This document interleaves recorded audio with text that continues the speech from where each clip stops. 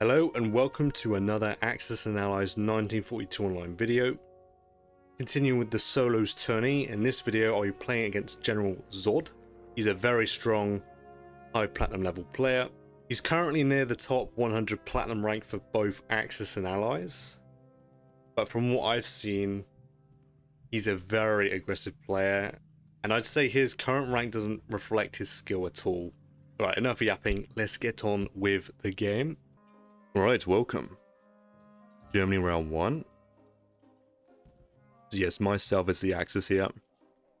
Against General Zod as the Allies. Sides were rolled. I rolled Axis. Zod Allies. No bid. So we play on here.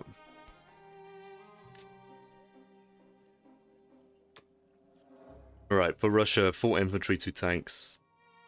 Full standard. Fully deployed into Moscow.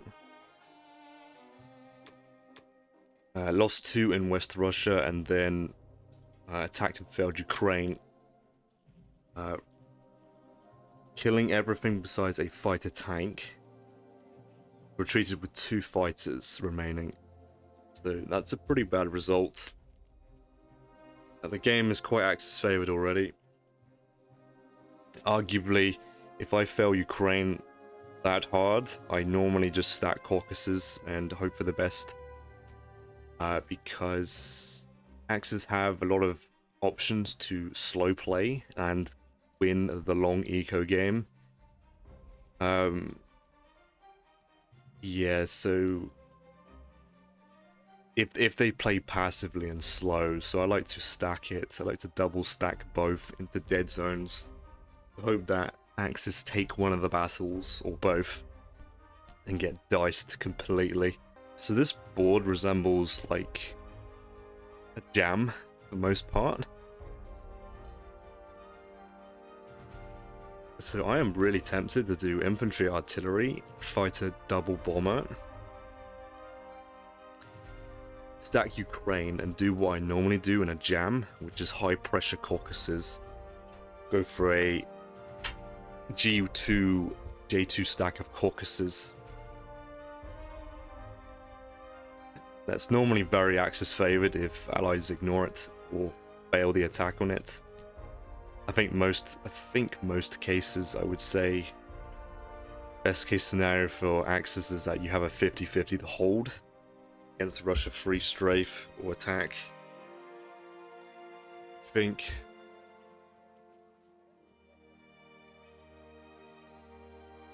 now I could do a tank rush and I'd be ahead quite easily,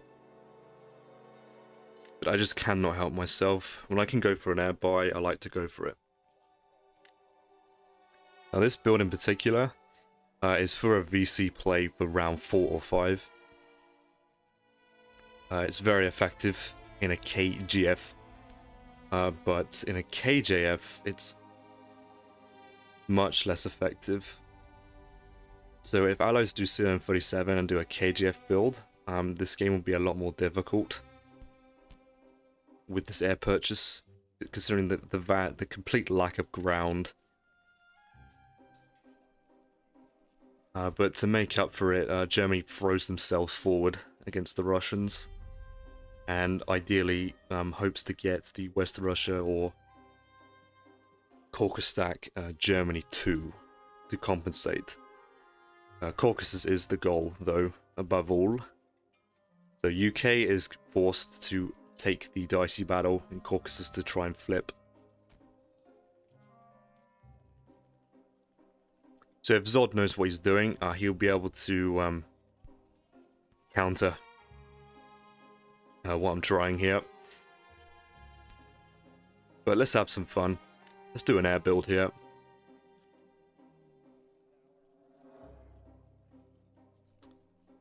Yep. We'll see if I come to regret this or not.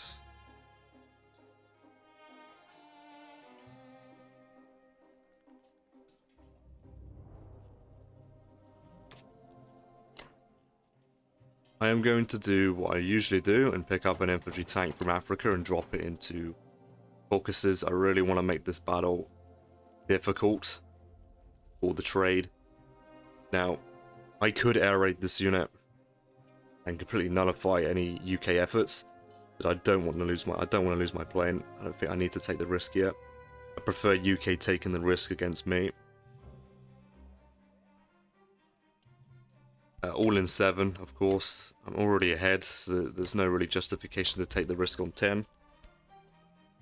Of course, if I pull it off, then allies are far more likely to KJF C-37, which I don't really want to encourage. I want UK to have a fleet that they can use to clear 7 at the very least.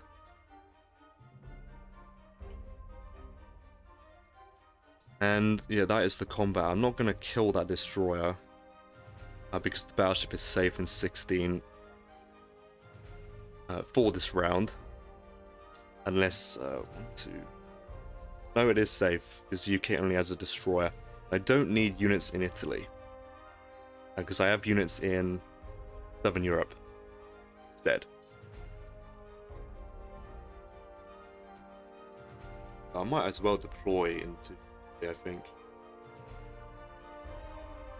Because if UK does not block, then I will take from Italy instead. Yeah, let's have some fun with this build. Yeah, if Allies KGF, the game will be a lot more difficult for the Axis. But KGF, this build is the strength against the KGF.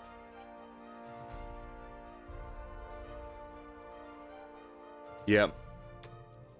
Only one battle here, so hopefully I don't get diced. Problem is with leaving the destroyer is it does have the KJF a little stronger. Alright, well if this battle's going to be a disaster then... Okay.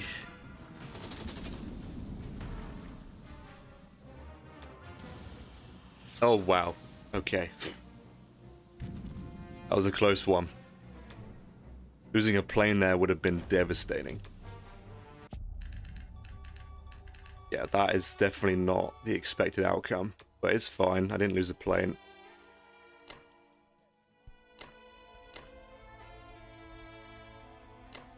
That was a close one. I think that's 2 games this tournament so far where I've almost lost a plane in 7.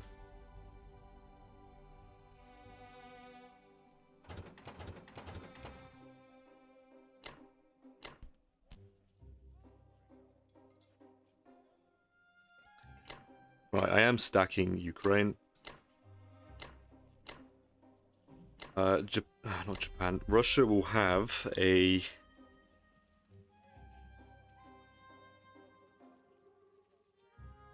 Seven, 6, and 2. Russia will have a 9%. So I don't need to defend that any harder.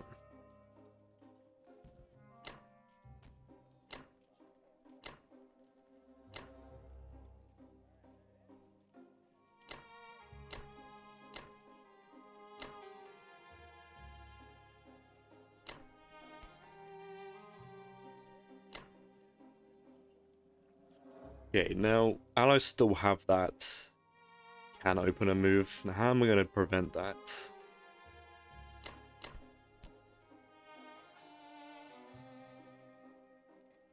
I mean, I still have a pretty good attack. 3 infantry in my entire air force. So it's not really that appealing to stack into that, because it might be justifiable to just all in it and then stack Caucasus the turn after anyway.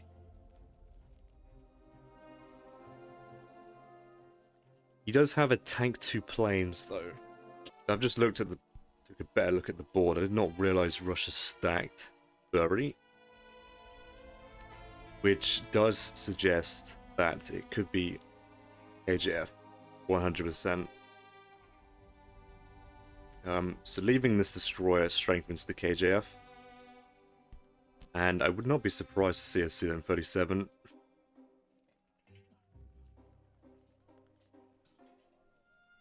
So yeah, this should be an interesting game. With that in mind, I'm actually gonna not protect Baltic with 3 dudes anymore. Because if Russia does go the north route, then Caucasus is so easily established, it's not even a problem I need to consider. I don't even think I need Japanese planes to do so. And again, I still have my entire air force, and I will have 3 infantry available to attack this still.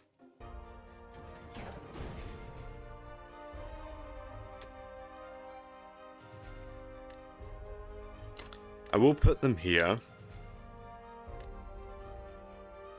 because on the off chance that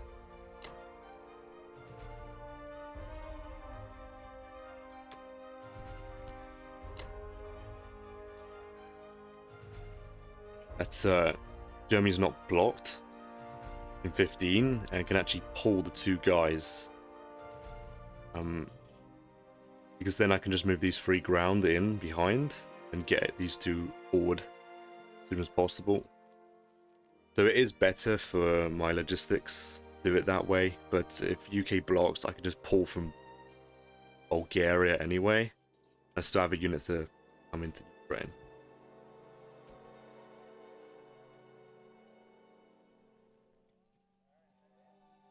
I suppose in hindsight the air gun should have been here, but it's fine.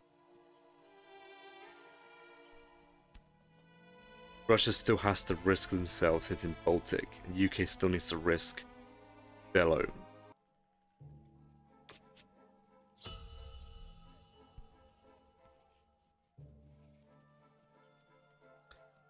Yeah, like I said before, this air builds, or air builds like this, whether it's regular 912 or West Russia Jam, the build is very strong against KGFs. I have little experience against KGFs. Mostly because this build takes advantage of dead zoning the Atlantic, dead zoning West Russia, meaning that VCs are safe for at least 4 to 5 rounds. Of course, yeah, the air gives Germany time to build infantry stacks. But Germany buys enough time with their air force so that Japan could go for an India and Hawaii timing. Then Germany has a lot of defense with their planes to hold VCs. So it's a pretty devastating threat for round 4 and 5. But in KGFs, you lose that ability because Philippines is under threat.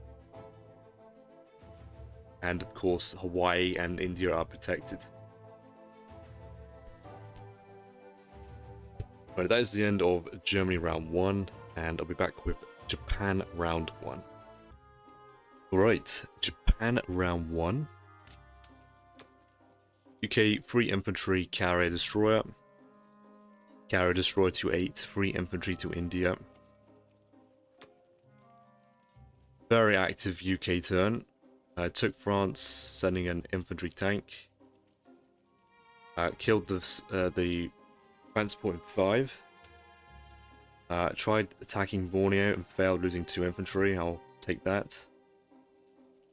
Did not fail New Guinea though. No units lost. Took Caucasus, losing no units, which is really bad. The average is UK has to sack a plane for a conquer. Taking it flawlessly is really bad. It's a really good result for UK. That really sucks. So that stops the G2. I think it does stop the G2 Caucasus stack, because Russia should be stack shifting the Caucasus with relative ease now. So I've just wasted an infantry tank for no reason, essentially.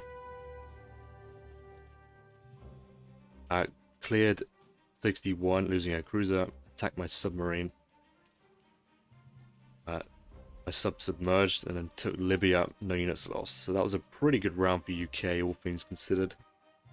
I plopped a fleet down in a dead zone, but I don't really plan on hitting it, I don't think. For 1 transport, it's not really worth it.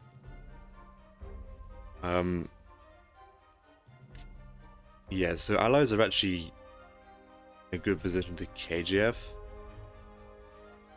So Germany is going to have to stack West of Russia or Caucasus because of the lack of infantry, right? This is the risk with this buy, that Germany has to then stack Caucasus or West Russia G2. Ideally Caucasus, the best case scenario is Caucasus, and then you can start recruiting on the border straight away.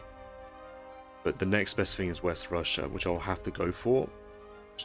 Russia should be stacking Caucasus.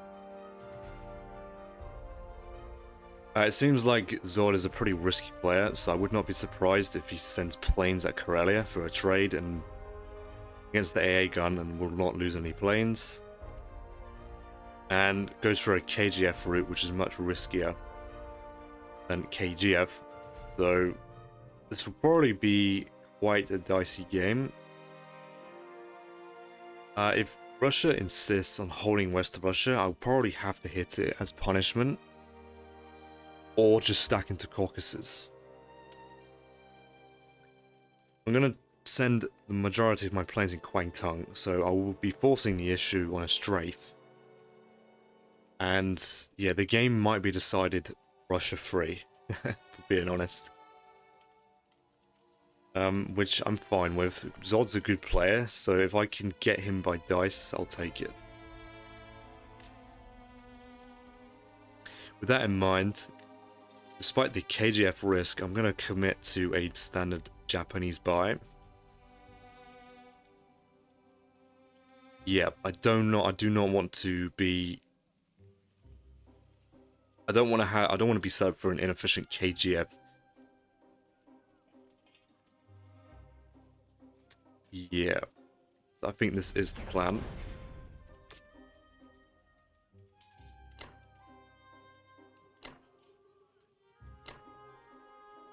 Yep, so kill the transport in 47 with the sub, kill 49 with the fighter.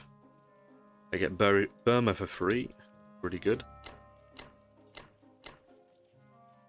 We'll bring the tank down because I want to threaten Kazakh. Though UK is able to defend it pretty well.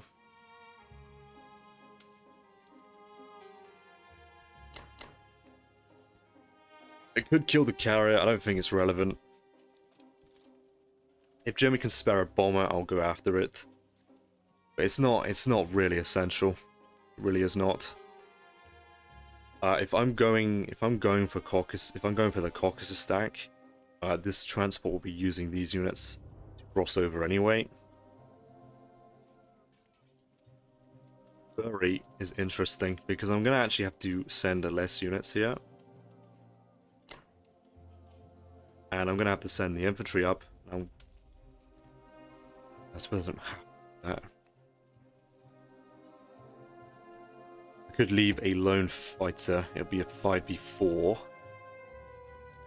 Very risky play from Russia. It's very risky. I might actually have to leave it like that.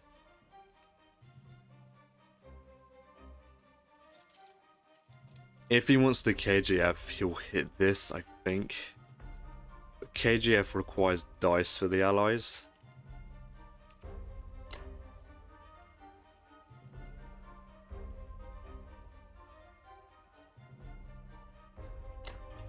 Yeah, I think I'm just gonna have to deal with that, to be honest. I'll put the artillery there, but I think I'm a little tempted to do that.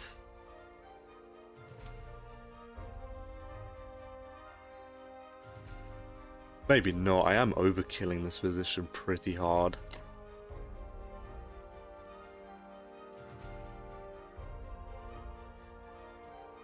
I do not want to do Pearl. I could do Pearl. Could do Pearl Light.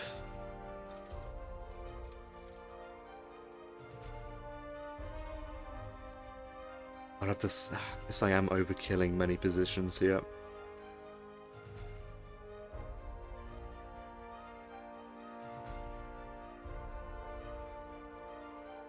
problem with doing Pearl is that's 2 less fighters for Kazakh and Caucasus or West Russia stacking. So that's the problem with going for Pearl here.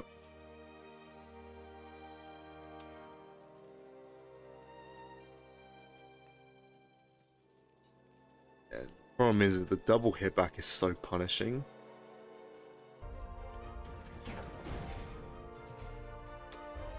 Good luck to Japan.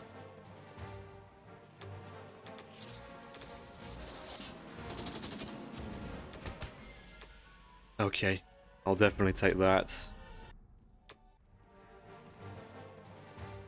Conway. That's fine.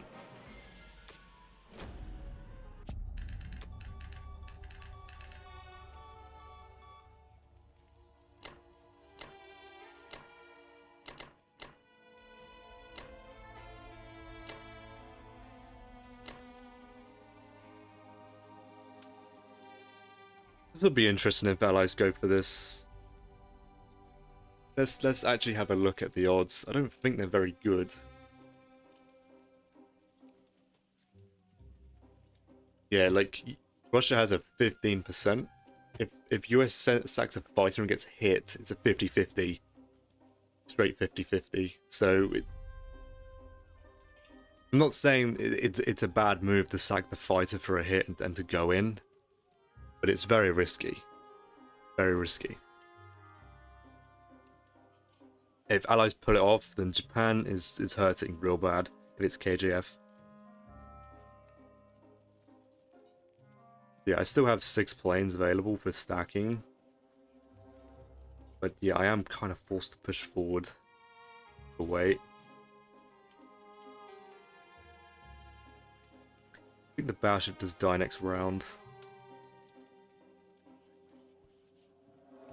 It's not... It doesn't really matter though.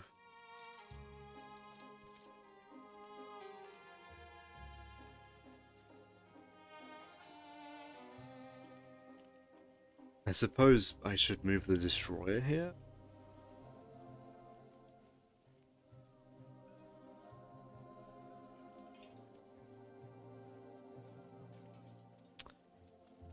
Well, the reason for the double I mean, UK could put a fleet down. That'd be really interesting. Because then if it's just a straight up KJF, Japan's put in a really weird, awkward position if UK drops a fleet. I think he needs to kill that carrier. Pretty important. Only have 2 bombers available for it though. That's really awkward as well. Ideally I want to send both bombers to Libya, but yeah, this game could be a really strong KJF if I'm not careful.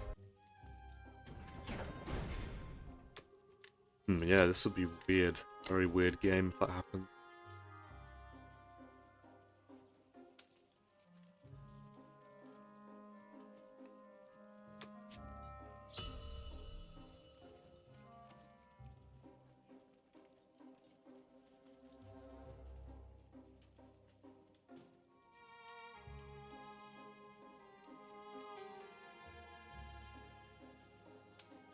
Yeah, only US can attack this.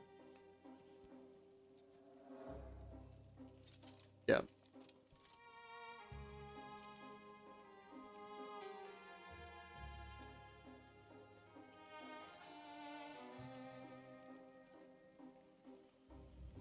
Okay, well, that is the end of Japan round 1, and I'll be back with Germany round 2. Right, Germany round 2 here.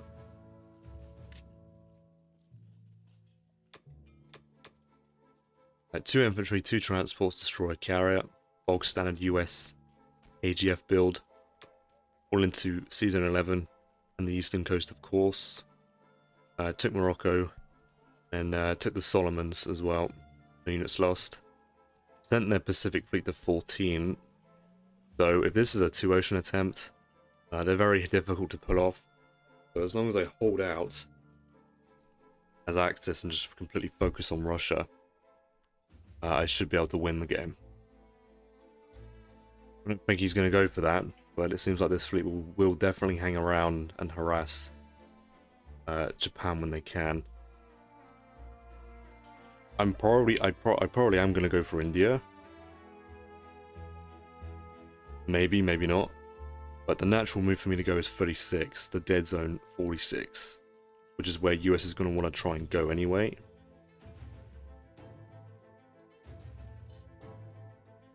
I think. You bypass 61, and you threaten 37. We'll see if allies go for that.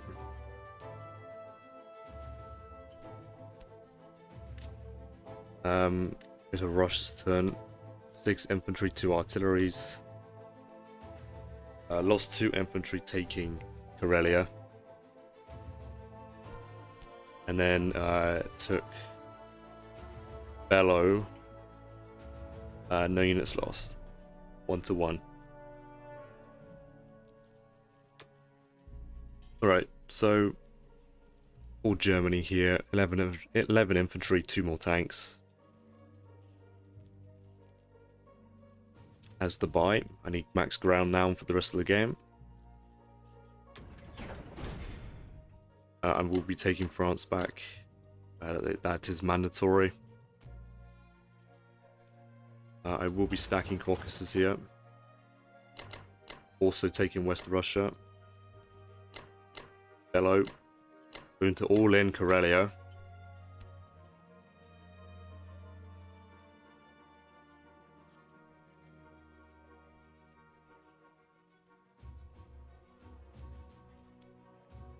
I think I have to kill that carrier still. I'm going to sacrifice the transport to kill that destroyer. But yeah, I still need to kill that carrier, I think. Otherwise UK could put a fleet down and that'd be a bit of a weird, very strange game where it's just a complete 2-ocean strategy split from allies. Which I do not want. I don't think fleet's the correct move anyway. I would be stacking 36 to go for India. Now the question is, am I hitting 13? Which I kind of want to. So potentially, despite the air purchase, I might end up losing both the bombers I paid for. If allies do get their hitbacks.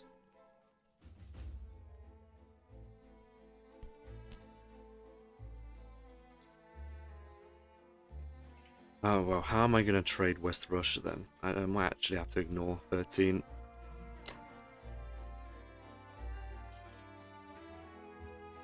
I can't kill it with the planes in Northwestern because I'm forced to stack it. Now allies have a few YOLOs to try and kill some of my planes, which I don't want to offer.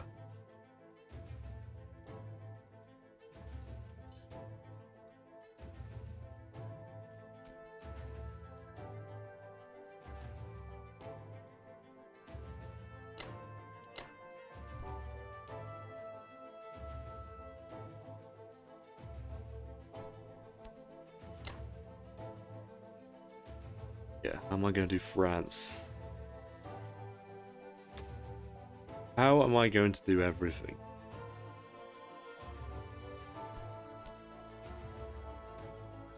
Well, this is at least 2 fighters.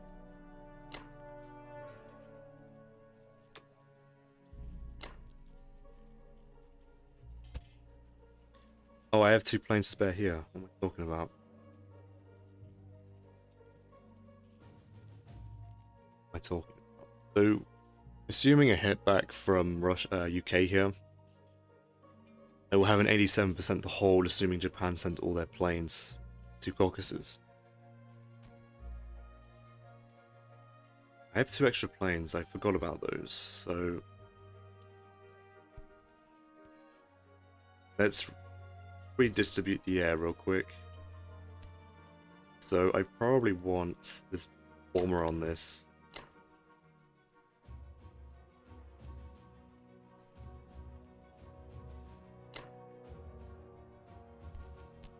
Fighter here. 2 fighters here. And then the rest here, right? Now UK could very well come into 5 and retake Karelia.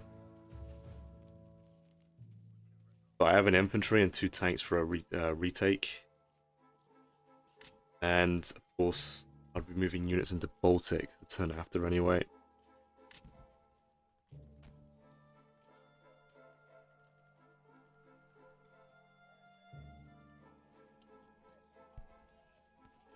Yep, I think that is it, right? I'm just hoping I don't lose the bomber in 17, because that would suck a lot. Good luck to the Germans.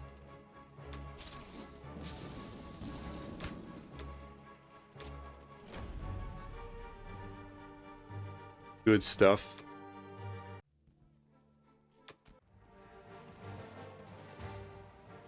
I cannot fail France here. No units lost. Well, I'm putting the AA gun there for sure.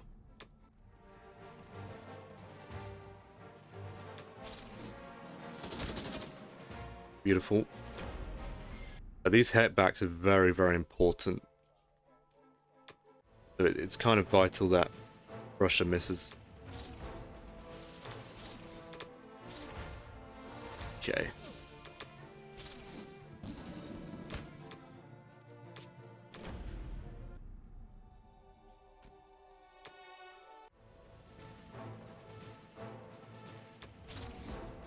Wow.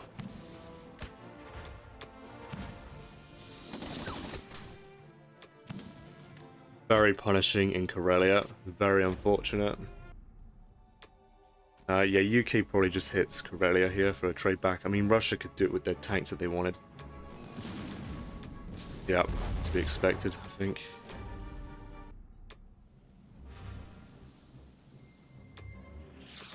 Am I going to lose the battleship to the destroyer? No, okay.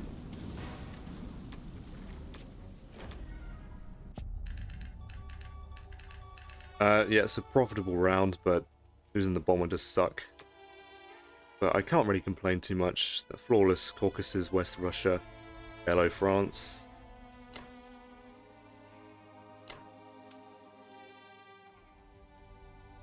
Not too bad, actually.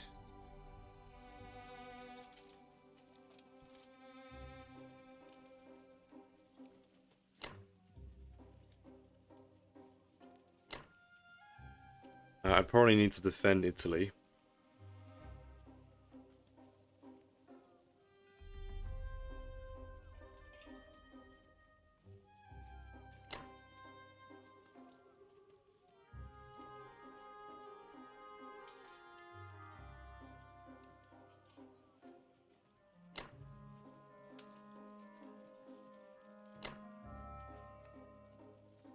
Okay. Well, if UK comes in, I'm going to hit the fleet. So if UK comes into 5 and I hit the fleet, I probably will have to buy another replacement plane. Which is fine.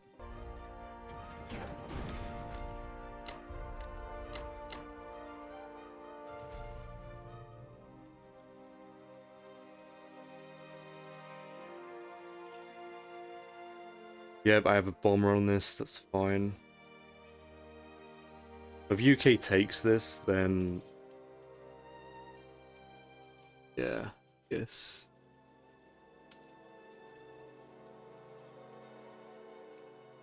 Japan will help me out here. And I think it is worth air raiding this if UK does not reinforce it with an AA gun.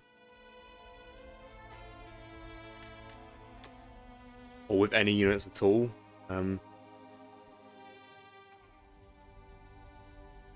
Yeah, right. Good round for Germany, I think.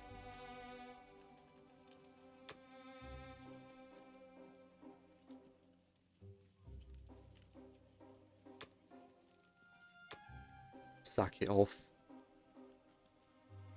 Yep.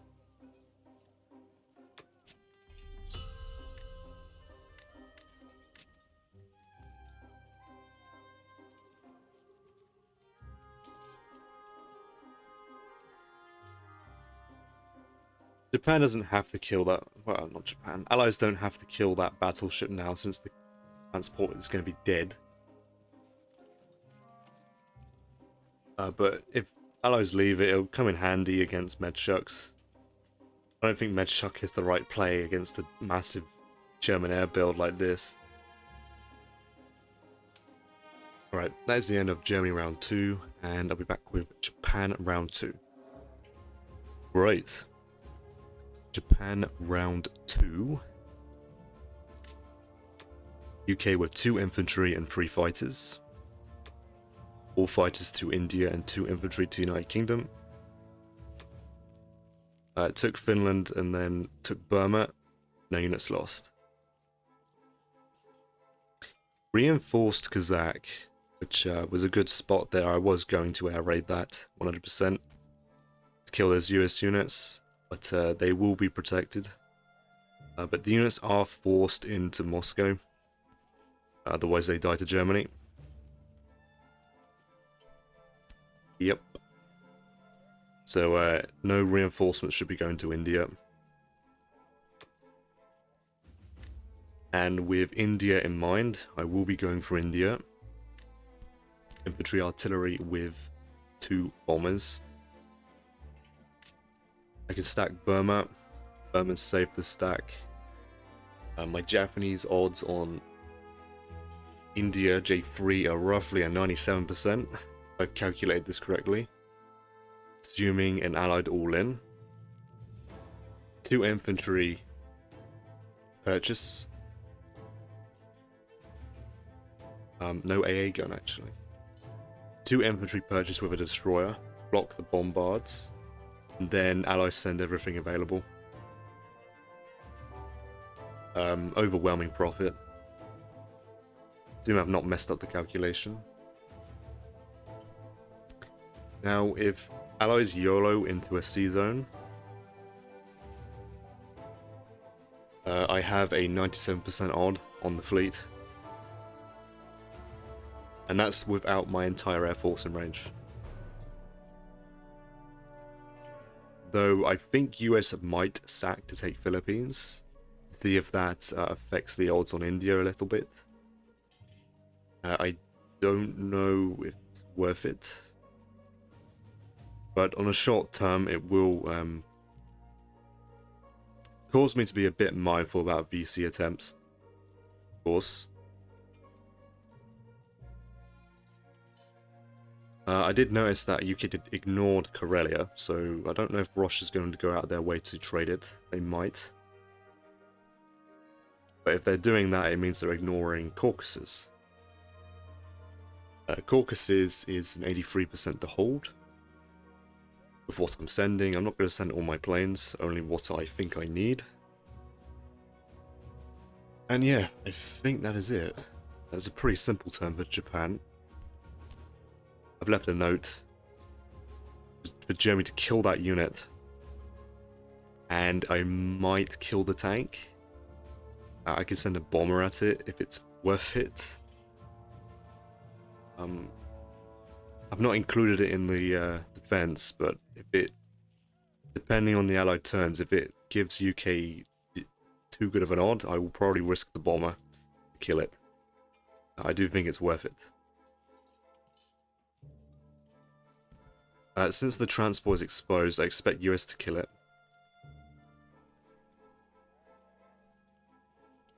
With bomber, I guess? And then send a destroyer 2 fighters at the battleship. US doesn't have to kill the battleship if the transport's dead. I suppose they do want to concentrate on clearing Algeria as well, so maybe Russia's got to deal with it, but if Russia deals with it, then that's less attackers on Karelia and Caucasus and West Russia. Alright, let's get on with this.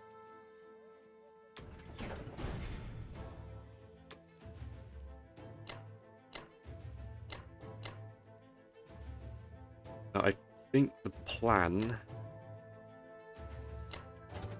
do this... this... this transport... because I could actually stack 36 with everything. I don't need it.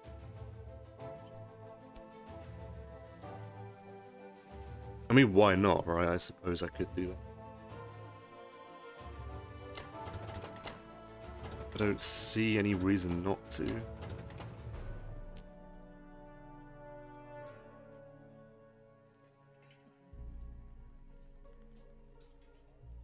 Yes, the Burman's definitely safe then.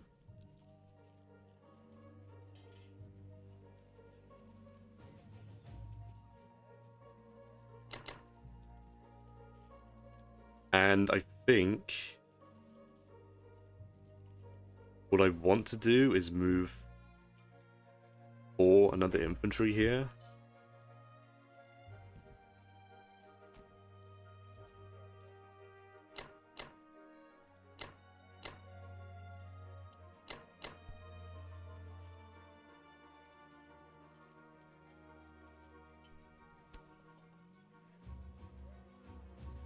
Oh, I've miscalculated. I didn't realize I had a sixth plane.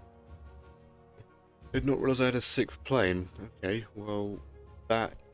yeah, well then I have the odds to wipe out his fleet.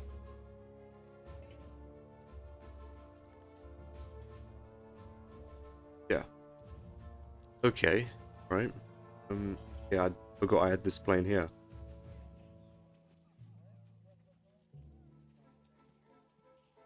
I don't know if Russia's going to YOLO onto Manchuria. Because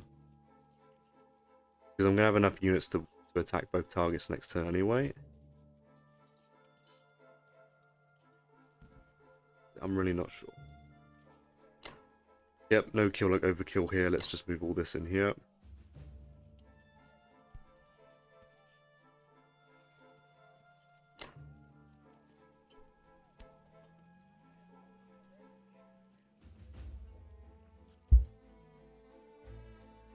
I mean, US could try push into Xinjiang.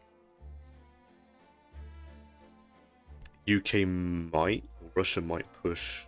I suppose that's the point, right?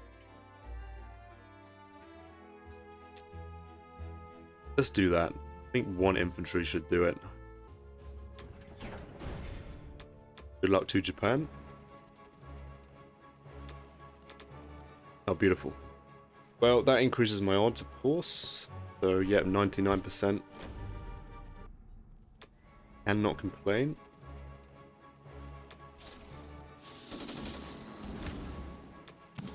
Okay, that's fine. That's fine.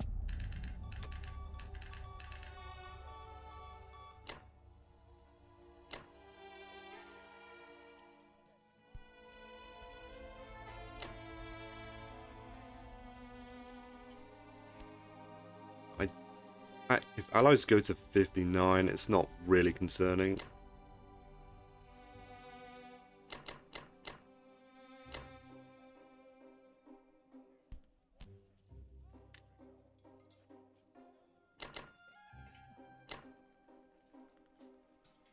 Bomber probably sit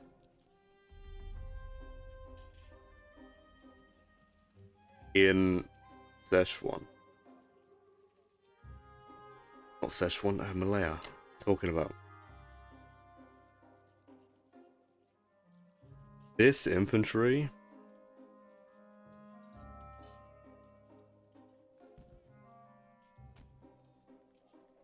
Either Quang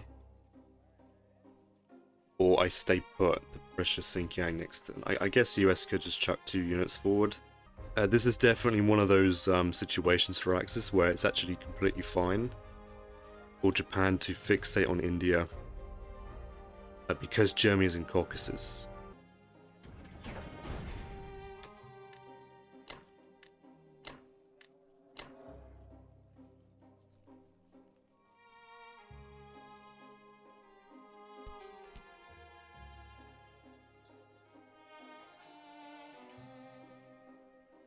Yep, happy with this position, I think.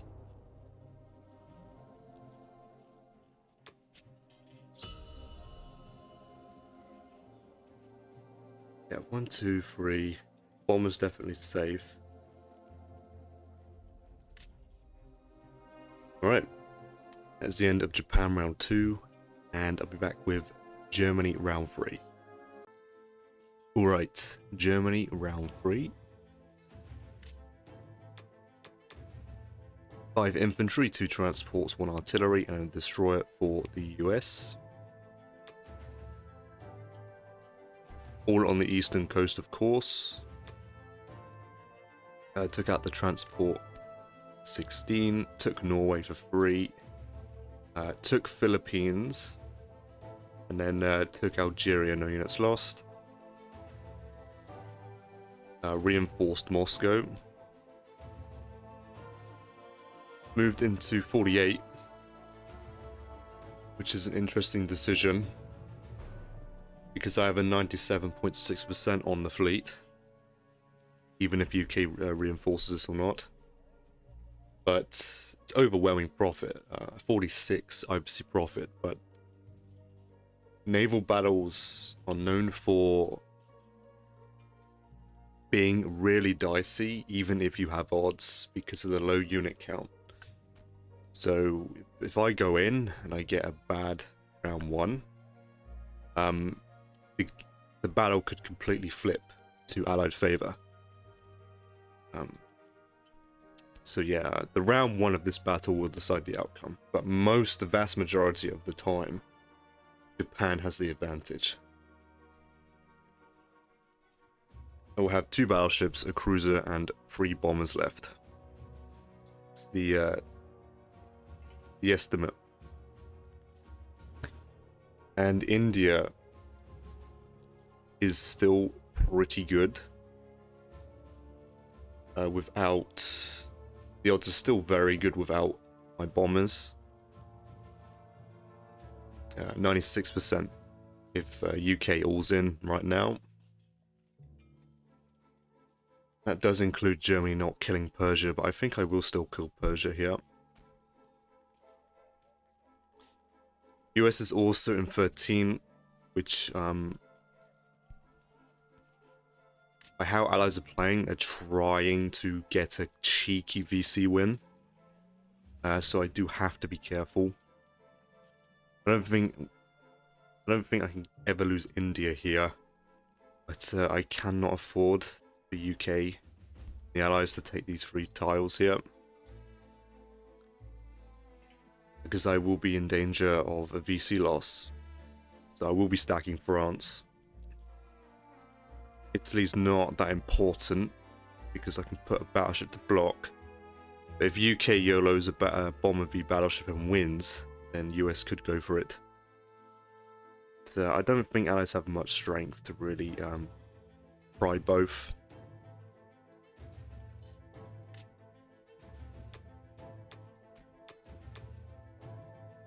Axis definitely have the advantage in this game, but if I mess up, if I make a mistake, then it'll be quite costly for me. Russia with 7 artilleries. I took Karelia, no units lost, and then took West Russia, losing an infantry, killing 2. Of course, stacked Moscow. Now, realistically, I'm not saying the buy's bad. I do agree with the buy. It does apply as much pressure as possible on Caucasus. But with this buy, and with G already established in Caucasus, the Japanese Air Force, it is literally almost impossible for allies to kick Germany off of Caucasus for the rest of the game, unless I actively give it up. There's the dangers of the G2, J2 Cork stack. Bearing in mind, Russia did fail Ukraine, so there wasn't that much avoidance. The allies couldn't really avoid this situation. But it's more of a problem that occurs naturally in a West Russia jam. And the thing is, this is after a best case scenario, right? because UK did flip Caucasus with no losses, no plane loss. I guess Russia, I don't remember, did Russia not stack Caucasus on their turn? I guess they didn't, right? Because Germany combated this into Caucasus. Yeah, so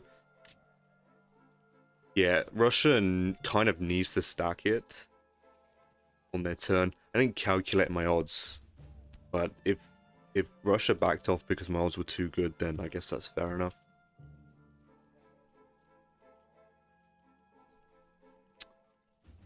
But yeah, I don't know. I might go over a calculation on that round when I review the footage. To see my odds. I don't actually calculate it. I assume I have enough strength on both targets to kick Russia back. But Russia ideally has to stack Caucasus round 2 to prevent the G2 A2 stack. Okay, well, Germany is just going to continue buying as much ground as possible, so I can threaten the VC win in the future.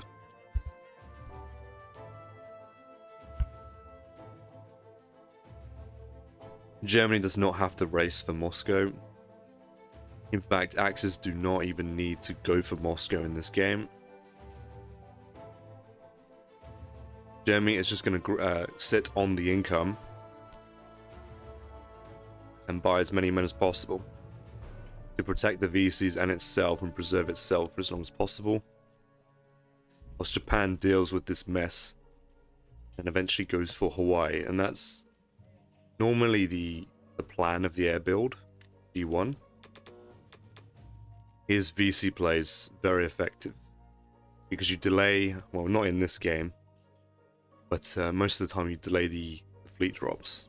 And even if UK drops a fleet, allies are going to be very cautious, offering too much juice, too much meat in their fleets, their transports, because of my air force.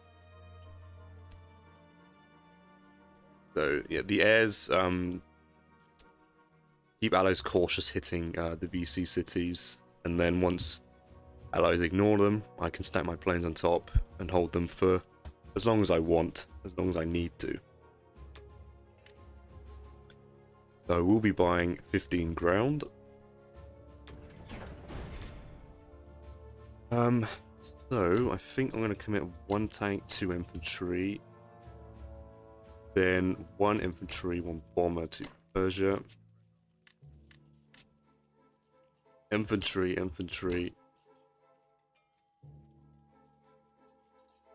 Caucasus will be very safe. That is roughly 8, 1, 10. I'm going to put some German fighters here. And yeah, alright, 1, 2.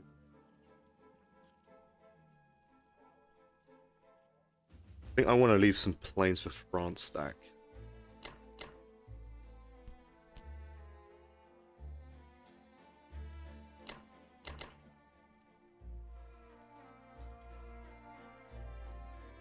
I want to stack France and then also move into Baltic, I think.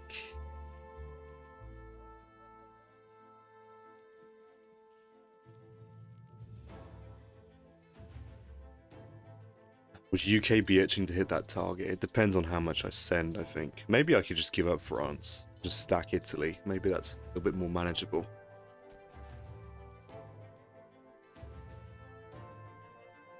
Yeah, I mean, I don't really want to give UK the income, but I think this is fine.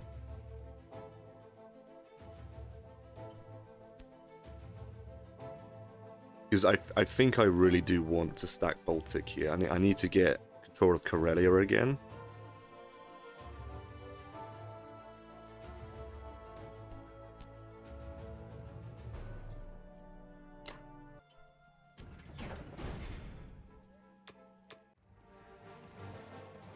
Karelia is a must flip. so that's why I sent over what I needed.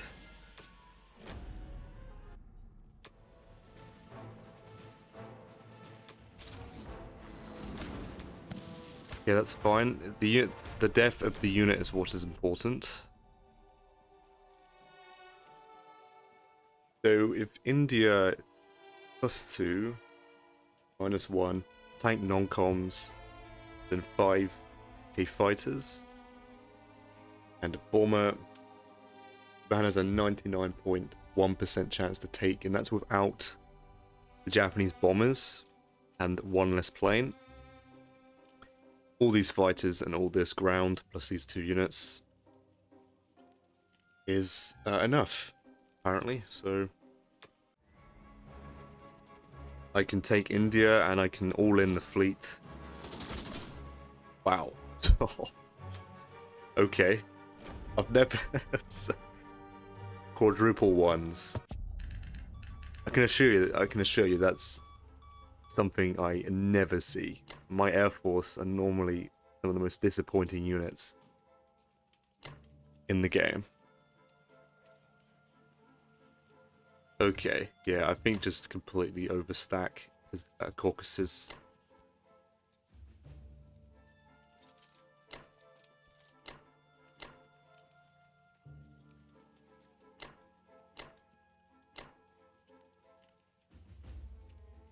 I might move the battleship to 16 or 17. One's better. 17.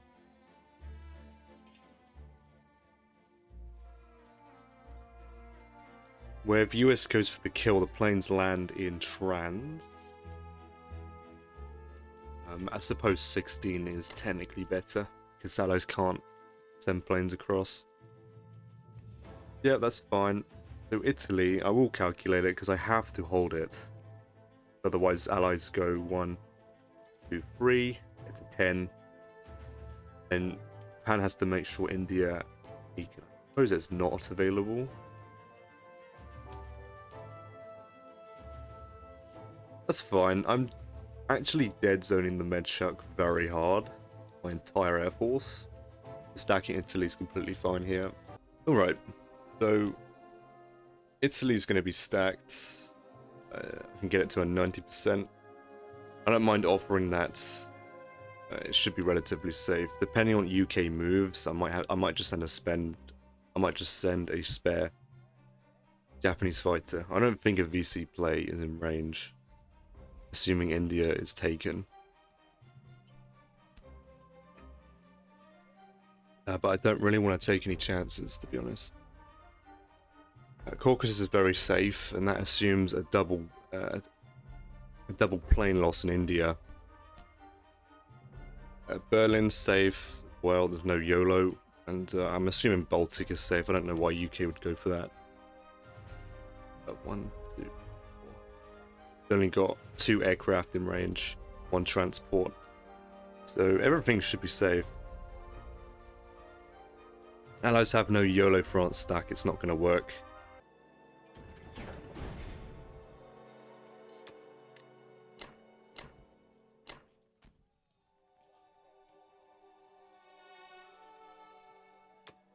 Leave it on keep, and then I'll switch to sack, just in case of a US YOLO on Italy. I don't think it's there.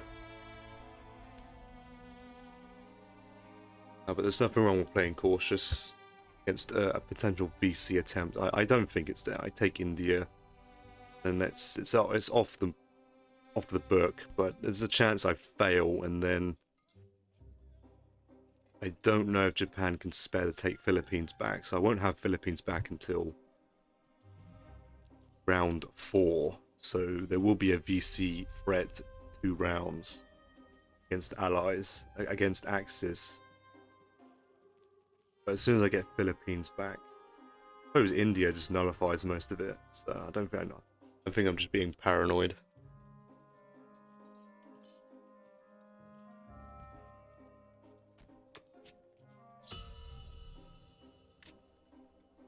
.41 IPC is not too bad considering I've already lost Africa and North Scandinavia, so I'll take it.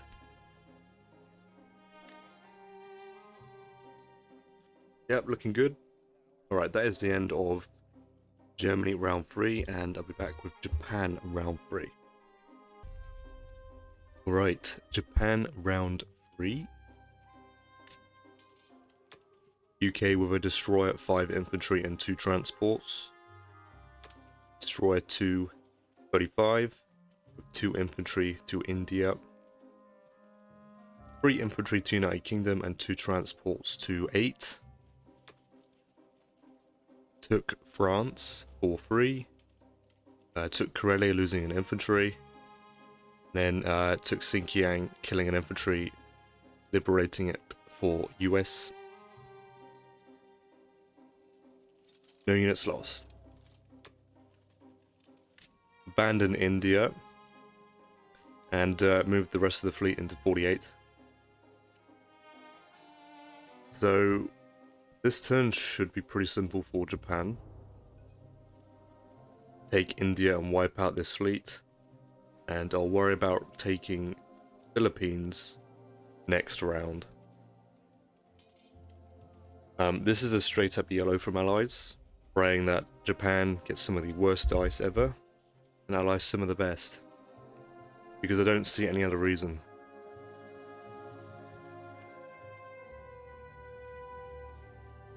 Yeah, I've got a 97.6% on it, 46.3 attacker profit. So it's a good battle for Japan to take, but fleet battles, it's an 11 versus 10, so the first round pretty much determines the fight. So if I do not get the required dice that I need on round 1, I could actually turn into a really bad game for Japan. So yeah. Yeah, there is a VC threat, but India is pretty much near impossible to fail to take. I'm just gonna all in. I don't actually need to kill that destroyer. I don't need to pick up these men.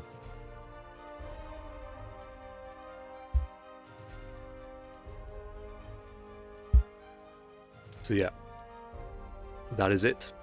These fighters, I guess, do nothing. Except, I suppose, support India. Germany will have to wipe out Persia on their turn. 100%. I can't allow any opportunity for a retake.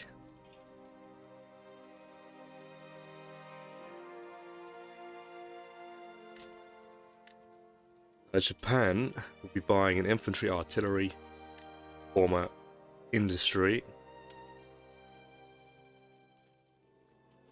Industry for probably Kwangtung. I'm not sure if I'm putting it in Manchuria. I might just shove this guy here. Maybe. It depends on what happens this round, honestly.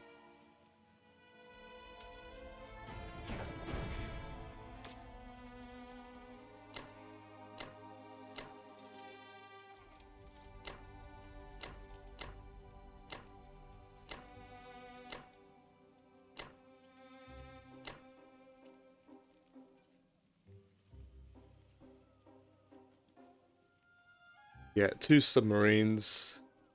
Yep. Carrier, 2 destroyers. Yep. A cruiser and then a battleship. 2 fighters. Double carrier, destroyer sub. Yep. Cruiser fighter.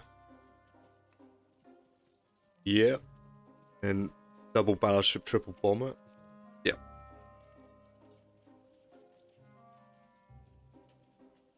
Alright, it's 11v9. It's 10 including the transport. Yeah, I'm gonna send 2 planes. Don't see why not. I might want to send a plane to Italy just to completely nullify the odds on a US YOLO. I don't think US ever takes that. It's a bit strange.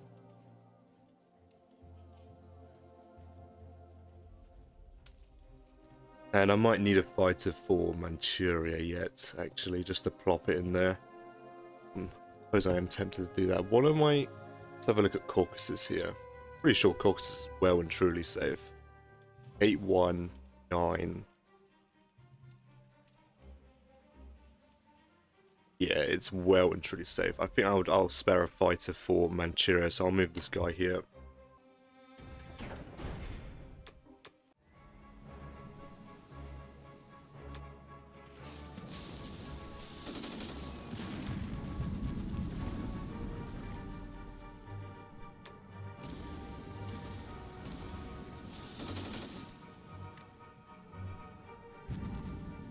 The great thing about having two battleships is Japan. Most damage is just irrelevant. Having two extra hit points, it really is something. Alright, okay, so I don't need those anymore. Yeah, I think this is a confirmed kill here. I think at worst I lose both carriers and the cruiser here.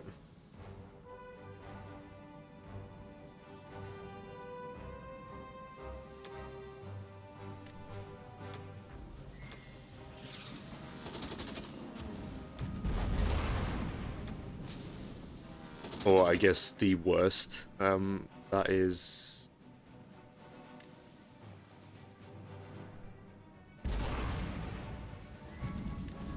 So that is the average, right? No, it's one below average. That's fine.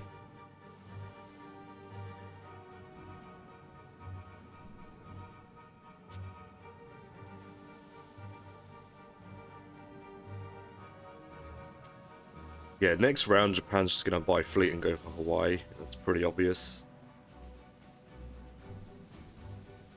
Yeah, both battleships are completely safe against destroyer. Yep, good stuff.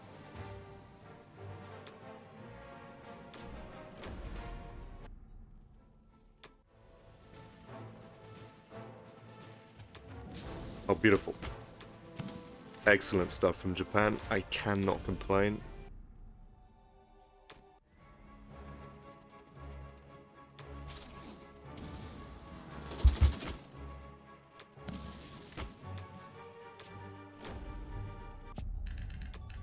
Yeah, it's just Germany has to make sure that this dies entirely.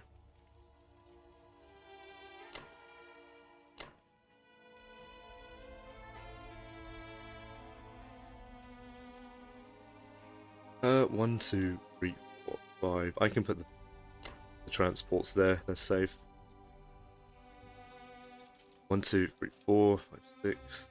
Russia retakes. They get bombers on my bombers. I guess I'll just go here. Solves that problem.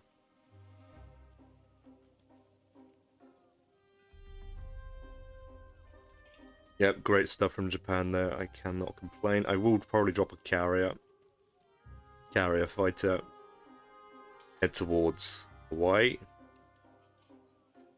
don't think I'm missing anything here. Yeah, these bombers go 1, 2, 5, 6, 6. Nowhere to land. 1, 2, 4. No hidden sub around here. Industry for Manchuria. Very safe now anyway. And I'm pretty sure I'm near full shuck next turn.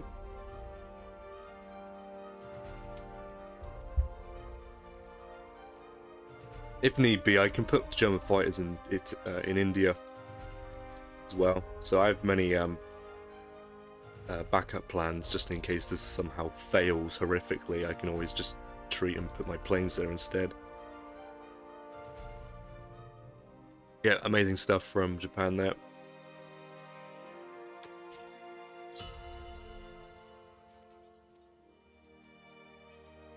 Like, I got nearly the expected results, but there's always that chance it just blows up in your face. So yeah. This is the end of Japan round 3, and I'll be back with Germany round 4. Right. Germany round 4 here.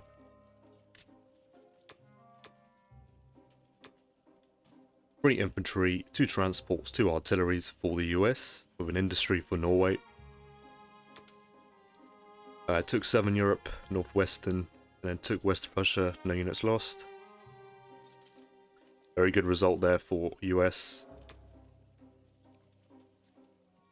Moved into the Med.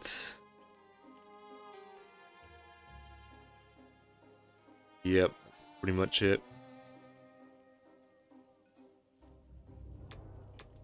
Russia with 6 infantry, 1 artillery. Took Ukraine. And of course everything into Moscow.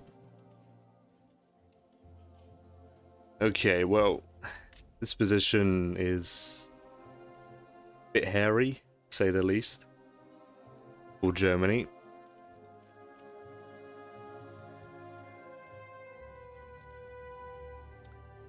Allies are definitely putting up a pretty strong fight, that's for sure.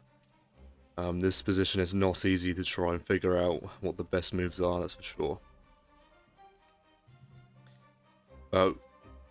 Germany's going to try and kill all these units here. To keep India under Japan rule here. But by doing so, Germany needs to stay in Caucasus for another turn. I've done a rough calculation, it is safe. I'd prefer to move. I would prefer to move.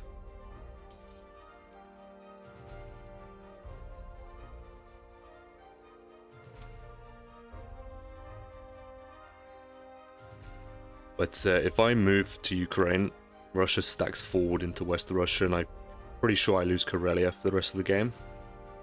It's a pretty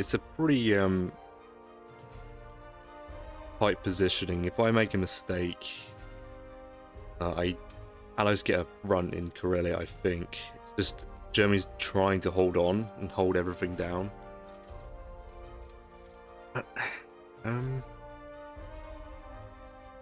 Yeah. Bit of a crazy position. Germany's going to buy 11 infantry, 2 artilleries. I'm going to do bomber artillery and 3 and 4 fighters. I don't really care to take the territory, but the units must die. I'm going to try and...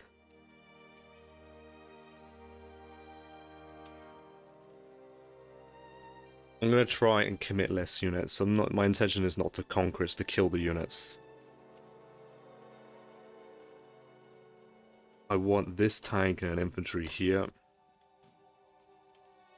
The Caucasus should have 8 ground, 8 infantry, 9 tanks.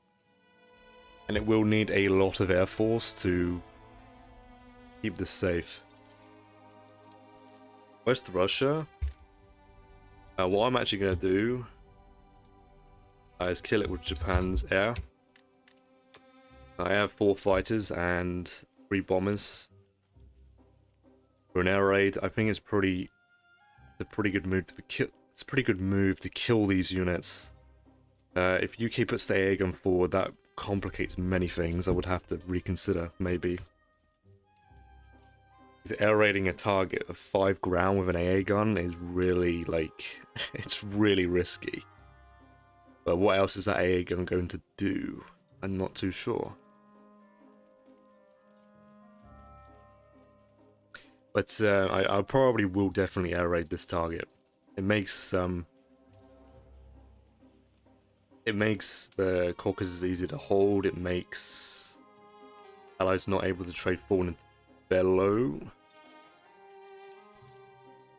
And US is the one, or UK here, is forced to retrade this. I need 2 units.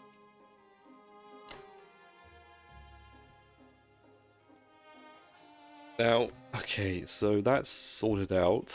Now I still have 3 territories that I somehow have to manage. Now, it might be worth giving up Northwestern. But Allies might yellow stack it, but I think that's fine.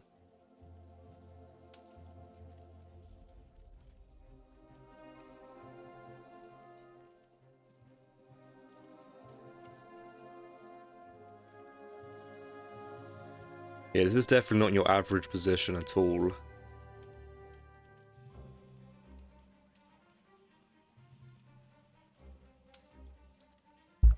Then we could wipe out this fleet, but it's just not worth the value loss at all for one transport. The Medshot's not even that strong. He's got one dude, so I couldn't really care less. As long as I have like, there's like 5 units here, it's relatively safe from the US.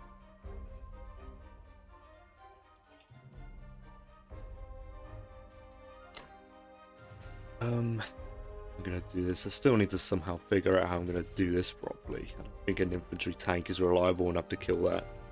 Alright, I think this will be the combat for Germany. I'm gonna attempt to stack France. Your hitbacks are quite important that he misses. It's around a 50-50 without Japanese assistance, but if UK hits it, I will have to send reinforcements. To stop US wiping me out, I think. Berlin's safe. There's no real worry there. I have enough. I've rolled planes in range. Yeah, I think that's it. It's just, I think it's very important that Japan hits this. I might have to just ignore the AA gun and still hit it.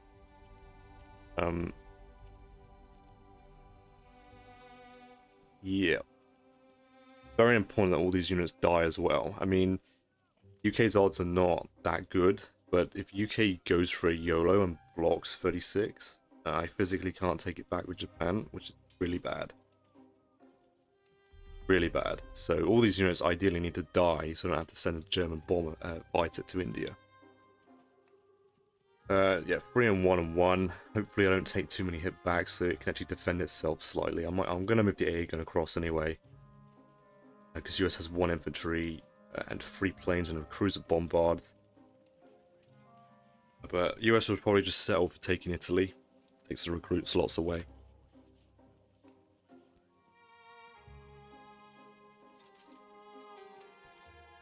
Yeah, and these guys, I think I'm gonna have to move 1 into Bello, and then the other 5 have to come back to Berlin.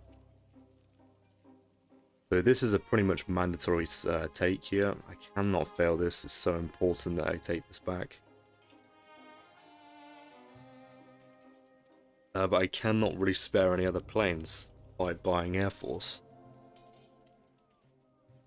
Everywhere else also needs Air Force.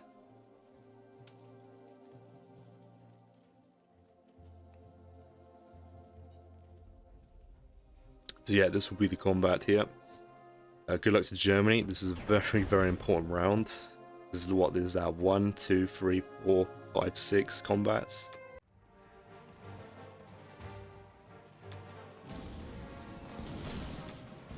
That's fine. Unfortunate about the hit back, but the unit's death is just far more important than taking the territory. That is not okay. Hopefully I do kill them.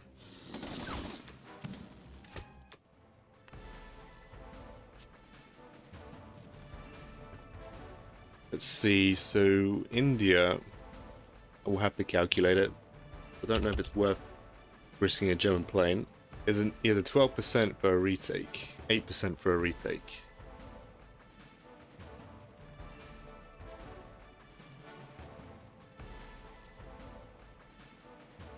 This is definitely the average is I kill all 3. That's definitely below average. 1, 2. Well, the plane, any surviving planes, if he goes for it, have to land in Persia. It's just very important because he might just YOLO it. What else is the UK gonna do with these planes? Nothing. They have nothing else to do except attack into China, I guess. I think I'll leave it alone. It might be worth 1 German fighter to be sent. I think that's okay.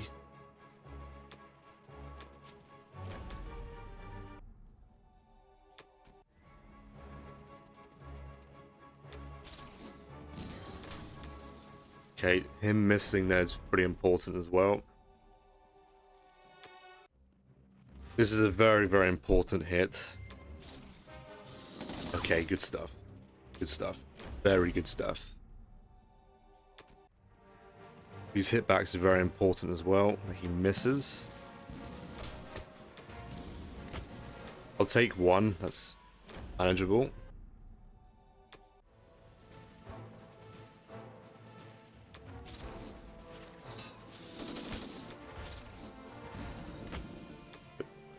Hopefully not another hit back, but like I'm going to get a pretty bad result here if I'm going to miss. Yep. Fortunate. Kill those units. It's either he kills those units or he takes Italy. I'll probably just do that for the sake of it. Okay. Well, if that tank lives, I still have take back, even if allies air raid that unit. I suppose UK could air raid these units. There's not really much I can do about it.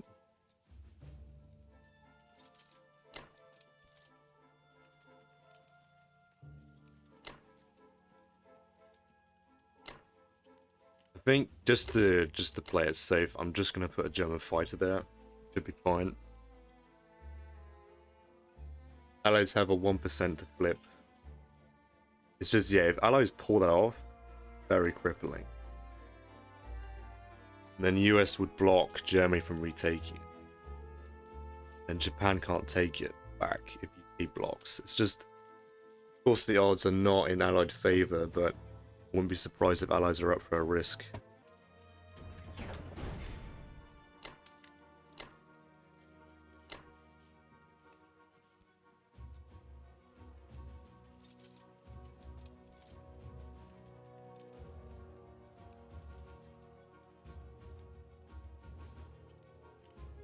I mean, this is definitely the strength of the air build as well. Holding territory is a lot easier.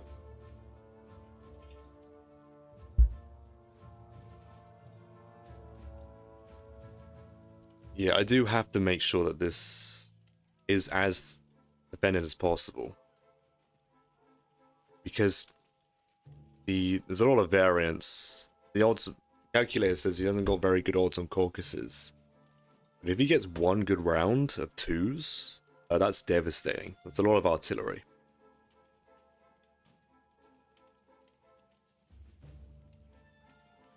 I do want it on keep.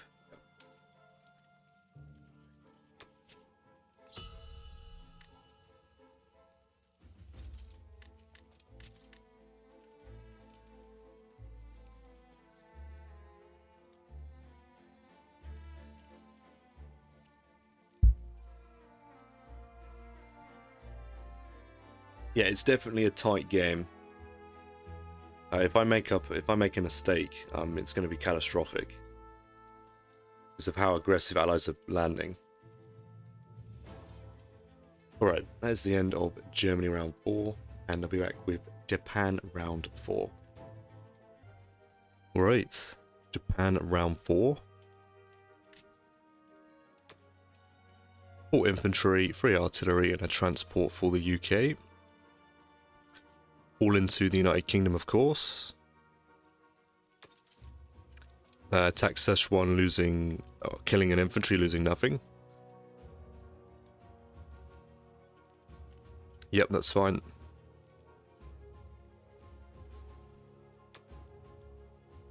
Of course, stacked Moscow. Sent a bomber to Yakut. Went into Finland, which I was not expecting.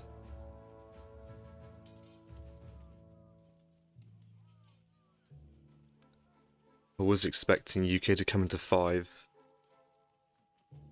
Because I think I said, even though Germany's dead zoning it, I think if UK takes both Baltic and Karelia, the fleet is safe. No, it's not. What am I talking about? No, it is dead zoned. Okay, must have had a hilarious moment. I was just thinking a couple hours after doing my turn, like, actually, do I dead zone that? No, yeah, I do. 1, 2, 3, 4. Okay, good stuff. Yeah, okay, so went into Finland. I think that's fair enough then, because this is dead zone, so UK doesn't really have anything to do besides try and hit France, which is not going to go very well at all.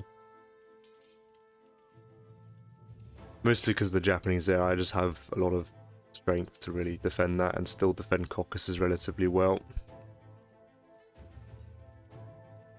Alright, well, I'm pretty happy because UK did not put an AA gun forward. So Japan actually has really nice attack on West Russia now. The expected loss is 1 plane, which I'm more than happy to sacrifice. But I wouldn't be too bothered if I lose 2. This is a pretty high value target. You can see that US will probably attack either Ukraine and Bellow, and then Russia will do the one that's left. The US would have these units to deal with Karelia, units to deal with Bellow, and then Russia could go for Ukraine, for example, and that'd be a pretty devastating kill. But killing these foreground essentially keeps both these tiles alive for Germany. Why it's so important to take out that target. I'm very happy he missed putting the AA gun there.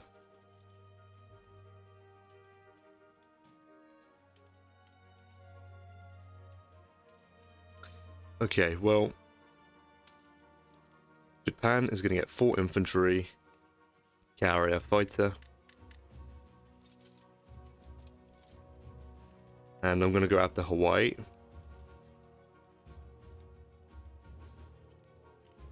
Yep, that's pretty much it.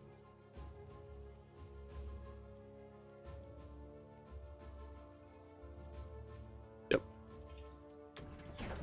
3 infantry for India, and the other one will just go into Manchuria or Japan. Take Persia. Air raid West Russia. And with 1 transport, I will land 1 infantry to bury,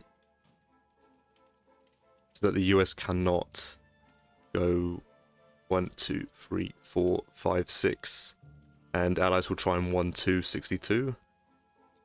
I'm going to have a carrier fighter here protecting 2 transports. The UK could go for a YOLO on it, but I don't expect it to go particularly well.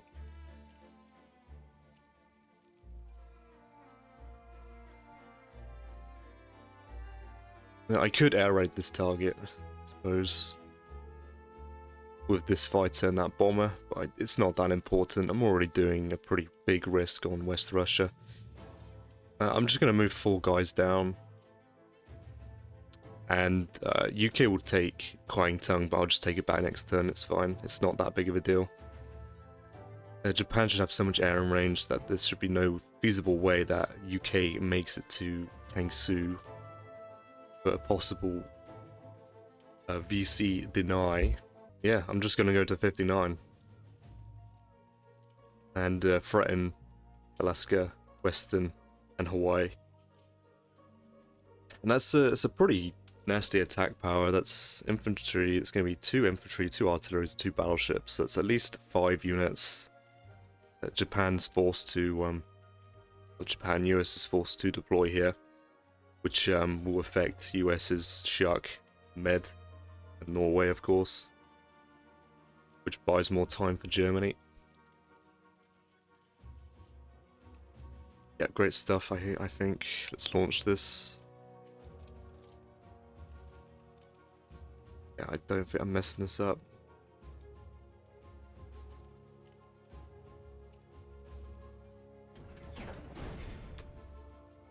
Good luck to Japan.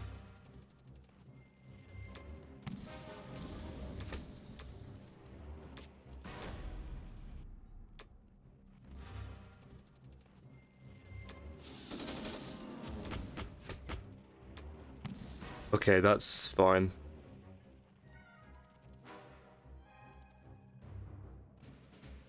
Yeah. I think I want the bombers dead. think I want the bombers dead because fighters will be just far more useful at defending territories for Axis. It is very expensive losing 2 bombers, but it's to preserve these German units, it's very much worth it. So yeah, I will sack 2 bombers off. That's pretty fine. I managed to 1-round it, so I'll definitely take this result.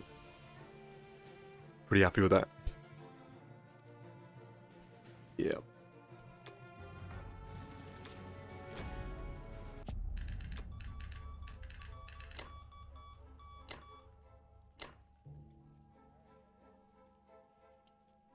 Can come here with that bomber.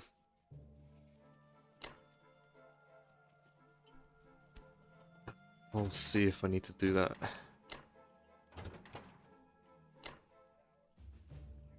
Infantry, artillery. Here. 4 guys here.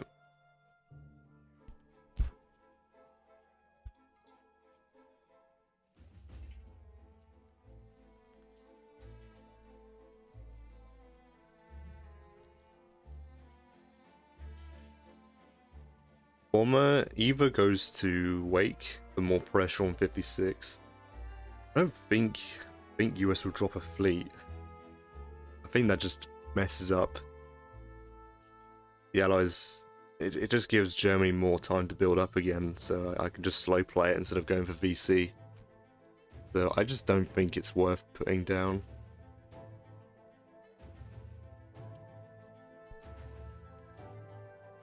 Having the bomber here allows me to potentially split the transport to go take Alaska in the same turn.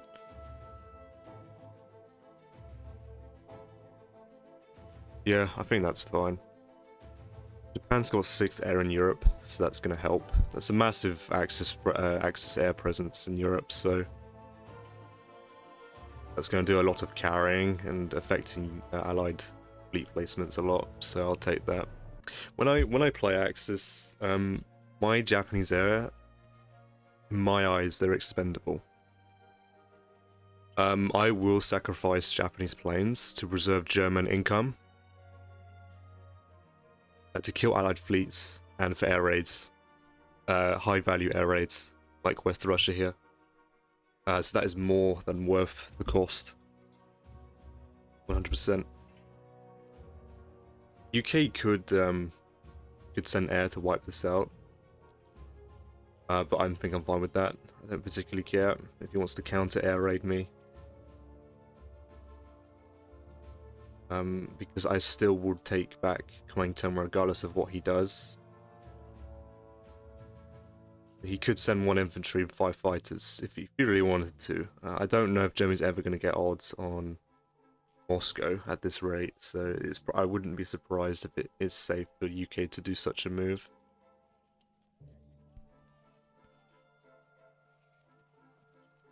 Yeah, I'm not bothered if UK wants to try a counter air raid. It doesn't really make... I suppose Japan gets delayed in taking income, but that's not really... I don't think it matters on the grand scheme of things if I can go for VC win. I might actually just move 1 guy here.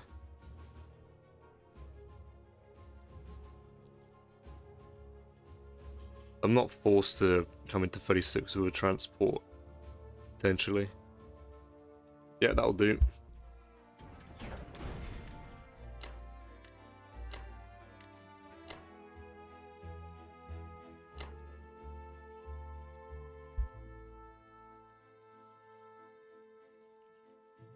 Yeah, so it goes 1, 2, 3, 4, 5, 6. 1, 2, 3, 4, 5, 6.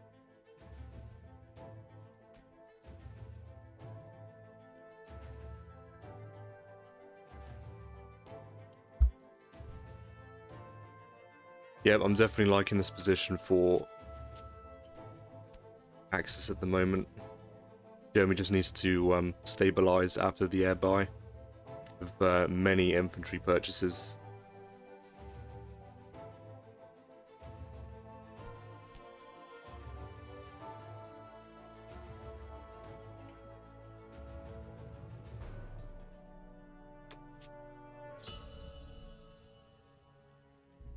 Yeah, I mean, it should be fine to just leave the AA on keep. I don't expect US to do some yellow attack.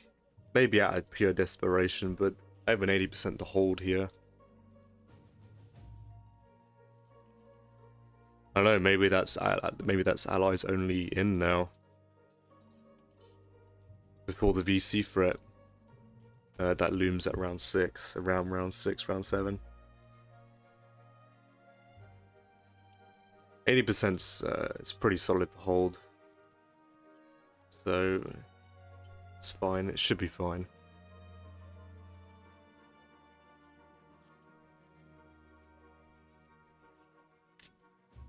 Right, that is the end of Japan round 4, and I'll be back with Germany round 5. Right, Germany round 5.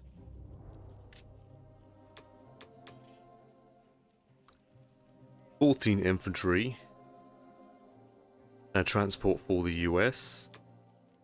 Transport to 11, 2 infantry to Norway, 4 to Eastern, and then 8 to Western.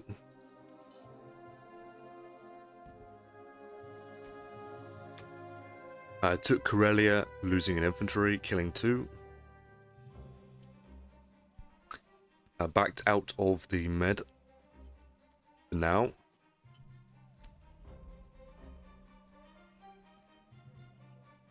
And shuffled into Finland here.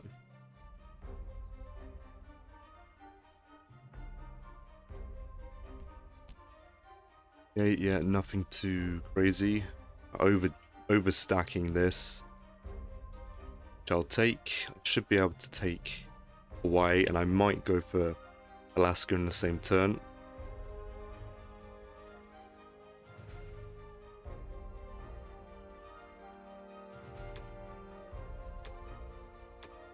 Has 6 more infantry and 1 more artillery for Russia. Went into Moscow, of course. Took back Bury and no units lost. And deployed 2, actually. My bad, yeah. 2 infantry to Karelia. Okay, so my plan was to go into West Russia, but it is dead zoned. If I send everything available, Russia has a 77.7% percent to win that battle with overwhelming 50 IPC profit. So it's just not really. Okay, it's more like 64. I forgot to add this tank. So 40 IPC profit. So that's not really something I can get away with. This assumes he gets a hit back in West Russia. So I suppose a best case scenario is a straight coin flip, but I'm not too hyped about offering that. So I think the next best thing is just to simply give up Caucasus and attempt to retake Karelia.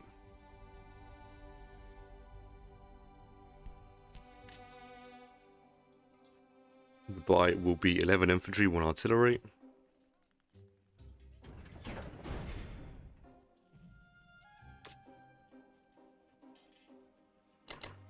Two infantry into Western. West Australia, I mean. West Australia. West of Russia. I need to send 2 infantry and a tank here. Pretty mandatory that I do trade that over again. I'm going to take Northwestern Europe, yep.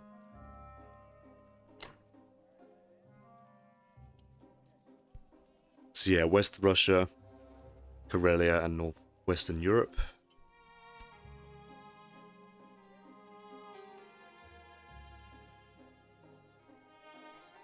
That is the plan. I suppose this guy could actually be used here. Lands here, which is safe.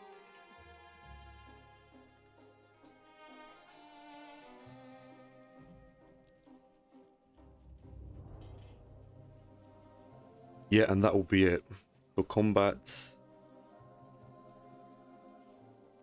He has got a destroyer now. I guess I could go kill it. It's not a bad idea to kill that.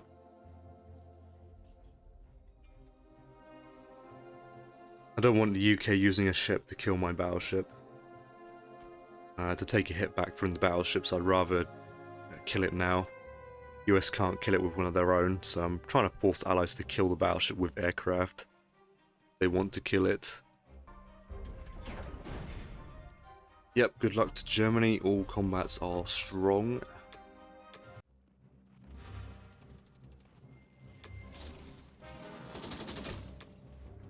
Okay, good stuff.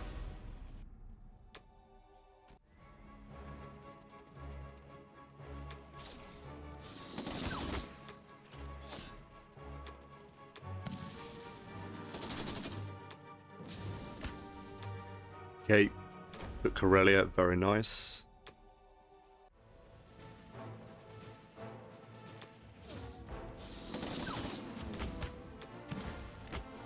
It's unfortunate about losing a tank in Karelia, but it is pretty mandatory that I flip this every round until I can either stack it.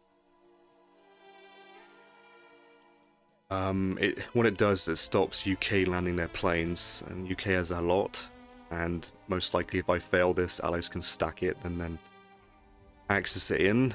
The allies are in the game. It's very, very important that Germany retakes Karelia. At the very least, dead zones it for as long as possible. If I can restack it, the game opens up possibility for a VC play. Still.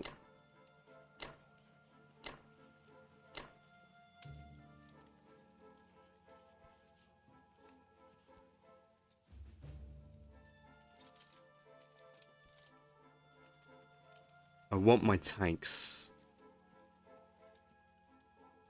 Poland, I want to say.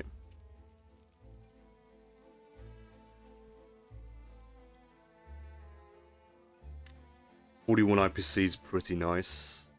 Pretty nice. Still actually apply a lot of pressure with Germany on Caucasus. So it's not a given take back at all. West Russia is also heavily pressured as well. But I think Russia will probably stack Archangel, which is actually quite worrying. Very worrying, actually. UK could go after my air force to 6v7, but I do not fancy their chances. I do not think it's worth the UK material to do such a move. I'm fine with leaving a tank as the ground fodder. Should be fine.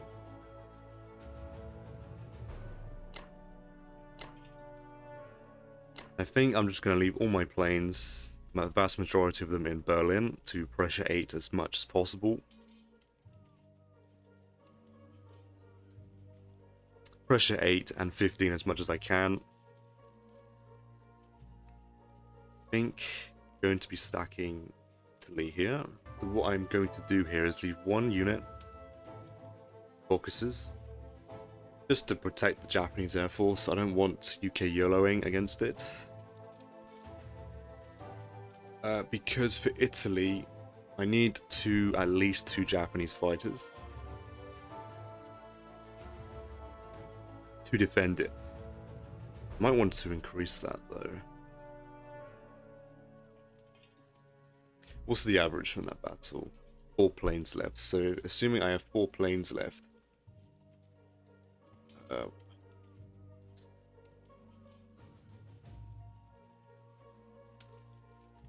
get away with leaving 6 units.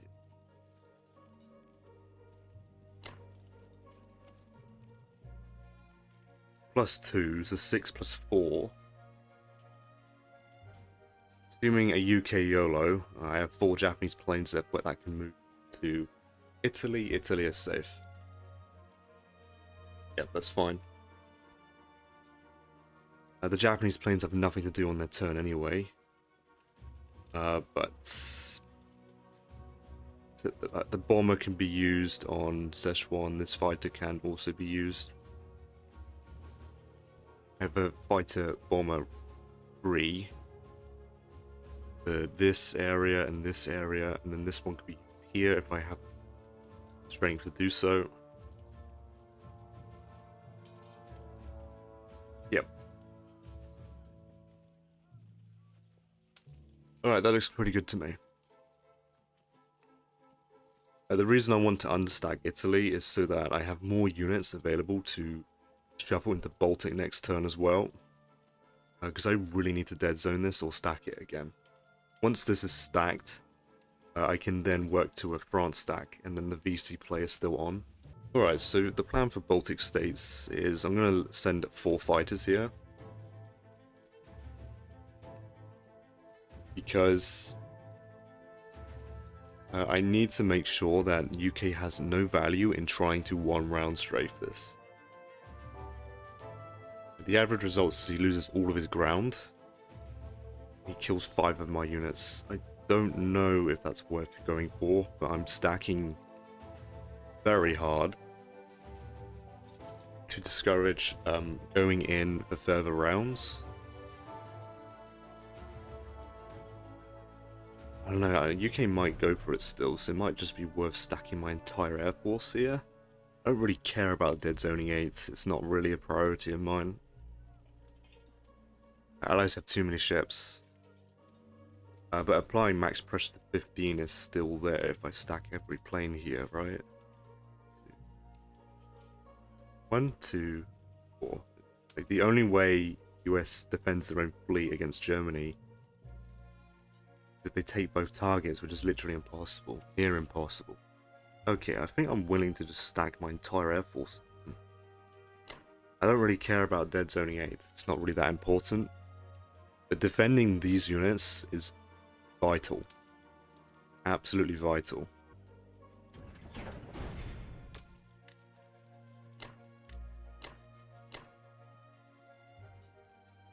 Yep, everything into Berlin and 2 infantry to Italy. Don't need to deploy here. Fine. That should be fine. I'm not going to sack the bomber early. I don't think UK hits that anyway. Doesn't make any sense.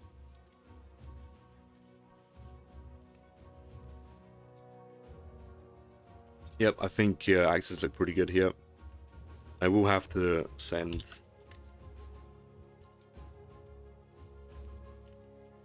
4J fighters at the minimum, but if that other plane has nothing else to do, it might as well just fly in as well. Japan is probably going to do an air build. Because I have India. I think I can do 2 planes a turn. And that'd be fine. Fighters, so I can ship them over to Europe as soon as possible, I think.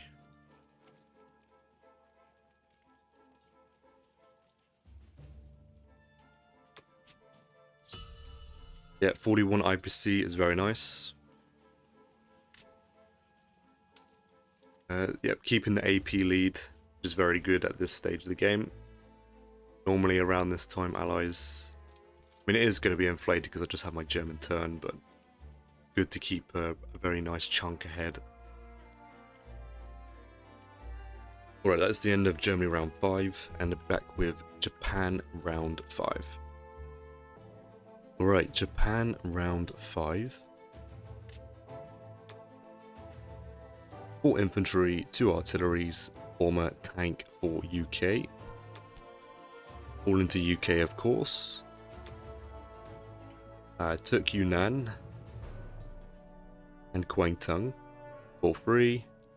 Took back Karelia, losing nothing, killing a tank infantry. Very unfortunate for me there. Mini stacked it. 4 infantry, 1 AA gun. I don't know if allies are going to YOLO stack into it. I have overwhelming odds to kill whatever's left there by the allies. So, I'm not sure what will happen here.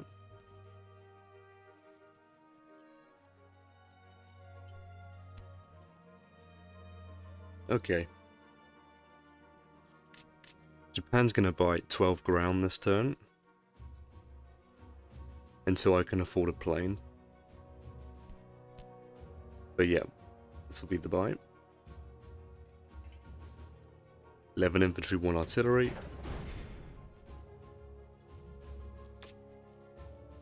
Take TJ for free.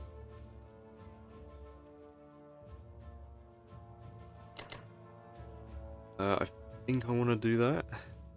I want to send 1 fighter. This bomber will be used. Take this money for free. Send 2 here. Send...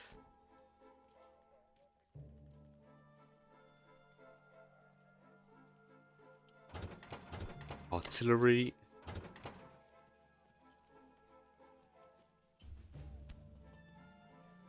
So I could send the bomber up here. This fighter here.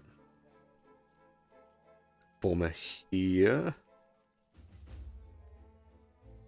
Well, I want to do bomber 1, 2, 6. I'll do that instead, I think. I think I want to hit this.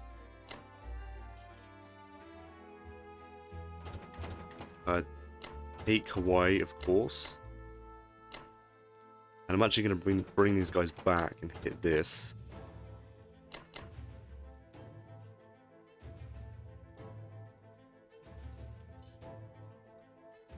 How am I going to take this?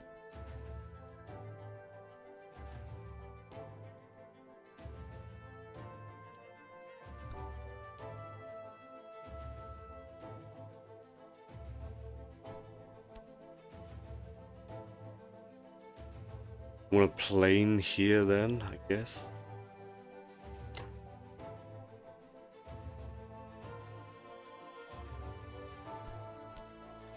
Unless I forego the battleship. Battleship comes back to hit this. What does that look like? I don't think that's very good. I would like to punish this.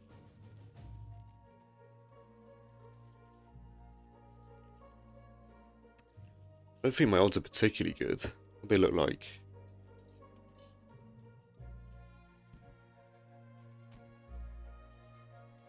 Yeah, 50-50 to win.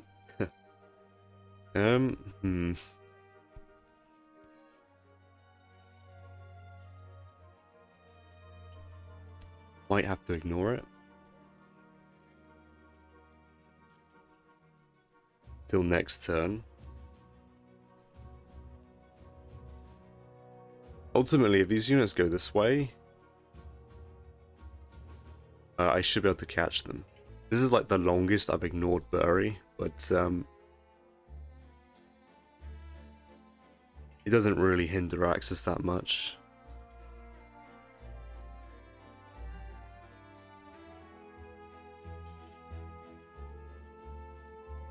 I guess I ignore it. I could move to 63.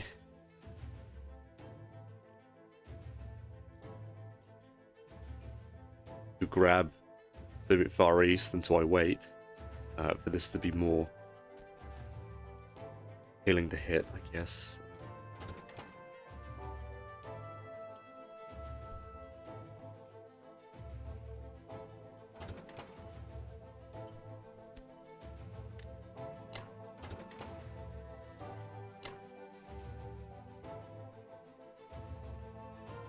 One, two, three, four, five, six.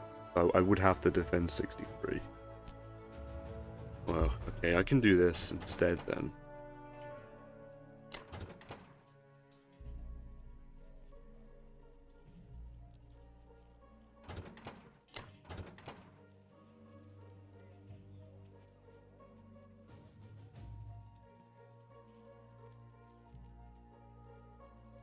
This transport would then be used to pick up artillery, come down.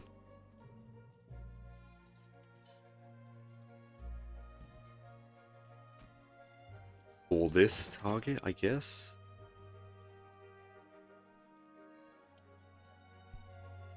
and that unit comes here instead.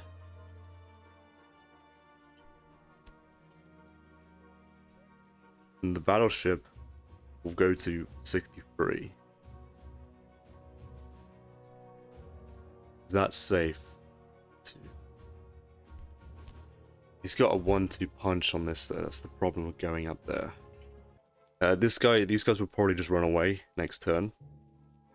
And then I'm just going to use 2 transports to grab both, I think. If he comes back, then I can kill them, but if not, I think he does get away. It's unfortunate, but I think it's just better to secure this income instead. If need be, I might have planes in range to air raid the target in the future.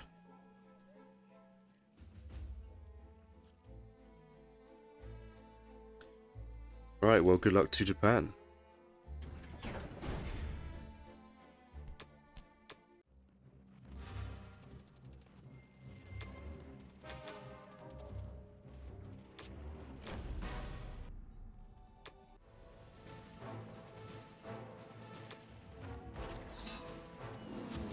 Stuff.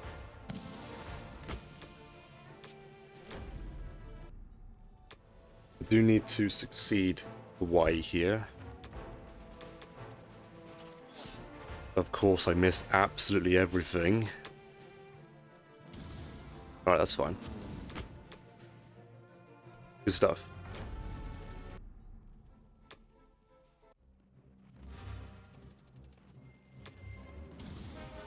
Alright, excellent. Beautiful stuff, yeah. Very good round for Japan.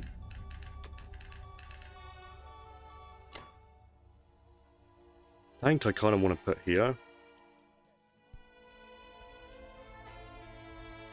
Allies could air raid it. It's a bit of a strange air raid target for them, but they could do it if they want.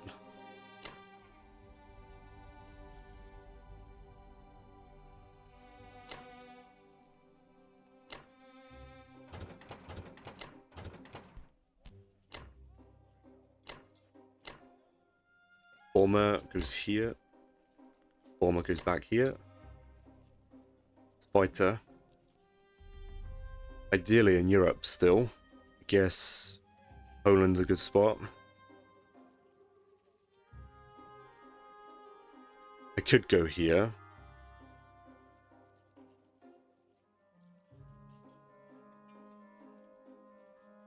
What that does, it denies US air raiding the target for a turn to take away an attacker.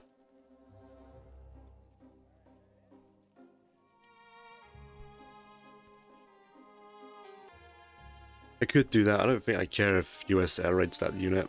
I still have very good odds on Karelia. So I think Poland makes sense. So I have all my Japanese planes on 15, all my German planes on 15 as well.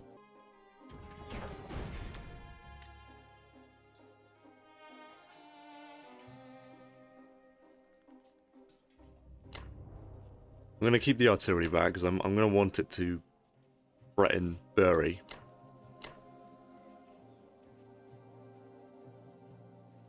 Oh, that's right. I have enough for 3 transports, not 2. Even better.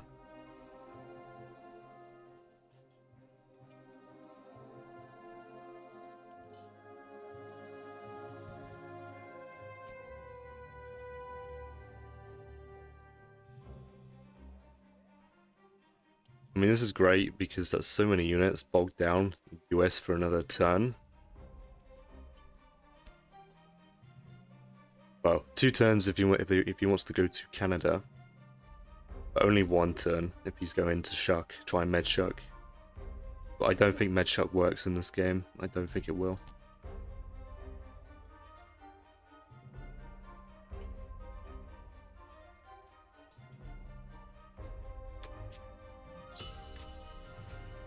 Right, 42 IBC for Japan, that's much more like it. Yep, can't complain, that was a very good round. Bunch of free money, and hardly any hitbacks. Alright, that is the end of Japan round 5, and I'll be back with Germany round 6. Right, Germany round 6. 11 infantry, a transport, 2 artilleries for the US. Transport to 11, infantry artillery to Norway. 4 infantry to Western, 6 and 1 to Eastern.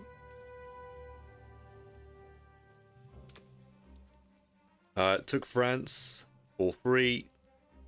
Took Northwestern, no units lost. Many stacked it. Placed an AA gun there, which is pretty annoying.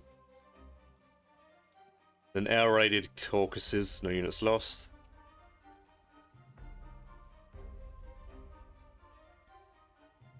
Mini stacked Karelia.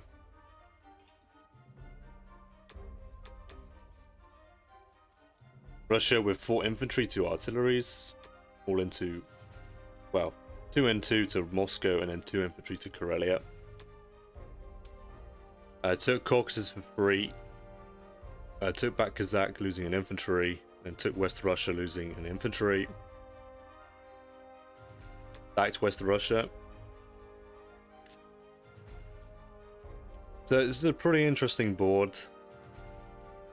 I definitely think there's definitely well played from allies here. So what Russia has done, stacked West Russia. I was either thinking they'd try this, or they'd go for Archangel. But what stacking West Russia does is essentially dead zones Karelia from Germany. Which essentially means that it's most likely that Germany will never get their hands on Karelia ever again. Especially with so much Allied air force in reserve. There's just no. I don't think there's any feasible way Germany will get Karelia back.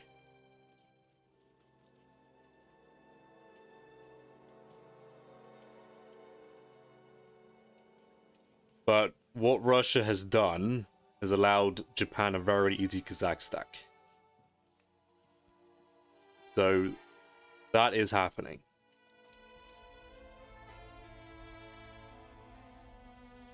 I don't think there's anything Russia can do to stop me. Because once Japan stacked it with their ground, the planes can then land.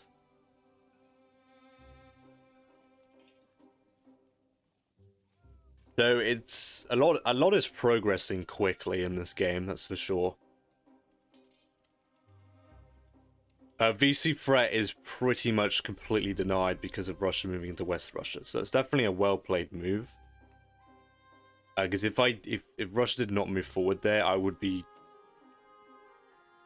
most likely stacking this. And once Germany secured North, France is the last thing on the list to secure.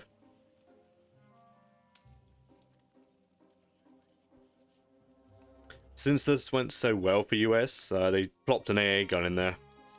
Pretty annoying. I'm going to ignore it. It's just not worth my units. Not worth the air risk either.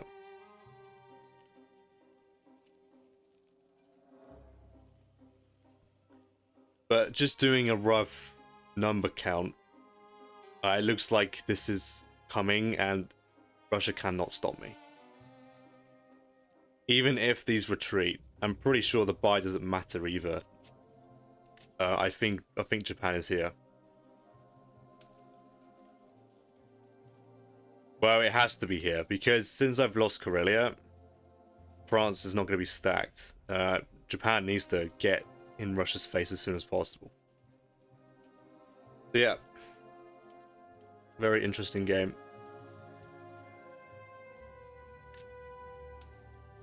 Germany is going to buy 11 infantry, 2 artillery.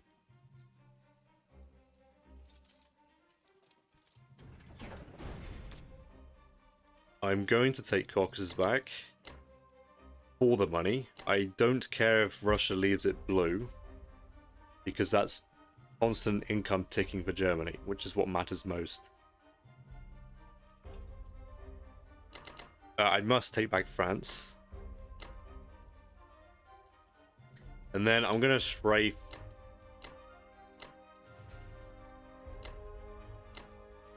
Karelia without my aircraft. I don't think it's just not worth the risk. Hopefully I don't get too punished on the strafe from the allied hitbacks.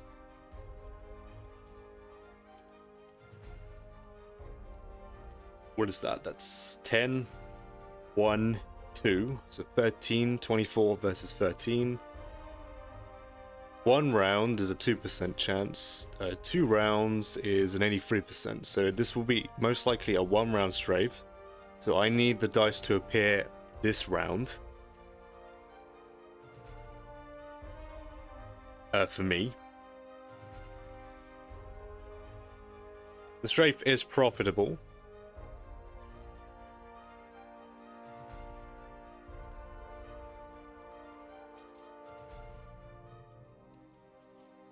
I could try strafe Northwestern as well.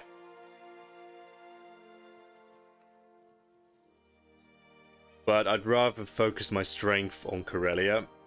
Send as many units as possible to Baltic for another round strafe in Karelia. So it might be impossible. I think Allies have way too many units. But whatever Russia commits, Japan has an easier time stacking against Moscow.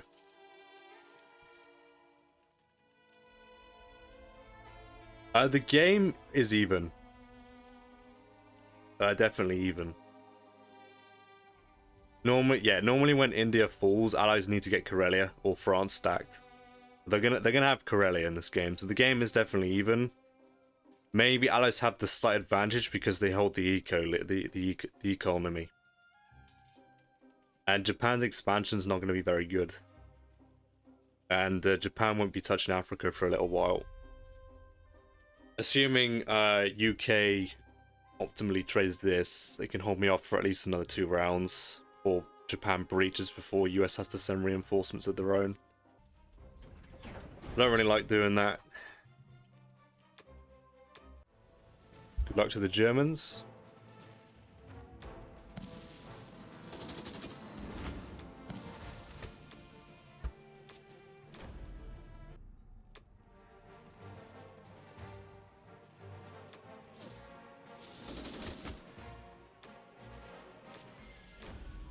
That's a little annoying. I might put an AA gun in there.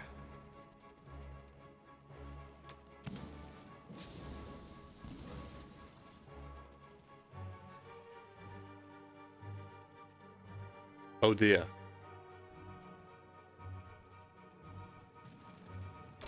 Okay, he had his AA gun sacked.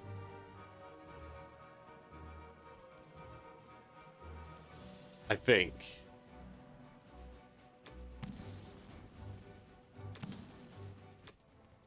He did. Wow, what a blessing. I don't know why the UK, that's so weird.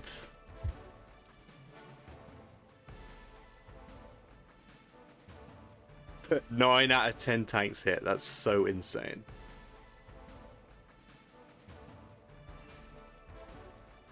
Alright, so one thing here, that was an outstanding strafe by Germany. I could not have asked for better. Allies got the expected outcome, which is 4 hits. But my expected outcome was 8, not 11. So I got a top 12% result. That's pretty good. But this interaction with the air guns, I have no idea what happened. I don't know what happened, because if Allies had their AA guns set on keep, Germany would be dead, because I would have conquered this territory, and that's pretty much game, because Allies have a 1-2-3 punch on Karelia. So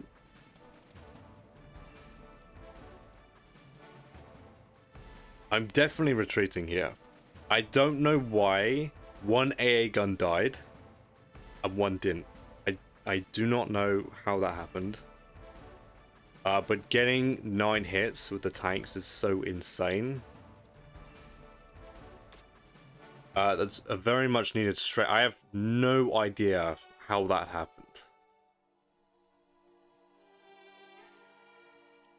That is an outstanding strafe from Germany. I cannot complain.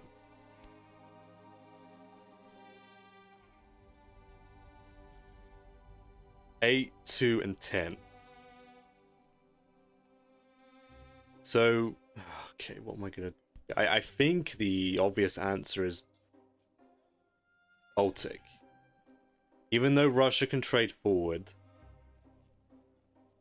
going into Baltic allows Germany to move more units safely up towards Karelia. But it also means that all my tanks are in range of France and Northwestern. I don't think I should waste... I don't think I should entertain the Bellow stack. I probably can safely do it. It would preserve Bellow, but I think it does expose... It causes problems on dead zoning France, and then these units can't really move forward. I can't move as many units forward, because UK would trade it. And of course the tanks give me more... Yeah, okay, obviously Bolt.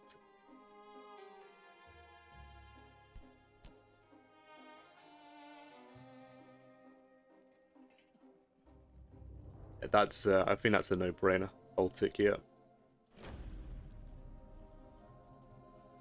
Very good strafe. I have no idea why. If this artillery... Oh, cause he... Oh, okay. So he has AA gun to die after infantry, but before artillery. That's right there.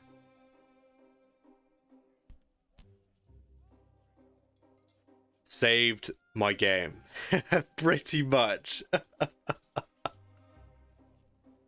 I mean, when I'm defending my AA guns, I always have my AA guns after artillery. Wow. If because it takes Russia's defense profile. If Russia had their AA guns to die after the artillery, Germany would have conquered, and that would have been game. Wow, what a critical outcome. I don't know if that's a mistake from allies. I think because it's a forced strafe, right? It's dead zone. It's a forced strafe, so I do think...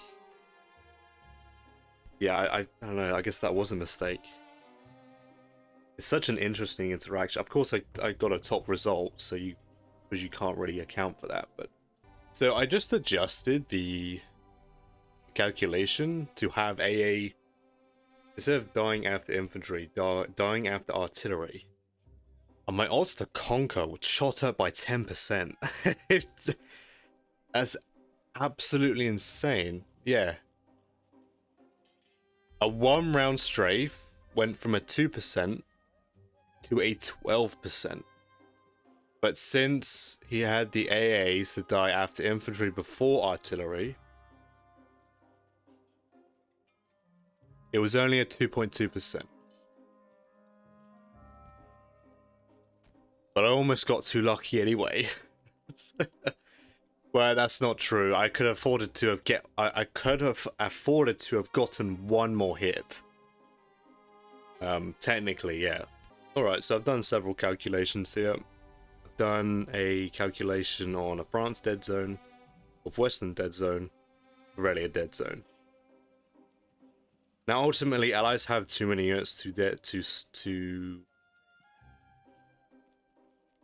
Well, yeah, ultimately, allies have too many units for me to dead zone Karelia. But I need to send as many units here as possible so that more Russians are forced to stack into Karelia instead of stacking against Japan. If I can do that, it buys Japan more time, and Kazakh might stretch the odds that Japan can stack Caucasus a turn earlier, possibly. But Karelia's lost. I'm most likely never going to get it again. That's fine. The game's not over. It's far from it. Germany is very strong. Very strong.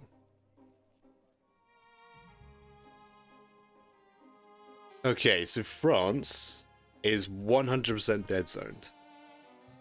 I actually can't make the odds any worse.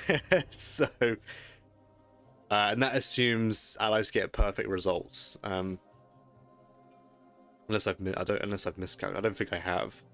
But assume allies take 0 losses taking France.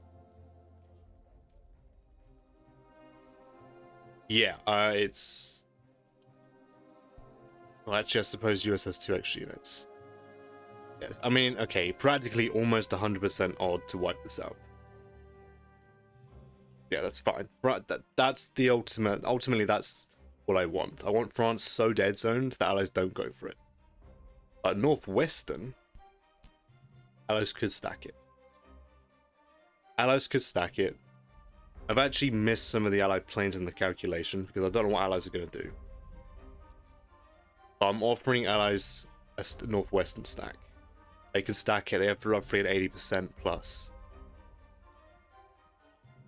I'm fine with that. Because if they're stacking Northwestern and they're not stacking Karelia with more allied units, meaning that Russia has to send more units, I'm fine with that. If Russia commits more to Karelia, Japan has a far easier time getting pressure on Moscow.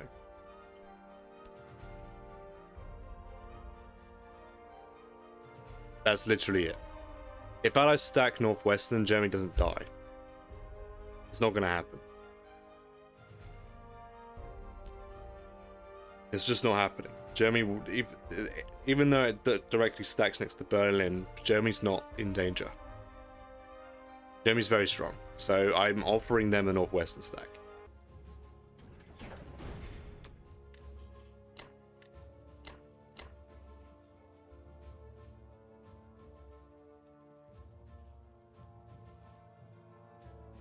Yep, I think that's fine. The German core army is safe. There's no real worry about allies doing particularly too much damage, and the AA gun makes it really awkward for allies to deal with that. Yeah, sacking the AA gun. The AA gun would make a little bit more sense in Berlin, but allies might try tap my both AA guns in the same turn, because it's fairly obvious I am sacking this one.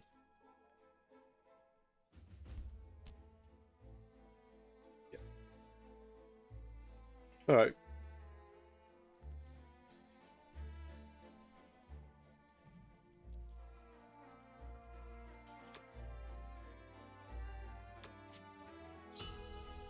And the air's going to do a really good job pressuring 5 and 8 here. Japan is also here as well. I think Japan's got 6 planes on 5.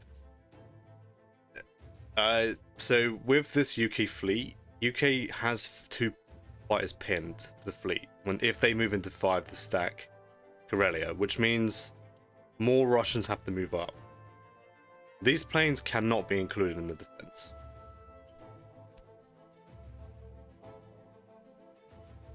But UK can still move in if they keep the fighters on there. Because what is that?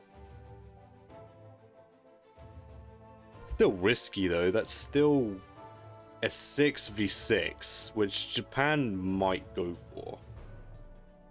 Because it's 4 transports, right? If it was 2, I'd ignore it, but I might consider hitting it.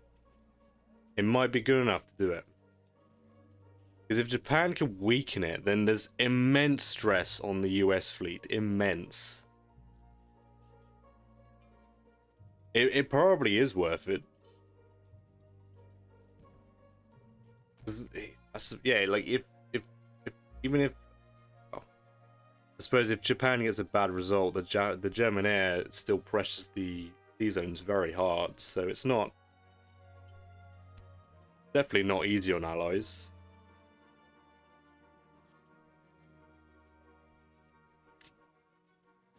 Alright, so that's a good strength for Germany to have.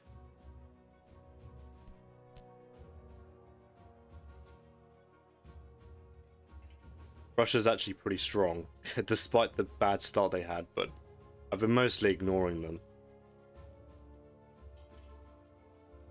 But I think I'm fine. As long as I can split a bunch of Russians to come here, I think this is manageable. Because Axis will have a direct stack on Moscow's border, when allies will not have, unless they go for the Northwestern. But Northwest is not even a big deal, it really isn't. I wouldn't be surprised if allies start rolling SBRs, that would probably kill Germany very quick. They roll high. Yeah, that's the end of Germany round 6, and we'll be back with Japan round 6. Alright, Japan round 6.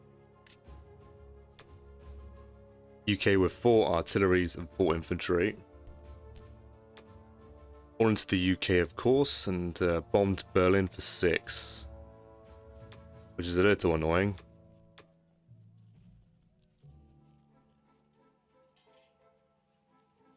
Of course, stacked into Karelia, moved into 5.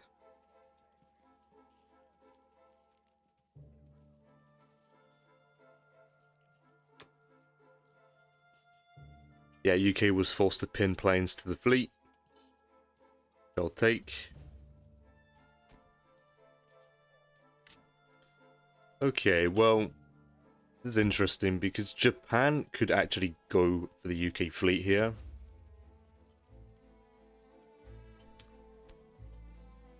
I could definitely go for it.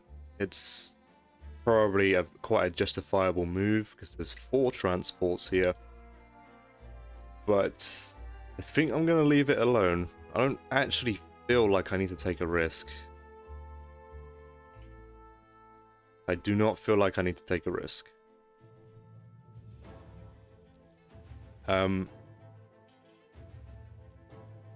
do have favorable odds. I think it's like a 58%. It is obviously profitable, of course, because of the sheer amount of transports. I think it's more like 54%. But if I hit that, Japan loses Air Force entirely. Japan would only have like a fighter and a bomber to its name. And if Russia steps back and then buys more artillery, Kazakh's probably going to be dead zone without Japanese air support. So, I'd rather Japan be the one supporting Kazakh, not German planes, because they're out of position. Also, me hitting this foregoes trading Novo. So, I'd rather kill the exposed Russian before it runs away. Or at least attempt to, of course. The dice could decide no, but it's better to kill the exposed Russian. Japan will be buying 10 infantry and a bomber. I wanted to get a bomber. Like, it's obviously not good that Germany's lost Karelia, but I don't feel like Germany's dying anytime soon.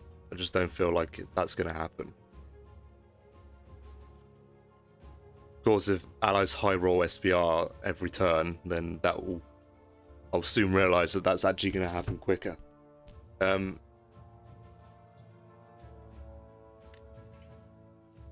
Yeah, I could have chosen to get 2 tanks for India, and that applies more pressure to Kazakh, but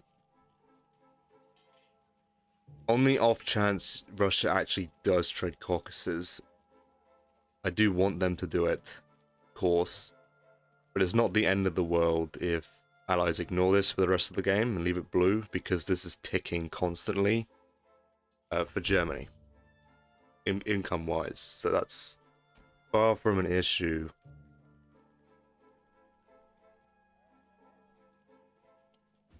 Not the best option for Axis, but not necessarily that bad. And I feel like buying 2 tanks would probably discourage the possibility of allies flipping Caucasus. Fairly obvious, I will be stacking Kazakh. Stack that unit.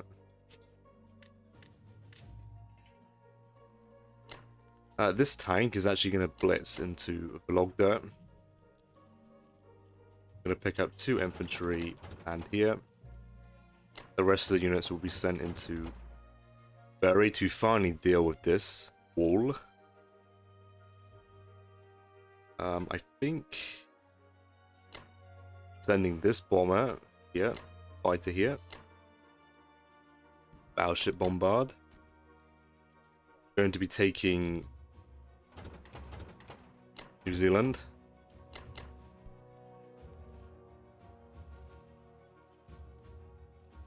And sending a bomber here, fighter 3. Comes here, I think. Gonna land in Xinjiang.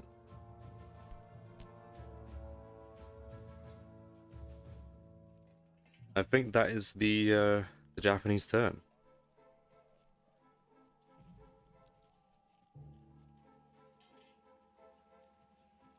Full infantry, 1 artillery, 2 planes, and a battleship. The 88 to conquer with no plane loss, which I'm not particularly happy with. So I'll send an extra dude, and this guy will just move into Onway. Fine. The plan is for Japan to stack Kazakh and get an IC up and running. I'm going to rely on that IC to get some units directly on Moscow's border, because the Shuk is not going to be as optimal as I want it to be, because I do need to sort out this income sooner rather than later. Because if the game's going to go late, I need to start contesting income as soon as possible. So yeah, assuming the worst case, I'm going to have 7 infantry here, 8 infantry, and that is more than enough to hold its own against 6 units. And then once this is stacked, I'm going to be getting an additional, that is 5, 8, 11 plus possibly 6 fighters. So I don't think Russia's ever going to kick me off Kazakh. Japan is here. Russia has made the sacrifice of Kazakh to stop the possible VC threat in the future rounds. So I will take advantage of this the best I can. And I do need this Nova unit to die before it runs away. It'd be quite annoying.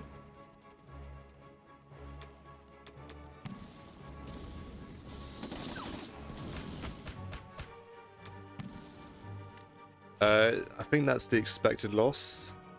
Yep, I'll take that.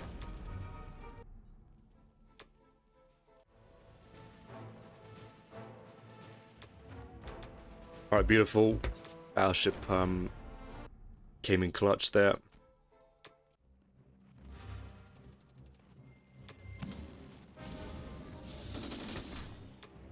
Oh, beautiful.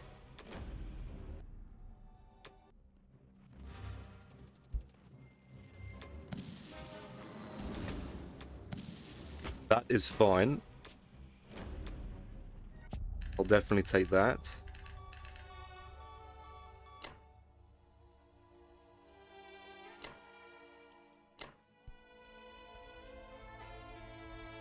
I think I want my planes here, because if I stack France, planes pressure 8 still.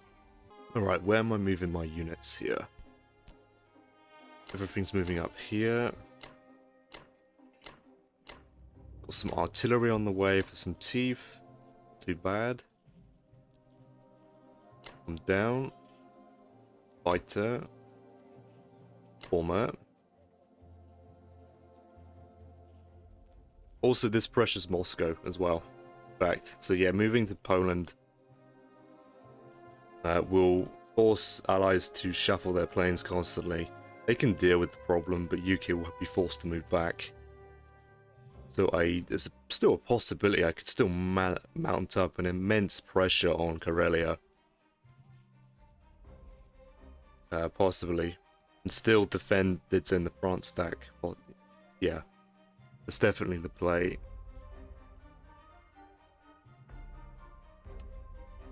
This carrier, I guess, moves there. There's nothing else for that to do. This should be safe.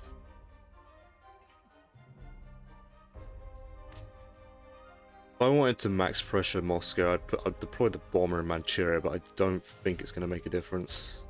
I will look at a UK air raid on this. It's very questionable, but I don't know if allies are willing to take a risk on this. Because Russia might move back, it might require UK air raiding it to stop me stacking it, but I don't think that's ever going to go well.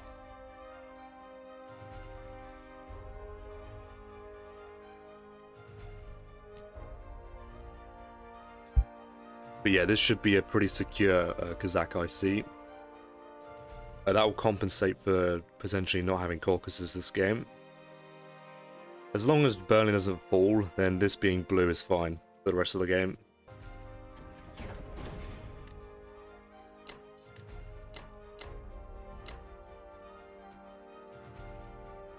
I mean, I suppose me buying less units, but Japan does allow me to pick units back up, drop them off. But I think this guy will probably just simply move to 36 anyway. They can be dropped in Burma, and then the transport would pick up these ground and go this way, potentially.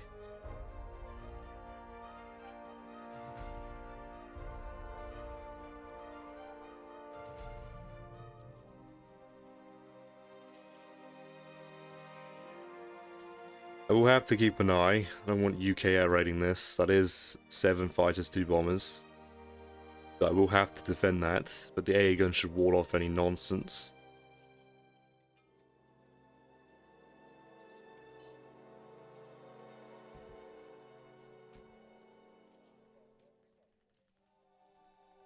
One, two, three, four. Planes also get to Poland next turn.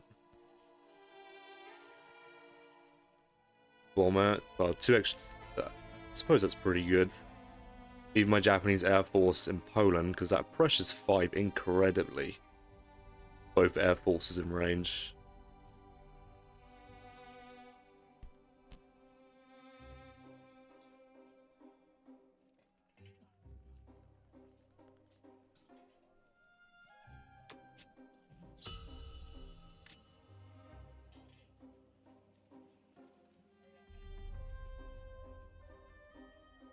Yeah, Russia's definitely a bigger contender than normal.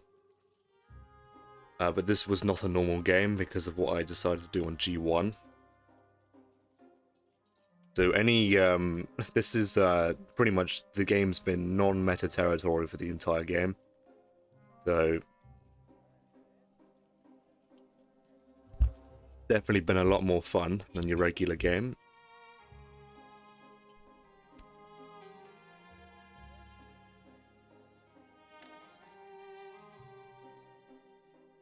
Yep. Right, that is the end of Japan round 6, and I'll be back with Germany round 7. Alright, Germany round 7. US with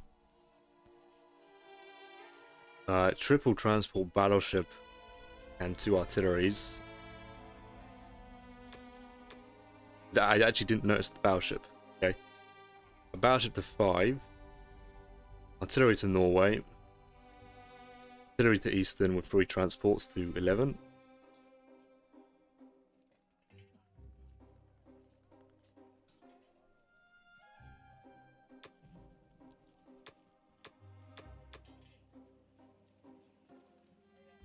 Yep, stacked Karelia.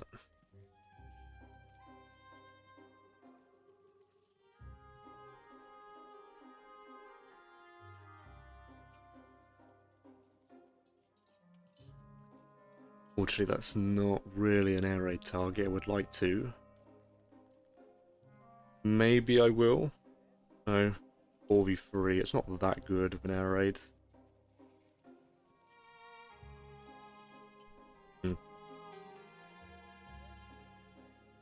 Yeah, so US stacked 5 as well with the UK.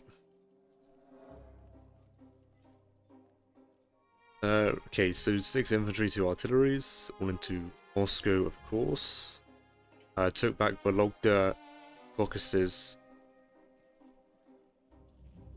and Ukraine. No units lost in all 3. A very good round for Russia there.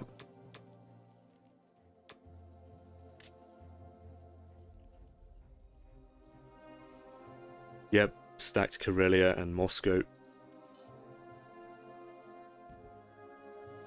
So, Karelia, as predicted, is pretty much impossible to take back. I have a 17%, but it's not really worth the risk at all. It's minus 66 attacker profit. No thank you, I'll ignore that.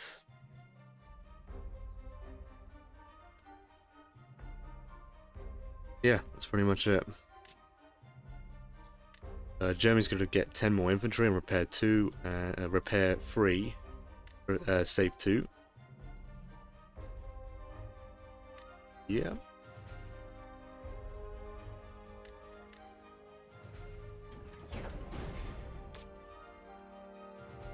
Take back Northwestern, go for Ukraine. I'm going to sacrifice a tank.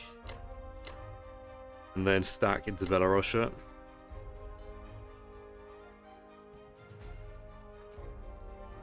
I don't think this is stackable for the Allies. Because UK cannot reinforce with their planes. Regardless, if Allies stack it, I will have to hit this so I can retreat my stack Bellow back to Germany. By essentially doing a stack teleport, I'm able to move these units 1-2 territories if you pull units from Berlin to fight as well. But I am assuming it's dead zone, so it's not really something I can pull off, but pretty strong move if you're allowed to use it. And yeah, Allies are frantically trying to defend their fleets against the Air Force. I'm not even bothered calculating my odds. It's not even worth hitting into 4 planes and a battleship that will regen a hit next round anyway. It's just not worth the risk at all. So I'm just gonna trade grain. This should be 1 round, so overkilled. I'm actually going to move the badge to the 13 because Allies are kind of forced to kill it. Otherwise it just escapes and it harasses the transports. So yeah, UK will have to do it with their 2 fighters and 2 bombers most likely. Or US does it instead. So yeah, hopefully I get a plane kill at the very least.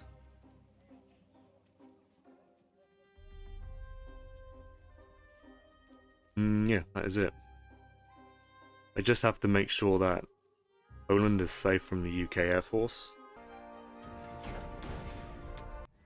Good luck to the Germans.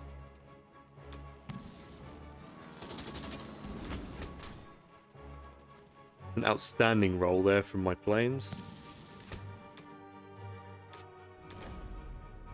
Yeah, I feel a little annoyed I wasted that tank, but it's whatever, it's fine.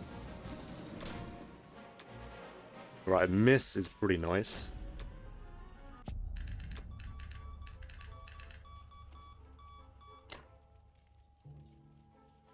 I'm going to send 1 plane to Zach.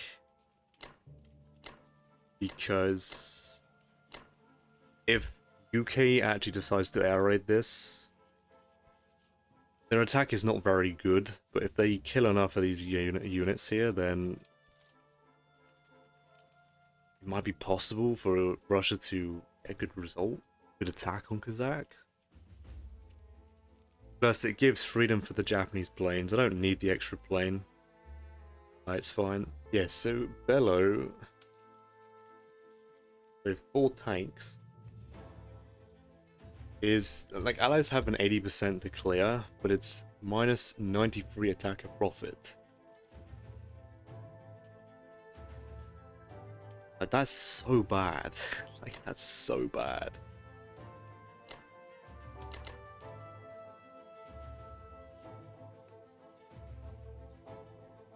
I'm gonna calculate a France dead zone. I don't think allies will ever get it, but might as well check.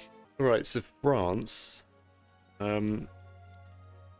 allies actually have, soon I've not miscalculated, a 50% to hold France if they send absolutely everything, and that does include the Russian fighters. Without the Russian fighters, I have an 80% to clear.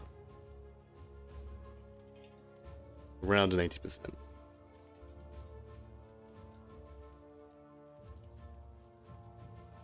Interesting. Yeah, and that's even with +5 tanks here. But I'm pretty sure if allies do such a move, it allows Germany to gain strength east again.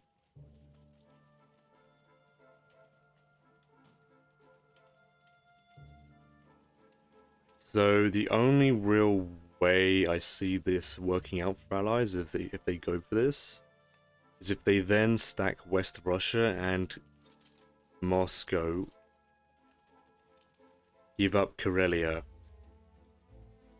and they trade Karelia stack for France stack, which I suppose is fine.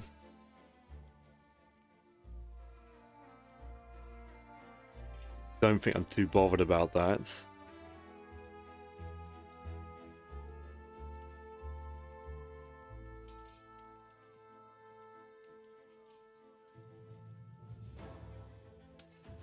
Of course, if allies go for such a move and SB army to Stone Age, it's really painful.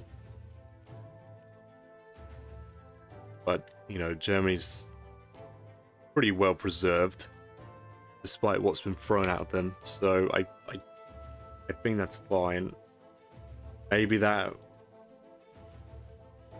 a good move for allies. I don't know. I'm not too bothered if they stack France, because I know Berlin's not going to be falling anytime soon. Like, if Japan drops the IC down, I could drop 2 fighters a turn and just shuck them into Berlin. It's that simple, really. Until I move my planes out to get odds on Moscow. Like, it really is not a big deal.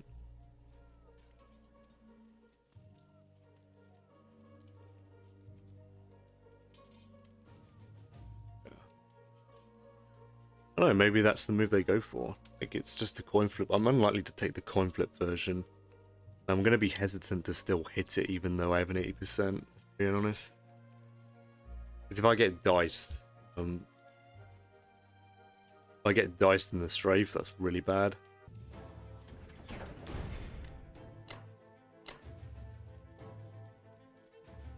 Berlin.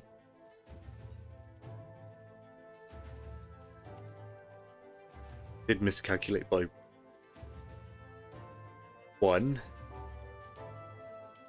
Yep, so it's very safe. No issue there. Yep, this is safe from the UK. And it's safe from the US as well. I don't think US is hitting that. I want my AA on keep here.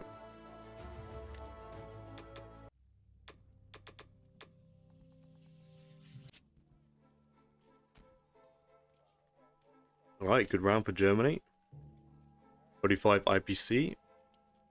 Hopefully allies don't roll too high on Berlin, because that would suck.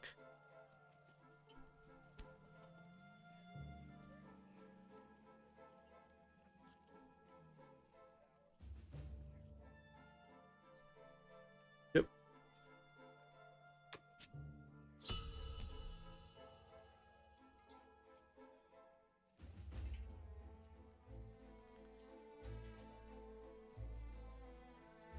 I actually... Yeah, that's still 23, 2, 5, 6, and 1. 37 versus roughly 32 to 34, depending on what Russia does.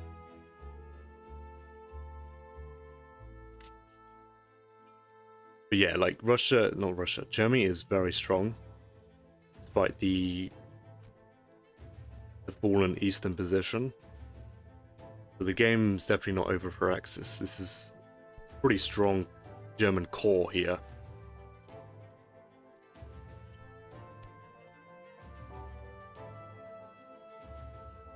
Yep.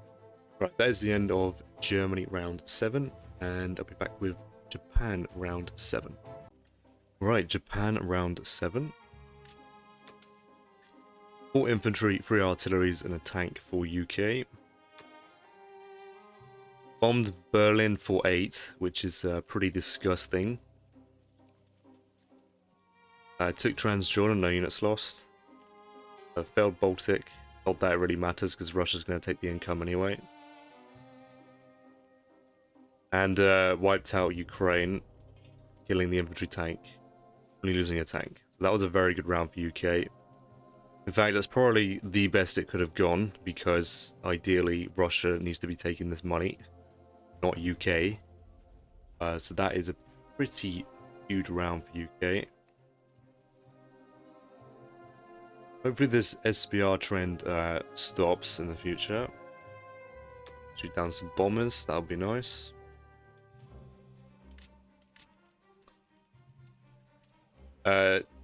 So yeah, stacked all planes into Moscow and moved into Archangel.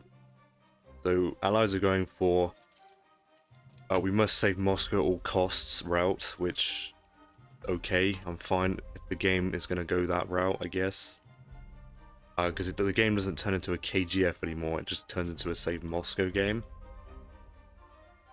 Allies are going to try and win the game on income, which I don't know if that's going to work, because Japan's already in Kazakh. Eventually, Japan will be in Caucasus. The game's going to go pretty late. The only thing I need to do at some point is stack Northwestern with my Japanese planes to pin allies into free. And do air builds for the rest of the game. Eventually, it just gets too much. But eventually, well, allies could probably keep up, but they're draining resources to build more ships instead of ground, so eventually Axis get the upper hand. That is how this game is going to evolve, so be it. Japan will need to clean up this ASAP to get onto Africa as soon as possible. Japan's going to buy 9 infantry, a tank, and an industry for Kazakh. I don't mind spending money on Kazakh, because I don't have Kwangtung functioning right now. And my transports are not... My transport logistics is only going to be 4 ground a turn, so that's going to help a lot.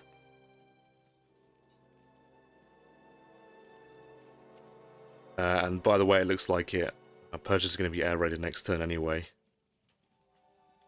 Because a bomber is going to be forced to land in Persia if it's not being sacked to take the territory in Transjordan. So yeah. Kazakh is very safe, it's like a 96%. Could offer better odds. I might not do that because Russia might get ideas of trying to weaken it and allies reinforce, and then it becomes pretty hard to hold in the future. Just because of the lack of reinforcements. Because I had to land to wipe out Bury previous turn. So yeah, that's the buy. I'm gonna try and wipe this out. Do it now while I can. Then try and take Caucasus. I'll take Novo, and I'm gonna stack Yakut.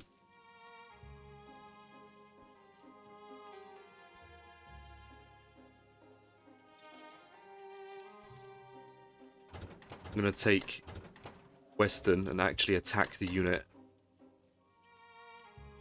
It's just better for my logistics. Assuming I actually take the territory, I can then use the same transport to pick up this guy. Go after New Guinea, possibly.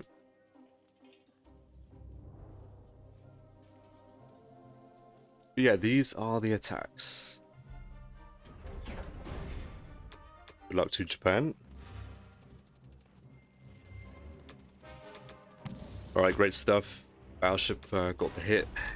Quite desperately needed there. Because if I got messed around here, this is just more income ticking for UK, so this needs to be... The UK needs to be losing this income every round.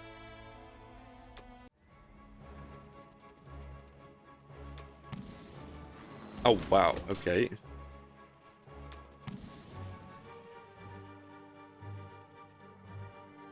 I'm a little tempted to sack the bomber, to be honest, because it's already dead.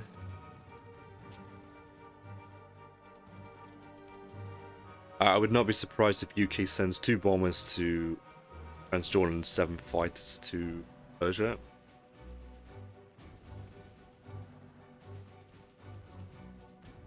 Is it worth sacking the bomber though? There is the odd chance UK doesn't do that, but Zod's a good play. He should definitely well, he might aggressively air raid it. I don't think he has to.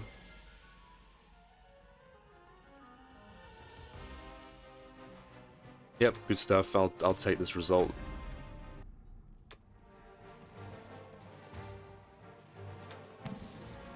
Wow, my infantry are on fire this round. What's going on?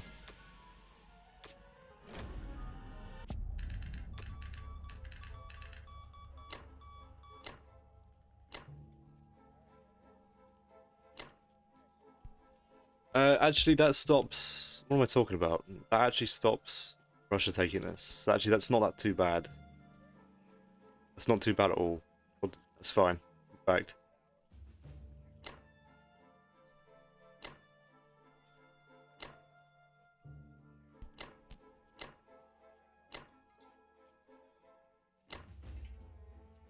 This transport here.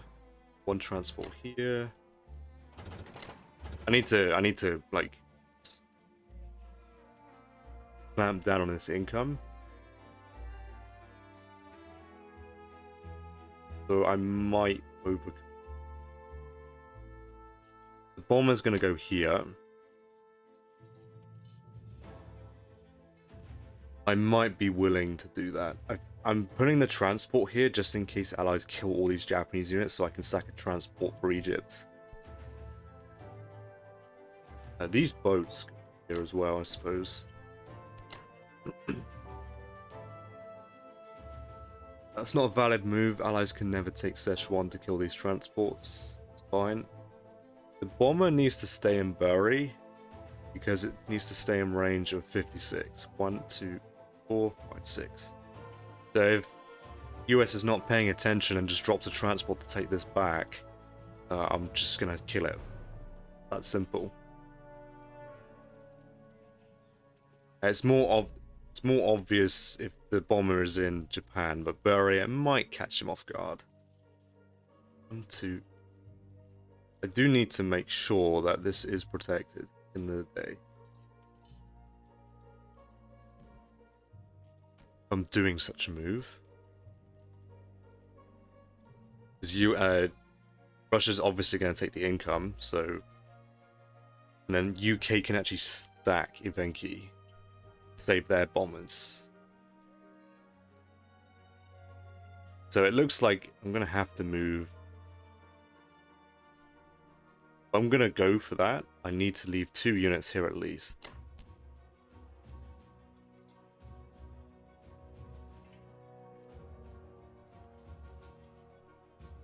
Alright, well, there's multiple air raid targets for UK to go for. They got Transjordan, Persia, and Bury. A lot of risk. He's going to start to suffer. But income.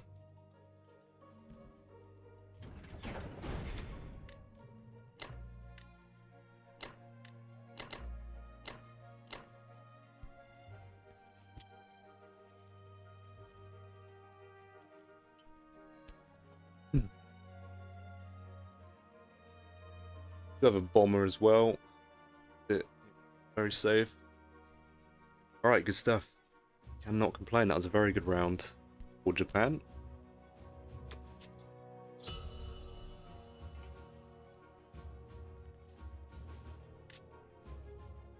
Yep.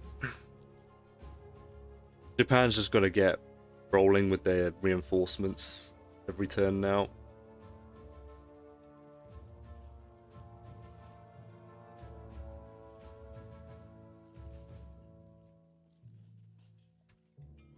I left this open because Allies have overwhelming force to kill that for no losses. It's not worth the Japanese unit. I don't know, maybe UK can stack this. It's kind of annoying.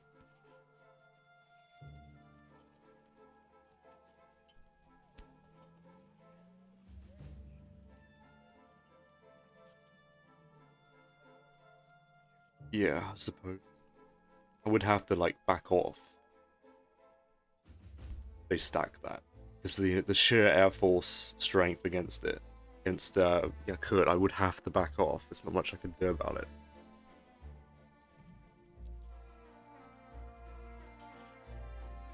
That's fine. I'll just have to move down the long way, I guess. I'll keep some units in reserve here, of course, just to trade Yakut every round. Looks like UK will sit here and trade these two tiles. That keeps Russia's income high. Yeah, I mean, Allies can definitely prolong the game here. It's going to be a long game now. Definitely, I think. But as long as I hold Kazakh, Axis is still in the game. Alright, that is the end of Japan round 7. And we're back with Germany round 8. Alright, Germany round 8.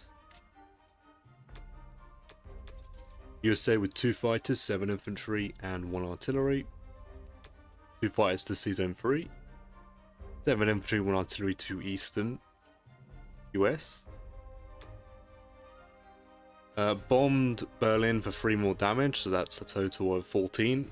Minus 14 damage to Berlin. Took Baltic for 3 and then took France for 3, sacking a transport. Ignored the battleship, which is surprising, to say the least. I think the battleship's going to move here. 12. To pressure 1. Pressure's 10 as well. And 8. All the same. Yeah, and Allies won't be able to catch it unless they plan on taking it out with air turn after. But yeah.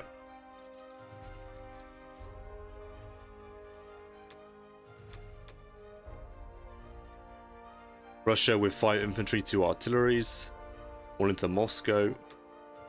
Took Yavenki for 3. Took Caucasus back, no units lost. Took Novo back, no units lost. Good round for Allies. As you can see, everyone retreated from Karelia into Archangel. I'm assuming it is dead zoned. The UK has an incredible punch on it. So yeah, can't move there.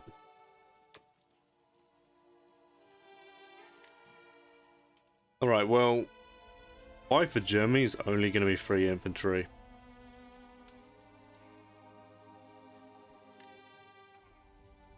But, like, 26 IPC only gets me 5 more units if I repair. Pretty sure, right?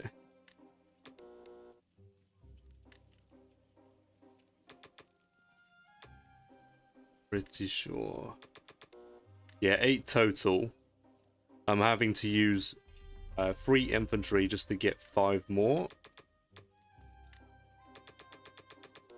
And if I'm gonna be honest, I'm pretty confident Allies are just gonna bomb me next round. So it's just such an unnecessary IPC drain that Germany has to deal with. That I'm just gonna wait, because if Allies are gonna just bomb it again to get it to -20, then I'll just have more money to spend on repairing next turn for a big drop of units.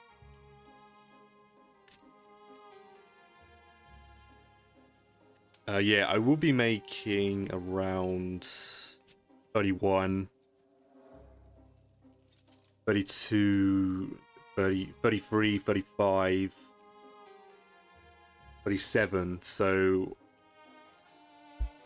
I'll have over 60 IPC saved up,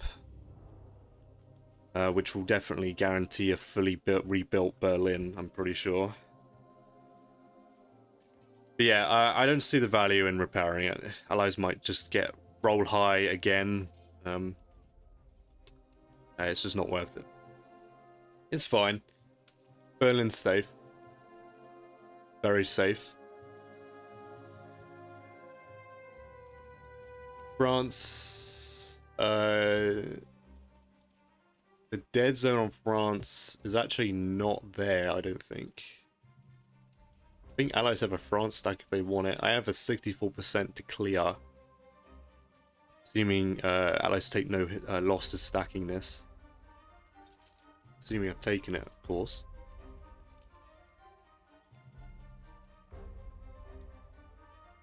But Berlin's safe, so that's all that really matters. Allies can go for the France stack. I'm not too bothered. Because Germany is going to be stacking West Russia here. It could be risky. Because if Allies 1, 2, 3 punch this, the stack dies. Because Allies have an 87%. But Russia can't conquer. Otherwise, Japan just takes Moscow. So, conquer result is not likely at all. A pretty strong strafe is, though. I don't think it's worth Allies hitting that stack. It's almost minus 100 IPC profit. I think Germany is very safe moving here, despite Allied odds.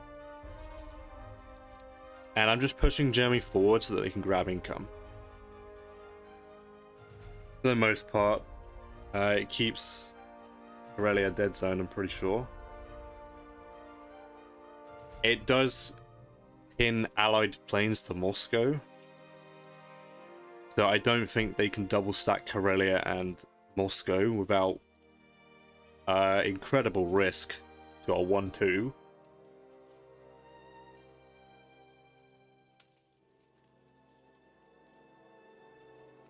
But yeah, Germany's not out of the game, and I'm going to make sure they stay involved by pushing as far as possible. Alright. Yeah, just free infantry.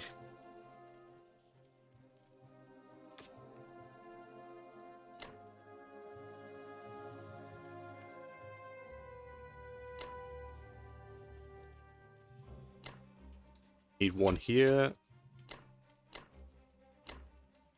These guys go here. I need 2 planes to go over to Kazakh. Because 1 is fine. I should do 2.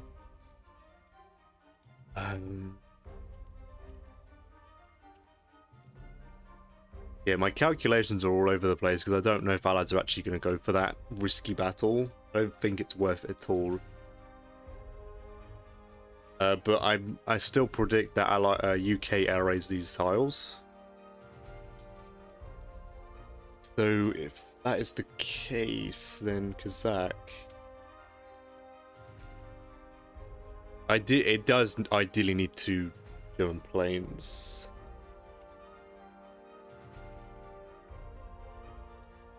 Just in case I need to move these Japanese fighters into West Russia.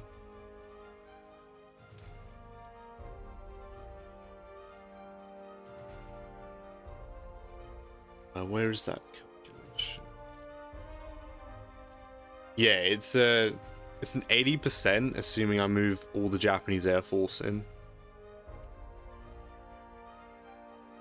But I do need to move some German planes here to compensate. So ideally it needs to be 2 still. Okay, fair enough. Okay. Well, I don't want to do this.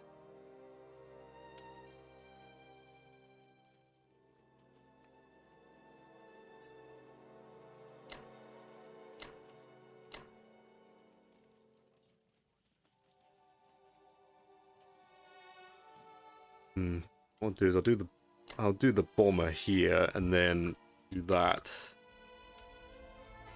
These two planes will fly across to Dak.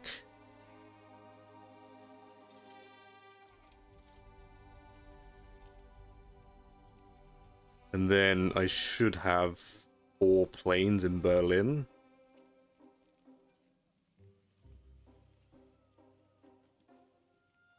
Berlin has 4 fights. I cannot count. Yeah, Berlin's safe from a 1-2. I kind of want the bomber on that though.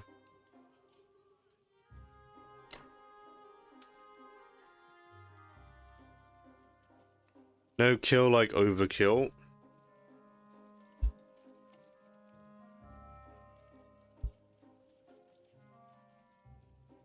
Failed Baltic take would suck a lot. Alright.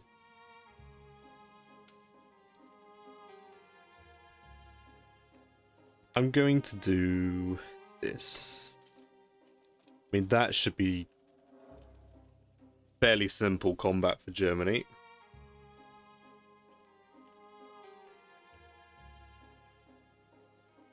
Yep, alright. Good luck to the Germans.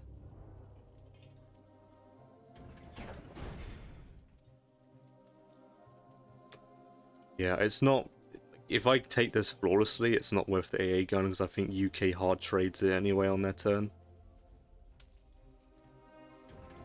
The German Air Force is split, so they can happily move back into 8.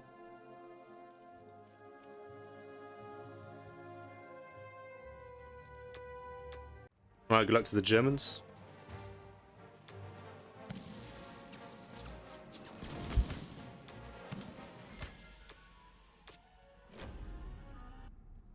Alright, nicely done.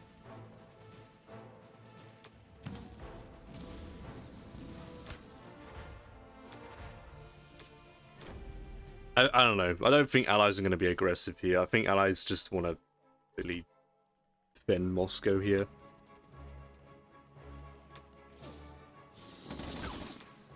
Alright, excellent stuff. I think, I don't know, maybe UK moves into 5.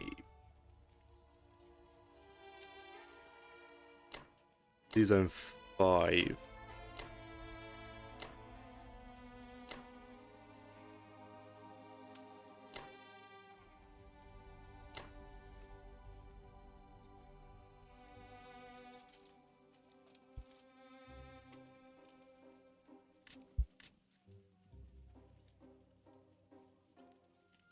Yeah, Battleship to 12.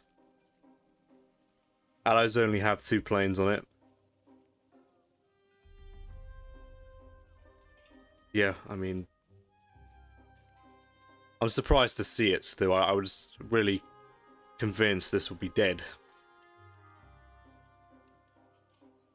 Just so that US can keep 10. Because the transports staying in 10 allow... You know, the most optimal amount of pressure on France. I'm just a little confused. See it alive still, so I'm just going to leave it around here. It's just going to harass 10, these sea zones here. And I have 4 fighters, 1 bomber, and a battleship on 8. It's pretty good attack force. Keep the AA gun.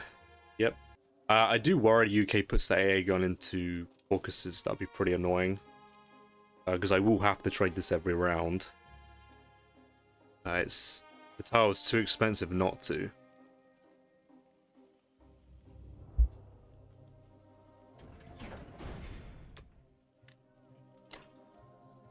Alright, free infantry to Italy.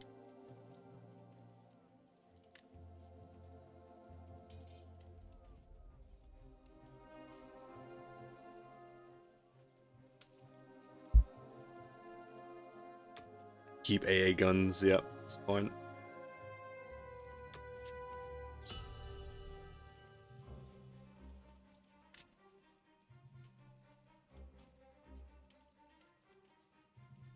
Yeah, allies will definitely have the AP lead because I didn't buy anything that round, but I can't risk repairing it and then UK instantly drops it down by 10 again or something like that. I'll just wait for them to bring it to -20 if they're going to do that, and then I'll repair it.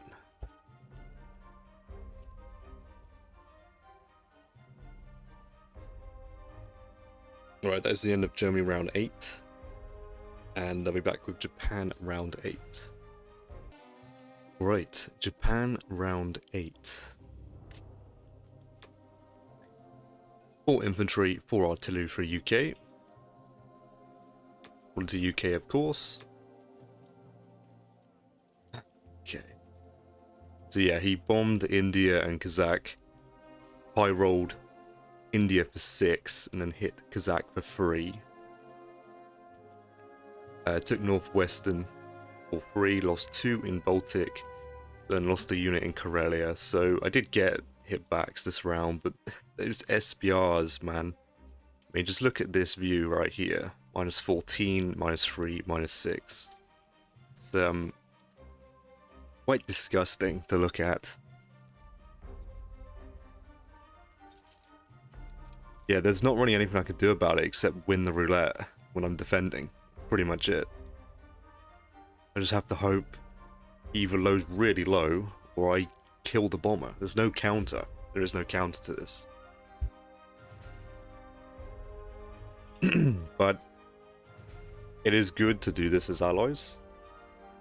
Because allies are unable to do a lot of damage. Germany in particular.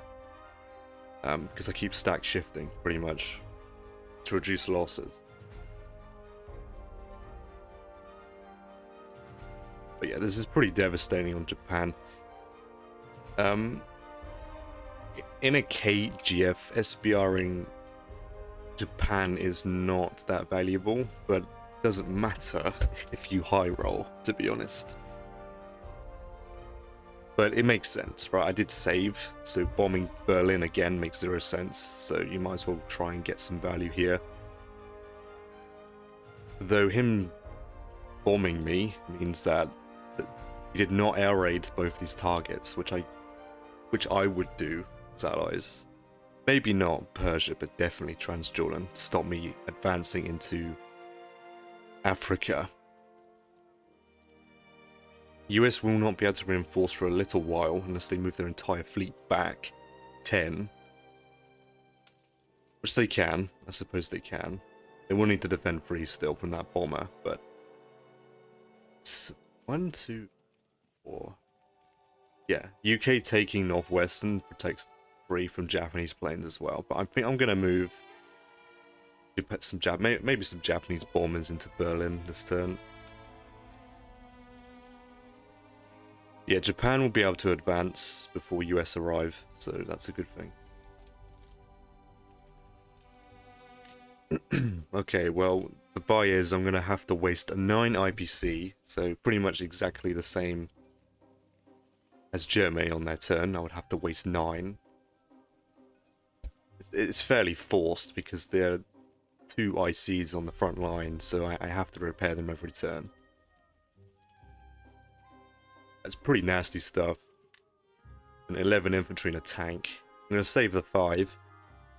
Ideally for a plane purchase next round, but most likely to repair more damage. So yeah, it's going to be quite annoying if allies are not going to get bad luck in these rolls.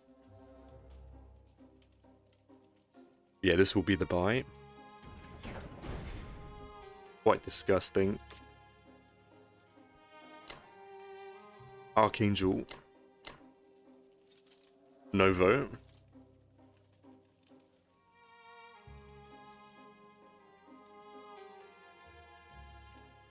Think from Persia. I'm going to be taking French Madagascar, Eastern Australia, That's pretty much it. I need to send a battleship carrier fighter to 32 to defend it against the 2 UK bombers. Yep. And yeah, I just have to distribute my planes. Do 2 here.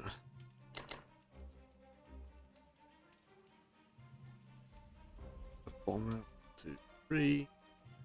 I want this bomber to stay in Bury, I think.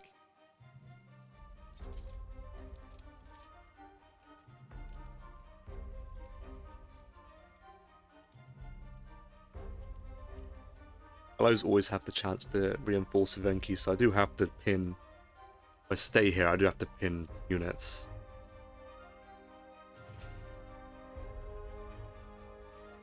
Or I move it back to Japan. I suppose I could do it. Do it this way instead.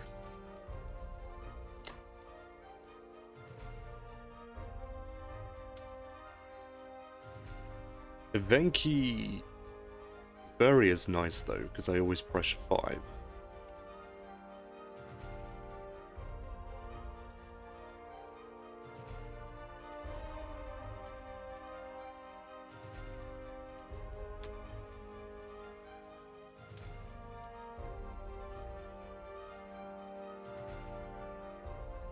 I could bomb Moscow. I guess I could start rolling.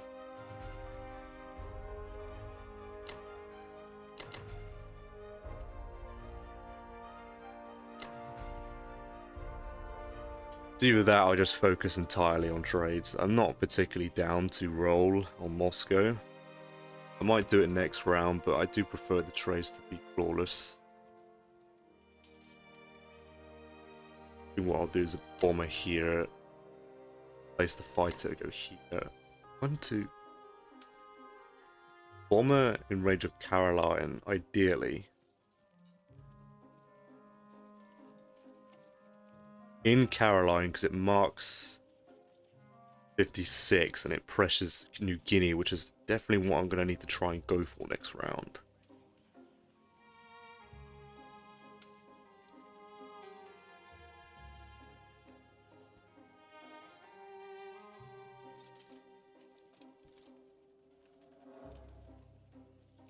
Hmm.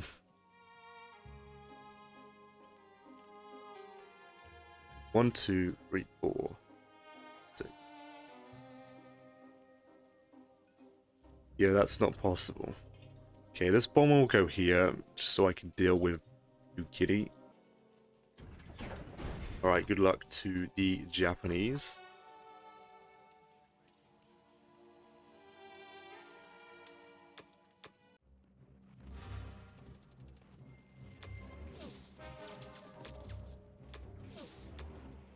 Okay, please just kill the unit. Oh, beautiful. Taking it's best case scenario.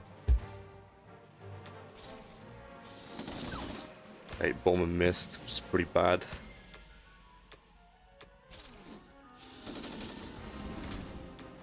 Okay, very unfortunate there. It was more likely I took Novo than Evenki, but so be it.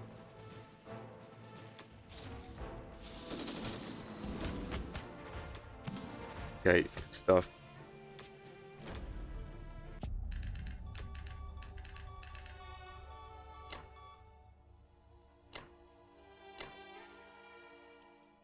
Yeah, I think I'll bring guys here.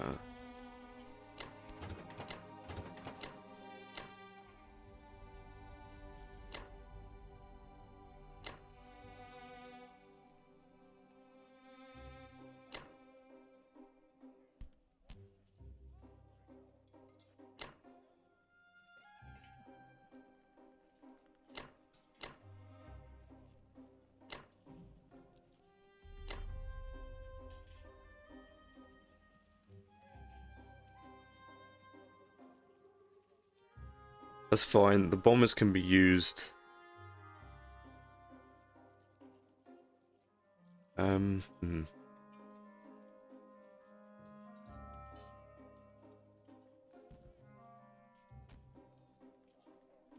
it really matter?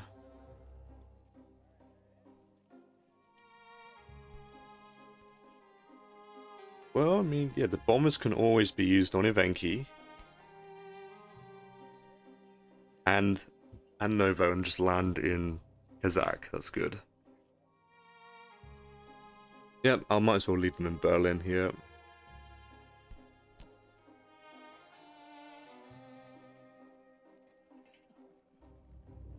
Yeah, I do expect allies to stack Karelia, Archangel, and Moscow. It's just too much, too many units for Germany to deal with. And really press Moscow, it's not going to happen. Because if I hit Moscow, allies just move in. If I hit Archangel, I lose West Russia. I use the West Russia stack. I think the only safe option for Germany is to strafe Karelia and move back into Bellow. Planes can land after the strafe. They go 1, 2, 3, 4. US can't take the territory, so I always land my planes here. So I'm just hoping that allies do not move the AA guns. They've been pretty hesitant so far. Which, yeah, I'm hoping they keep that attitude and don't move any AA guns here, but I don't see why you wouldn't. At the very least, I hope they only move 1 and not 2.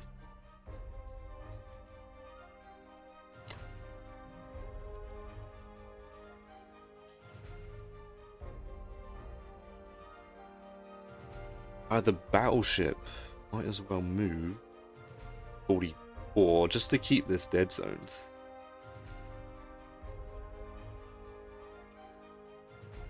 I guess, right? Like, it has no other purpose, really. Bombers, 1, 2, 3, 4, 5, 6. Yep, still impossible. 5, 6. Yeah, allies can go for West Russia if they want, but it really is not a good battle for them to take.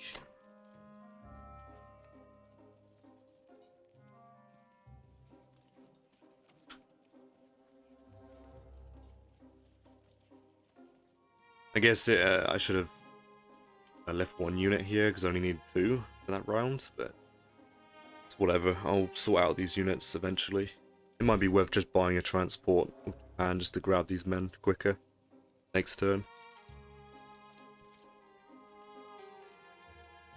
Yeah, I've breached Africa, which is what matters most. Look at that. Very high income for Axis. I did save with Germany, but yeah, it's a lot of money for Axis.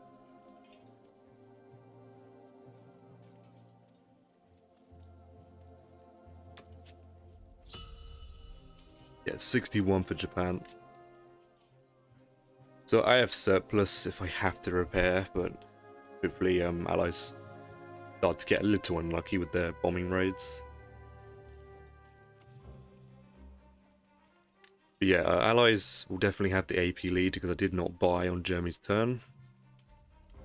But hopefully that should change. It might not though. But yeah. Alright, that is the end of Japan round 8. And I'll be back with Germany round 9. Alright, welcome back to Germany round 9 here. Battleship carrier 5 infantry for the US.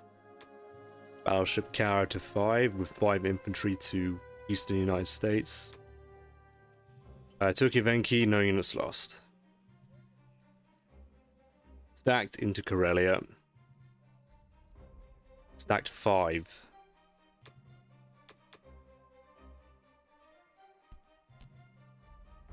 Russia with 7 more infantry.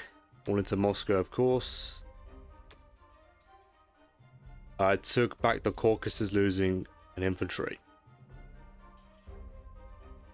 Moved back into Archangel. So this is an interesting board. I have a lot of choice here. I could trade. Simply trade. Or I could strafe Karelia and stack Baltic. But that's very risky on my part, and I don't like how risky it is. I don't exactly feel behind in the game. The AP is only skewered because Germany did not buy last round.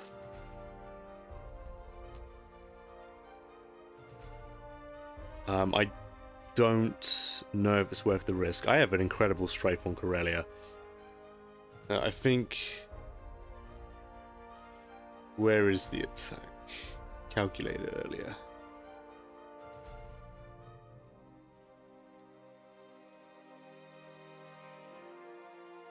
So a 1-round strafe, assuming I do an absolute all-in.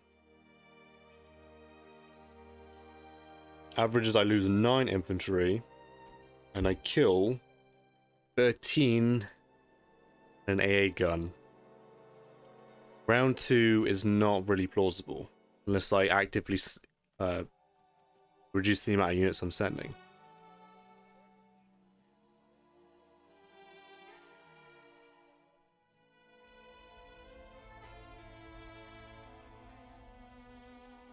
Yeah, I could go for it, but I'm really unsure about it. If I don't do it, allies will be double stacking West Russia and Moscow. 100%. So I feel like Germany needs to do it still. Yeah, the problem is trading. Trading is not easy for me. I suppose I could do the version where I send less planes.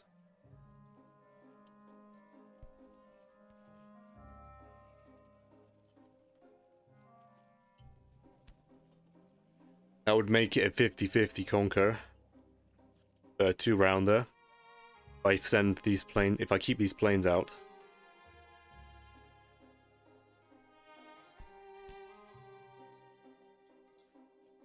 But ideally, I do strafe. If I'm going for an attack here, I strafe for 2 rounds. Or I trade Caucasus, Baltic, Northwestern stack Bellow. Yeah, allies then stack West Russia. I don't know. I don't know if that's a good move, letting allies get away with that. Double stacking this is not really that good. So maybe the strafe is kind of forced.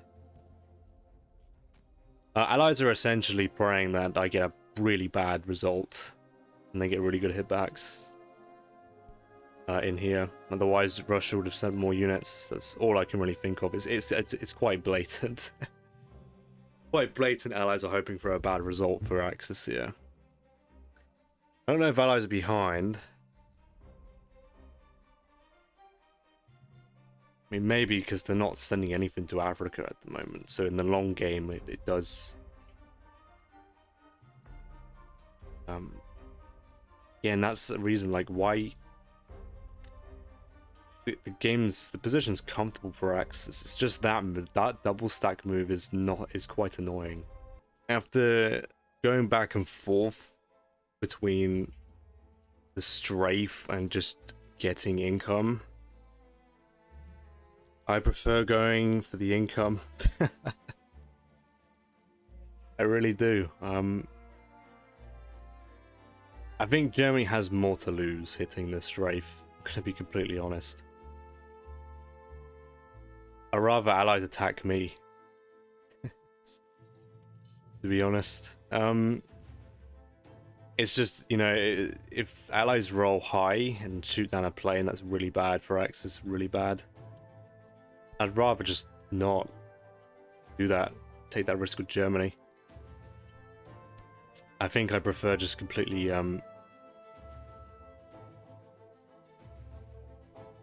preserving them entirely. If Germany can take this money, I mean, even if Germany fails, as long as both units are dead, that's fine. Because then Germany's then trying to assist Japan still. Germany's still trading against Russia, which is ideally what the Axis need to be doing still. But of course, I would prefer the income. I guess I could overcommit. It's not a bad idea to overcommit.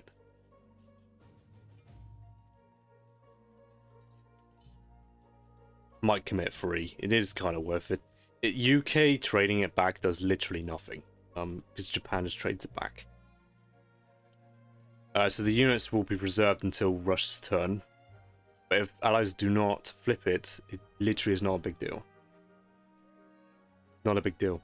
Germany would simply just retreat from the position with the surviving units. And I'd happily, if allies let me just have this tick every round. They insist on not having Japan have it. But I mean, Zod's a smart player. I think he will flip it. It's definitely the better decision. I can't stack it with Japan. That's not feasible yet. Japan's too reliant on their own air force to defend their stack. So the allies are safe to trade it the next few rounds until Japan actually gets a stack that's actually threatening. So yeah, I'm just gonna stack Belarusia and trade these tiles. The buy will be 10 infantry, 3 artilleries, save the 7, because I wouldn't be surprised if allies just SPR Berlin to complete rubble. Yeah, Dresden 2 there. No doubt with how they've been rolling. But yeah, I think it's fine. Axis playing for income when Japan is like gonna be getting quite a bit of money from Africa I think is completely fine. I think it's fine for Germany to give up the strafe.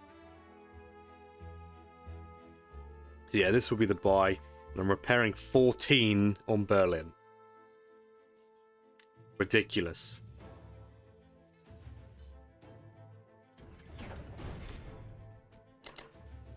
Disgusting. Yeah, I'm fine with doing that.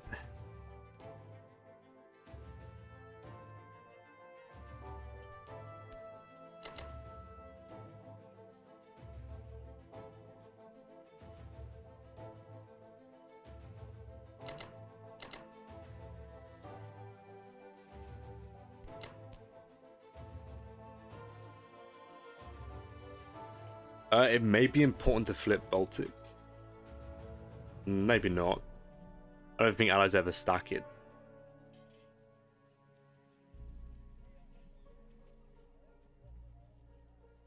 I could try poke Karelia to try and get the AA gun, but I don't think it's worth the infantry or the artillery for that.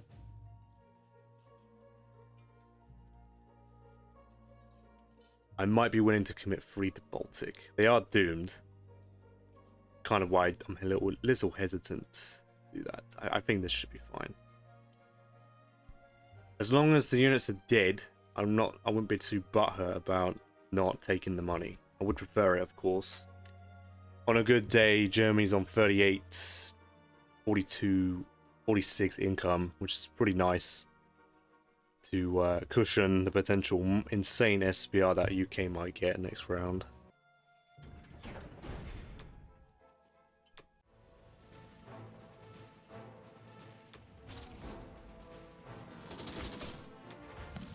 Alright, that's a very good win there.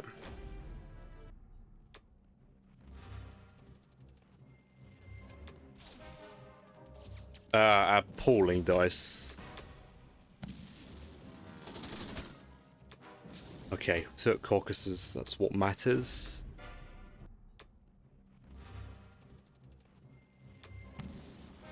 Oh, wow. Miss.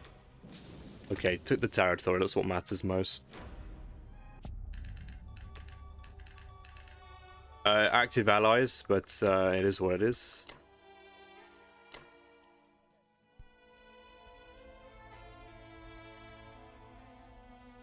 How am I going to do this?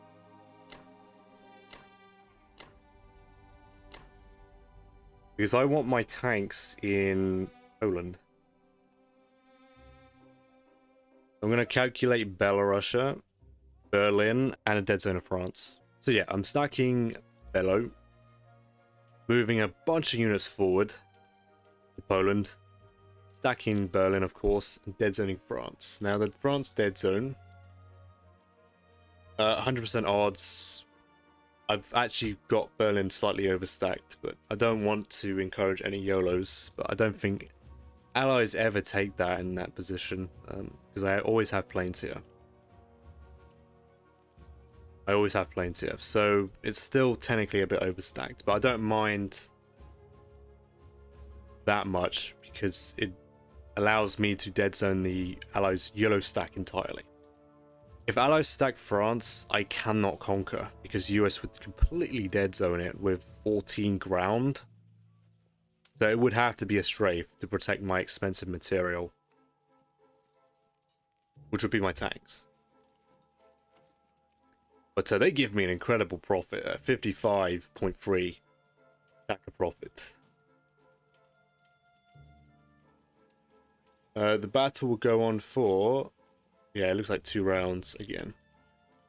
But that's still roughly 46 IPC profit. I don't know if allies are going to do that. So yeah, Berlin's overstacked. Allies have like a 2.8% to conquer. Not a big deal. Bello is a 68% to hold. Assuming Japan reinforces with 3 fighters. And a whopping minus 111 attacker minus 111 attacker profit. So allies are never hitting this. But without the Japanese planes, it's the 17%. 70%. But it's fine. Everything's so bad for allies to attack. I'm fine with this.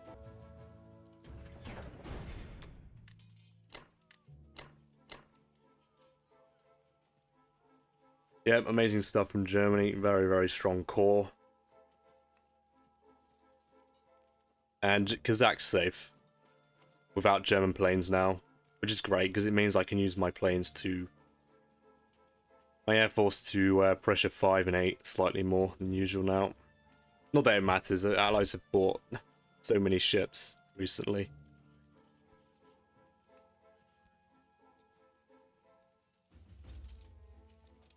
Make sure my AA is on keep. Yep, good stuff. Yeah, it's a 46 IPC for Germany. Bit of a surplus to repair the potential SBRs. But yeah, Germany is very strong. In this KGF, Germany will not fall for a very long time. Alright, that is the end of Germany round 9, and I'll be back with Japan round 9. Alright, Japan round 9. 4 infantry, 3 artilleries, and a tank for the UK. On to UK, of course. That's right. Another bombing raid on Germany. 6 more damage. Took Northwestern, using an infantry, took Caucasus, which I don't really agree with. But suppose maybe there's an argument to say that it's fine. Because you're trading UK for German units. But Japan most likely takes this back and gets the income. So you've just given Japan the income as well. So, I don't know about that. If allies are gonna play like that, I might put some units in Ukraine every turn and just trade it with Germany. I'd be happy for that exchange. If I can spare any, of course. Germany's main priority is probably staying in Bello or West Russia. I think allies are gonna be stacking West Russia here. Yeah, it took Caucasus, no units lost. Took West Russia, no units lost. Took Baltic, no units lost. So, good round for UK. Now that's a bombing raid from 2 bombers. So, now if we quickly tally up how much damage the allies have done, total in SPR damage, that's 6. And this is from 2 bombers, by the way. So, 6 damage there. That's 14. 23. 29.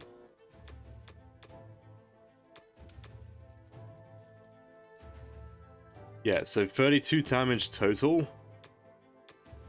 No bombers lost yet, which is hopefully the trend stops and allies either roll incredibly low or they lose their bombers finally. I wouldn't be surprised if US rolls the dice on Berlin as well, which would just add more insult to injury here. Yeah, it's quite annoying. There's no counter to it. I just have to hope I win the roulette. I think SBRs are more punishing to Axis anyway. I do not intend on rolling. I do not intend on rolling bombing raids just yet. I'm gonna wait until I actually start producing bombers so I can replace ones that I fully expect to lose. I would not be surprised if the first bombing raid I take in the game, I lose it instantly. That's normally what happens, right? But yeah, okay. Anyway, so it looks like UK fully moved into Karelia. So allies are gonna stack Karelia, West Russia, and Moscow here. Maybe that might be possible. Allies have like loads of planes surplus, so allies should have no trouble stacking. But if allies move here, Germany cannot move from Bello anymore. Germany has to stay as far forward as possible. Because if I move off, allies take it, and then Germany's pushed back. Germany cannot fall back anymore. No, not one more step backwards. Because if I lose it, it's gone for good. It's stacked for good.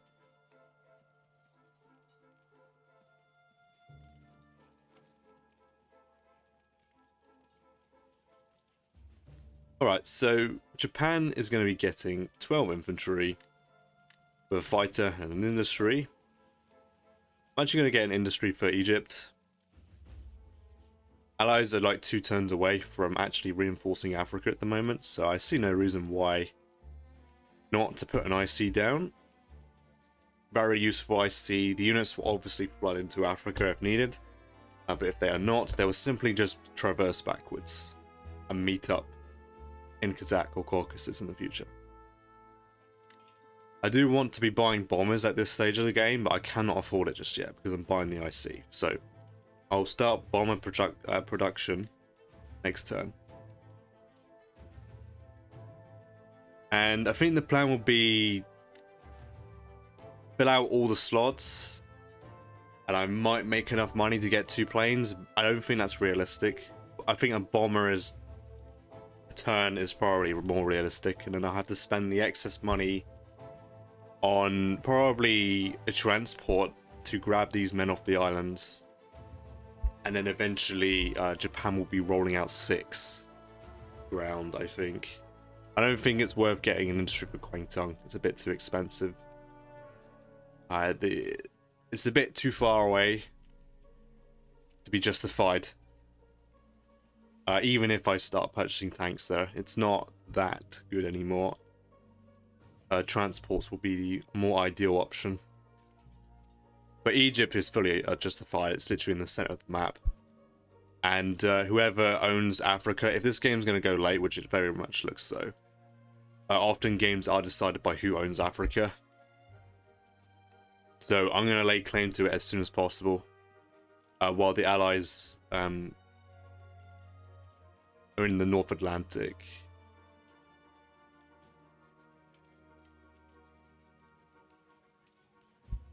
I do fully expect US to move into 8 and take France, and send some transports down, send their transports to 10 and actually reinforce. They can't let me just have free reign over Africa for too long. It's just not sustainable for allies.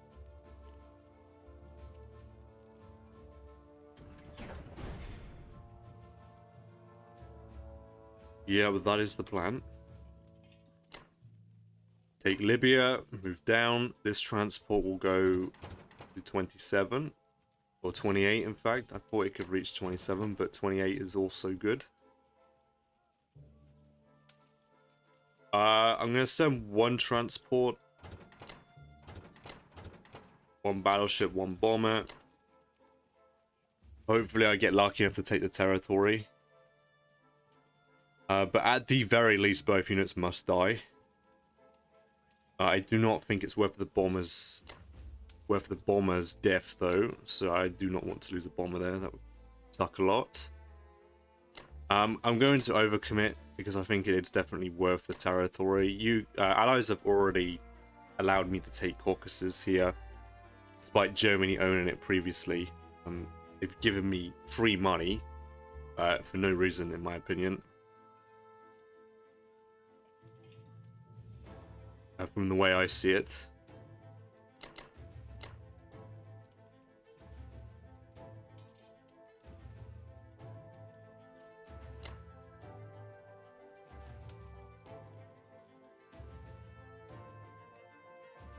Yeah, I mean, that should be more than enough. And that is it, right? I guess this plane can come here.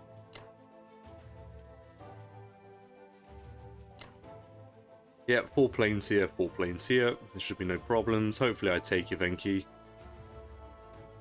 To force US to drain a unit at the very least.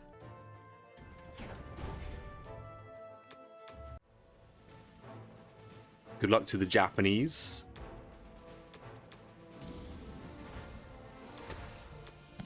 Oh, beautiful. Okay. Very simple. Alright, expansion in the Pacific is finally complete.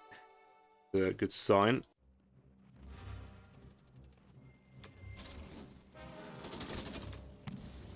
Unfortunate.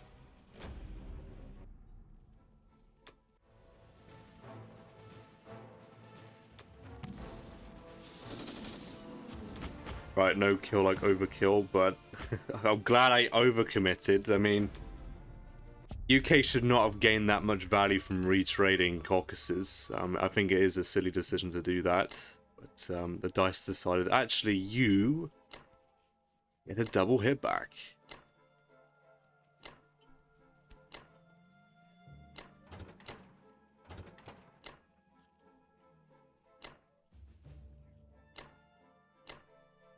It is fine, though. Okay, this bomber can make its way back to the center of the board. Doesn't really matter where it goes. I guess 50. Yeah, 50 for now, because it goes 1, 2, 3, 4, 5, 6. Then it will make its way over, because once I start producing bombers in Tokyo already mark 56 when you own Hawaii. Great stuff. Now this transport will grab the artillery. This infantry, because it's slightly further away. It will come to 37 or 47. And then I'll drop it off and buy another transport to grab these guys, I think. Yeah, there's enough units on the islands for two whole transports. I'll just buy one and eventually it will sort itself out. Yeah, double hit back here is not very nice. Allies got more value than they deserved for trading Caucasus directly next to Japan like that. Is what it is.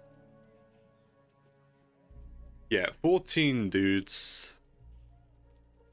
4 artillery, a tank, 6 fighters. Yeah, 4.5% Russia has, but it's so absurd to go for.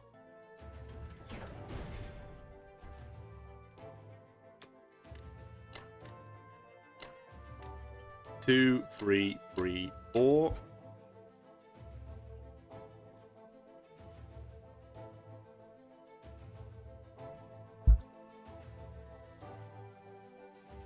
Yeah, I think this guy will move here, this guy here, the tank blitzes upwards. I think that's the most efficient move set, because then I have infantry tank on west, French west as pressure if allies land, I guess. Yeah, 59 IPC. That's very nice. I do want it to be much higher because allies are cutting down on the German income quite hard by pushing Germany back. Japan needs to heavily contest income here. But yeah, this will be a long game, definitely, I think. So I can strap in, right? But I do like the Axis. I do prefer the Axis position. I think it is the Axis game to lose here. Definitely. As long as Japan is securing Kazakh, Axis are fine, I think. As long as Germany holds forward in Bello, I think we're fine. Right, that is the end of Japan round 9, and I'll be back with Germany round 10. Right, Germany round 10.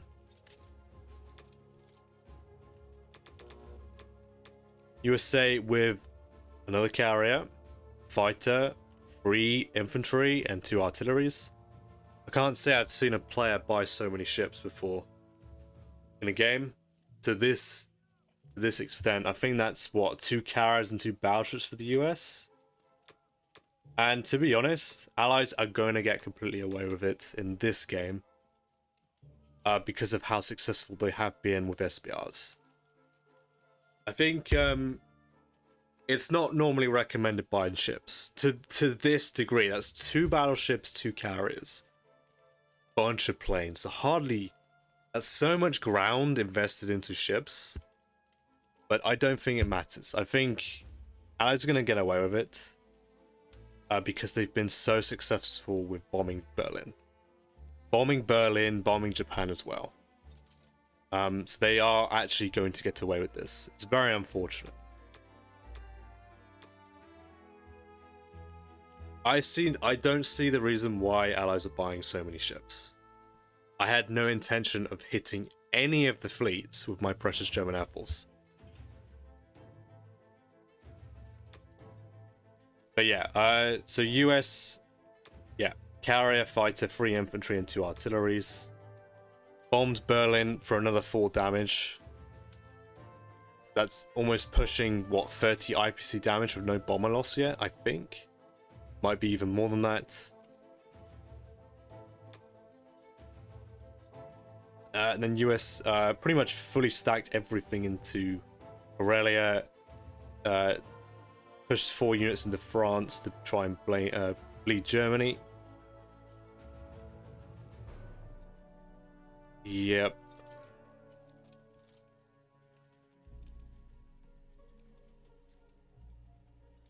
Like, I don't know why allies are buying more fleet. They have so much surplus, UK can actually cover for US and understack territories. I don't know why. Whatever. I think I'm just annoyed about the SPRs, to be honest. It's far more frustrating for Axis than when I play allies. 5 infantry and an artillery for Russia. Took Caucasus back, no units lost. Took Novo back. Yep, no problems there for allies. So yeah, fully stacked Moscow. So it's fairly obvious what allies are going for here. They're going for the Baltic stack. I could stack it, but I can't stack Berlin at the same time. I just don't have the odds. And I can't stop the Baltic stack either. If allies send absolutely everything in range, they can get a 50-50. Bit like roughly 55%, I think it was.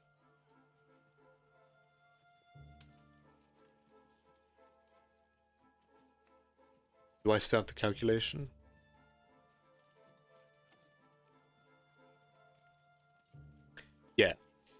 It's around a 55%, and that's allies sending everything here into Baltic. UK stacks it. It's actually incredible how many units allies have in range, and I can't stop it. I can't stop it.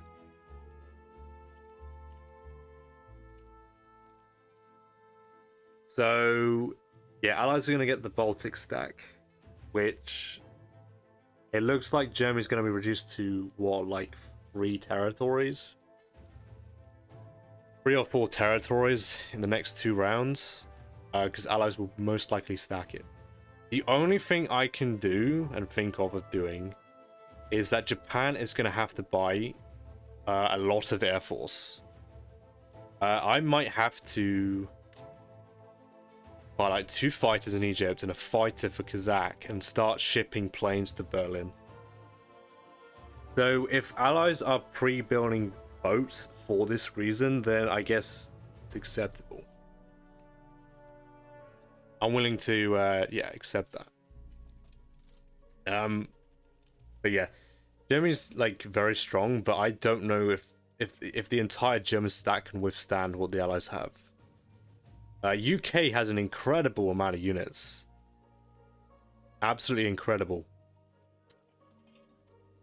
It's completely against my UK playstyle.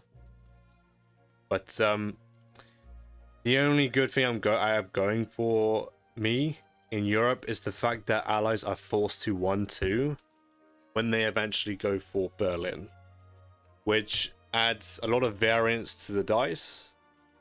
If UK gets completely diced in their attack, US odds will plummet on a conquer. That's the only thing I really have going for me here. I'm going to buy 12 infantry and spend another 10. I don't even want to go back and tally up how much I've paid to repair, because it's just going to annoy me. It is pretty vile how lucky allies have been with their SBRs.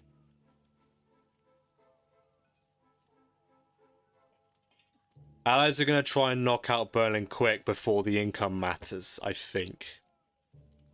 So I'm going to have to use my Japanese income to buy more planes. I think that's the only way that I stay in the game. I have to fall back from Bello. Because if allies do stack Baltic, I need to reinforce. I need to fall back completely into Berlin. I guess the mistake was last round not stacking Baltic states. I didn't calculate it. I played for income. Maximizing German income. So I guess that was a mistake. I should have realized that. But yeah, this will be 12 ground for Germany.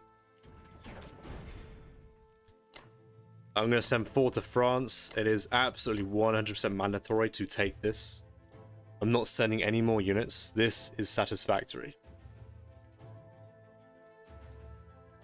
I don't mind bleeding 2 units to try and take West Russia, and then I'm going to have to send 3 units to Baltic.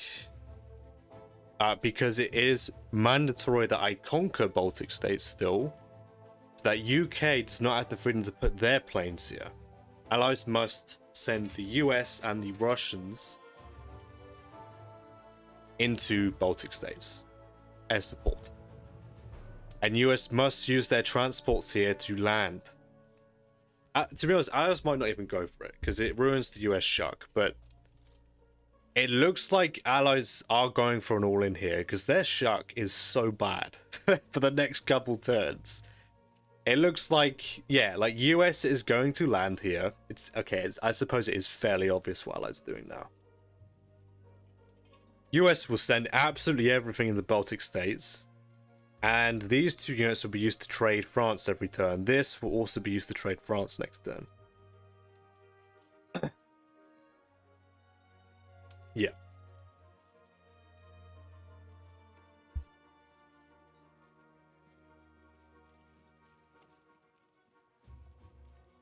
I don't know. I think a lot of money's been wasted on fleet. I really do.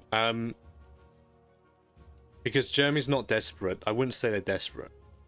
Maybe, I don't know, but maybe the game's going to end in like 3 rounds because of this Baltic state stack. But I guess like maybe the fleet is justified because I do have a battleship and air force in range. Why would I ever hit it? I don't understand. I need to make sure my trades are efficient, so I maintain as much German strength as possible. I don't get it. Maybe I'm not. I still need to learn things as Axis. Maybe I'm missing something. But yeah, this will be it. This will be the attacks. Germany has to make every single trade here. Alright, good luck to the Germans.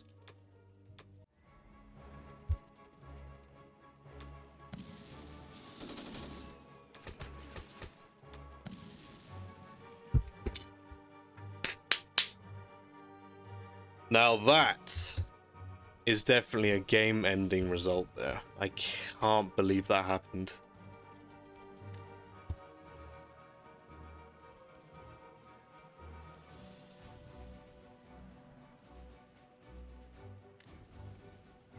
I have to sack a plane for France.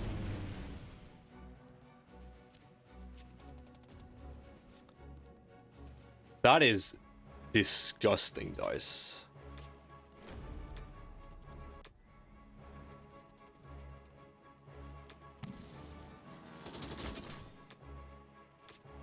US could not have gotten a better result. Like, it's disgusting.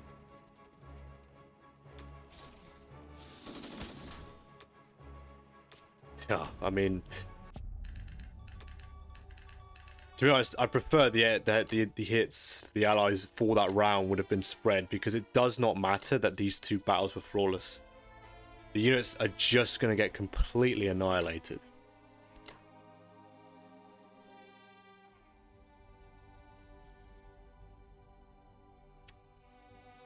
That is absolutely disgusting, that France result.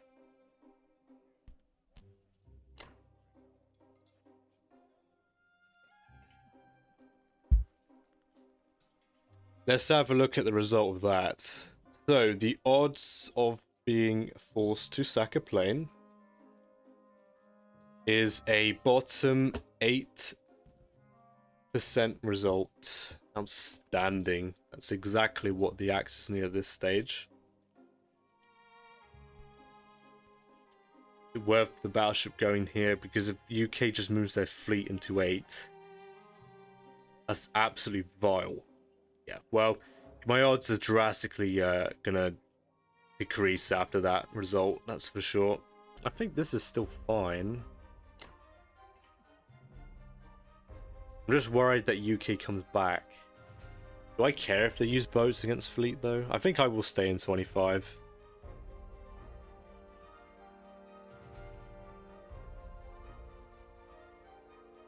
Yeah, I think I will.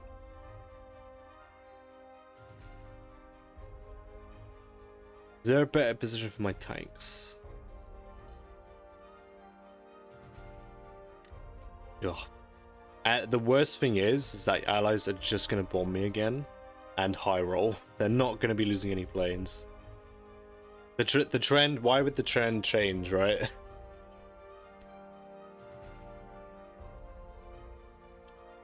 Yeah, that's so annoying, losing 3 units there. I really wish the hitbacks were distributed evenly across the battles. That's disgusting.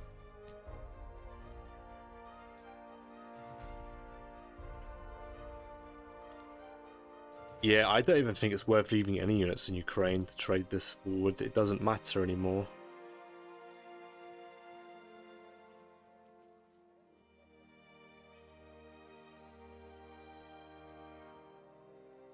No, I need like every unit dead zone or attempted dead zone Baltic as hard as I can. So Allies are forced to send everything.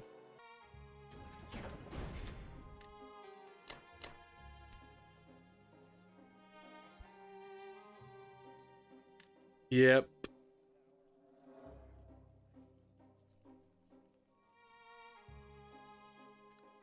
I'm hoping I can stretch the game out, because Allies are definitely trying to get a fast kill on Berlin before Japan can use their income advantage. So yeah, I'm gonna have to buy like loads of planes and send planes across early. I might have to play with the odds on Kazakh, just well, maybe not, but I think I just have to spam planes. Spam a load of Japanese planes. Yeah, I think that's the only way that Axis survive this.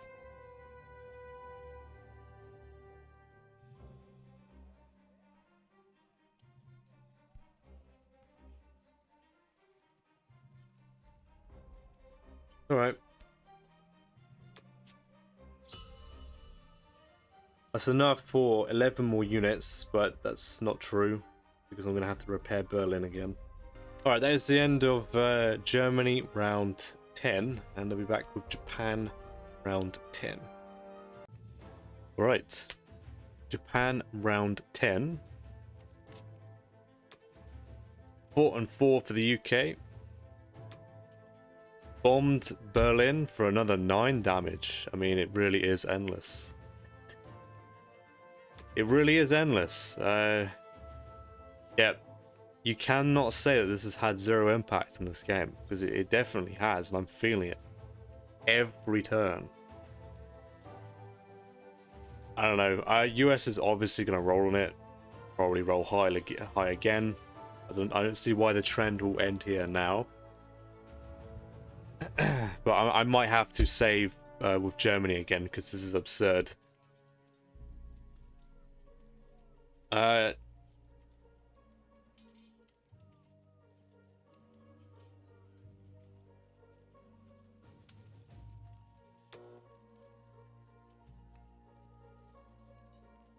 Oh no, it's Baltic states, my bad.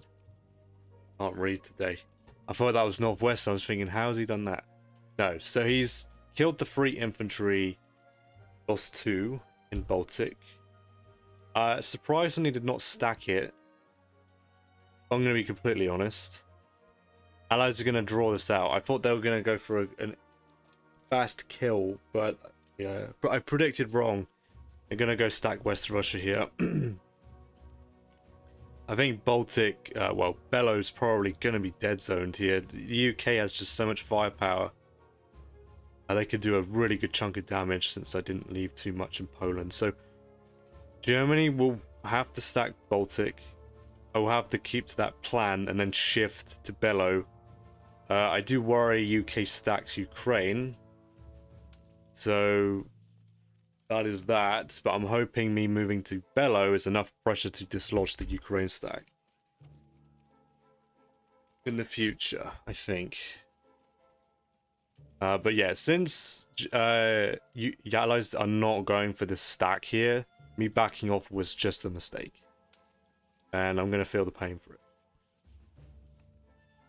it. Yeah, took Bellow losing an infantry. Took West Russia losing an infantry, and then failed France. So I did get a few hitbacks there. The SBRs are killing me. But he sent only an artillery to France. I mean, what are we doing here? What are we doing here? I mean, US has a clean take. Show me a little bit of respect. Put some air force over there. I don't know if he was trying to conquer it, I assume. But why would you leave that up to chance like that? I don't know. Okay. So yeah, stacked Western Russia. Of course, everything else into Karelia. The Allies are going to kill me slowly. I don't know about that. Because if Allies are actually ahead in the game, which they are now because I backed off, this gives me more chance to come back. The AP will be irrelevant since Japan is contesting income. And ultimately, it's the position what matters most in these end games here. To kill Germany, but is Germany going to fall? That's the real question. The answer is probably going to be yes. If Allies never get bad luck on their bombing raids, Germany will fall back a lot quicker. Okay, anyway. Japan is going to get 11 infantry, 2 artillery, a tank, and a bomber. Going to be 14 ground a turn with a plane, most likely. But that's all I need. Yeah, it's 4, 10, and 4 for the 2 transports. Yep. And I'm just going to grab income. That's pretty much it. This transport will be moving into 52. I'm going to threaten both Alaska, Western, pin some US units here. His shuck is pretty poor as it is anyway. That's why I thought he was going for this move, because his shuck is horrible after this turn. I don't know why else you'd overpay in boats. And you just have a horrendous struck. This is very bad. But whatever, this is to my advantage. So I cannot complain.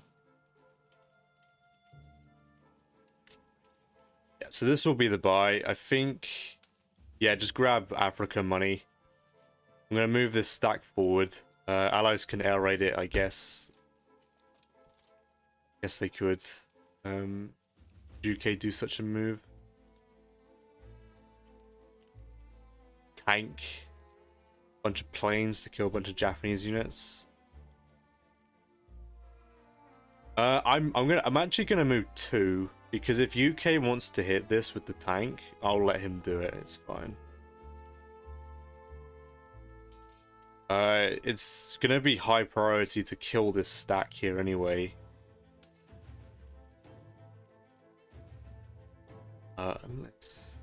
Unless Kazakh can spare some units from the defense. Are these bombers? 1, 2, 3, 4, 5. Oh man, so the carrier. What are we doing here? 1. That is not okay. UK always dead zones that if. Well, UK can sack bombers to kill 34. So this carrier transport needs to move to 32. I'm going to move this battleship to 25. Because I want to protect the German one. From the destroyer 2 planes. Can I stack this by sending these guys up? Am I allowed to do that? Russia has a very... well, their strength is pretty impressive. In this area. I don't know if I can do it. I might have to just do what? Yeah, just push two units forward. Send 2 here. There's going to be 14 plus... I think I will send 3. I think it's fairly important to always trade this. US will be trading it back though. There's nothing I can do to stop that. But it's worth the income. Send 3. So that'll be 13, 14, 18, it'd be 20, 24, 1 and 5.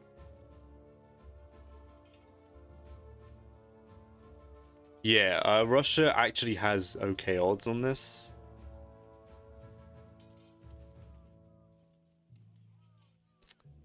I have a 65 to hold. Yeah, I mean, I don't know. If allies are concerned about Africa, they might roll on Kazakh. They're concerning. But this guy's safe to move forward. US has no units in range. We'll do that. Go up here. Because this tank can then blitz French West. Allies cannot kill the tank, so it's fine to do so. I will actually move 2 forward. And yeah, this go come here. Pretty much it. I'm actually gonna bomb Moscow.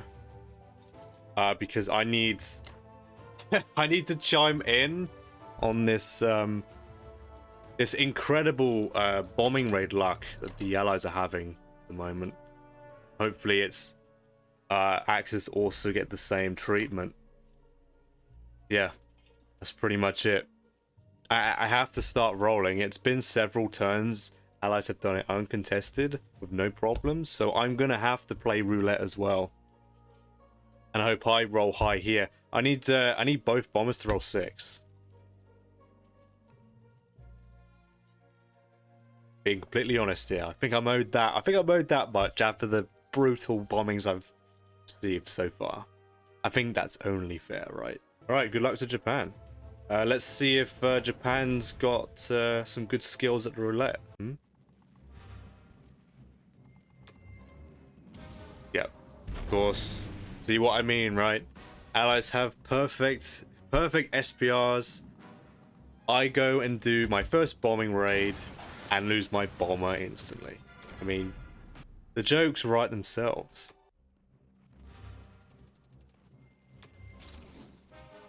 Yeah, I mean, if my dice are just gonna be complete utter crap, there's no hope for the rest of the game, if I'm being completely honest.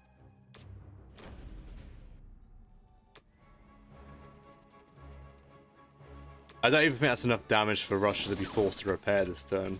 So it's just, I've just lost the bomber for nothing, pretty much. Only such cases.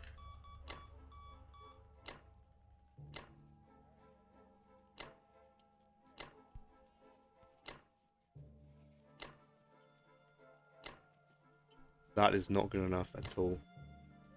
Do I just move forward to that?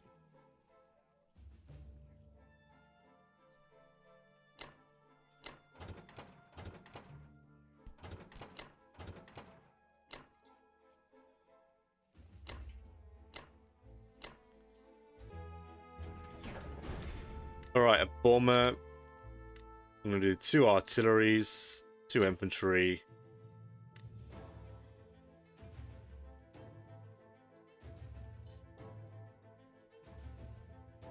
Do I want the tank in India? I mean, the tank's not a bad move for India. Gets to Kazakh immediately.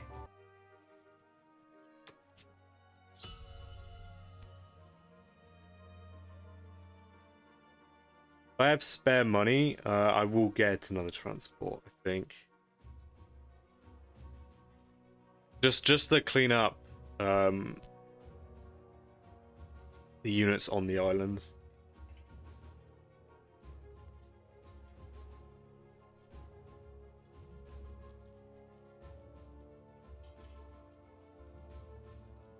Yeah, the position is okay. It could be a lot better. All right, that's the end of Japan round 10, and I'll be back with Germany round 11. All right, Germany round 11 here. US with 9 infantry, 2 more fighters. 2 more fighters to season 5, 5 infantry to Western, 4 to Eastern.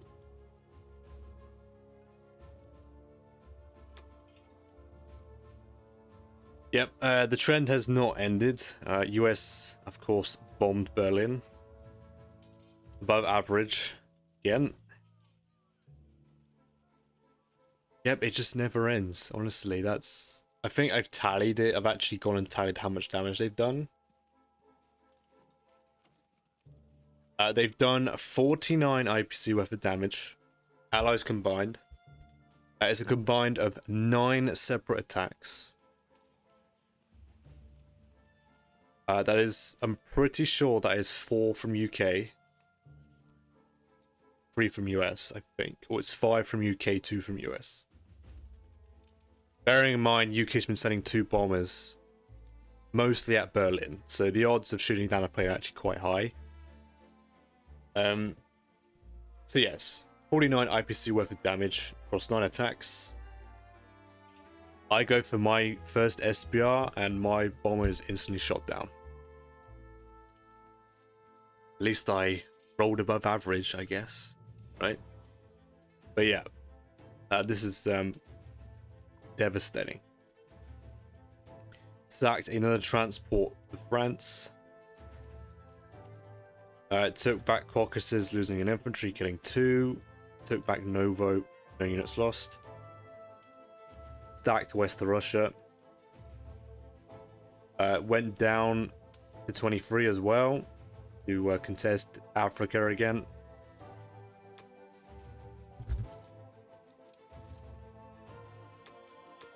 Russia with 4 artilleries, 1 infantry, which is certainly an interesting buy. I'm not intimidated. I don't know if this is to get odds on this because they don't have any. If allies stack Caucasus, then I guess, yeah, that's the reason why Russia bought this. I don't know if they're going to double stack Cork Moscow. But I'm going to be sending everything I can into Baltic. Because if allies go for that move, I may lose this position, but I regain Karelia. And then VC threat is actually another... It's on the table again. Which would surprise me. So if allies overcommit to this and they do not dead zone Karelia, allies are going to be in trouble against the VC. They would have to somehow pry India open. But if I'm going for VC, these units are just going to retreat into Persia.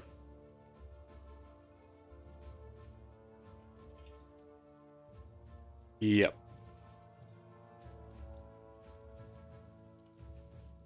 Allies are going to are playing a very dangerous game. I don't know why. I don't know if they're actually going to do that. I don't think that's the correct move. I suppose you deny Japan trading it, but I just don't think that's worth the risk. What allies should be doing is moving their AA guns into obvious targets where I'm going to use my air force. Which they have just refused to do so.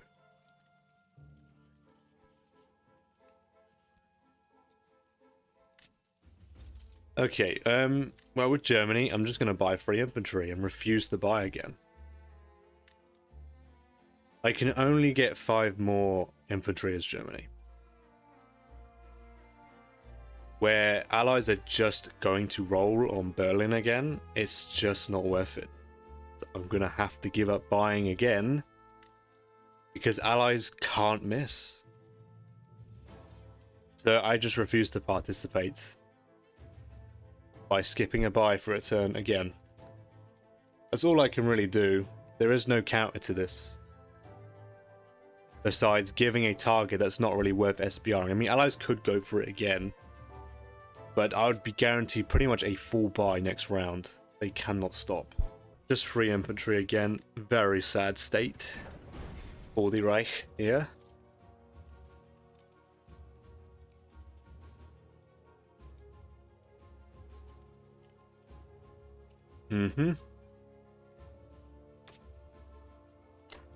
France is mandatory. We'll see if US high rolls again.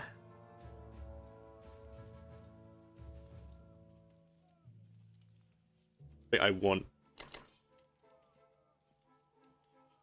that.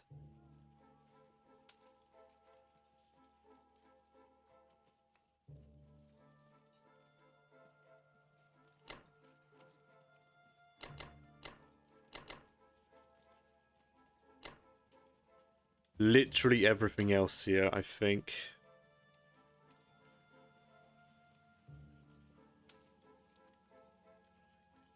Besides 2 infantry, I want to say.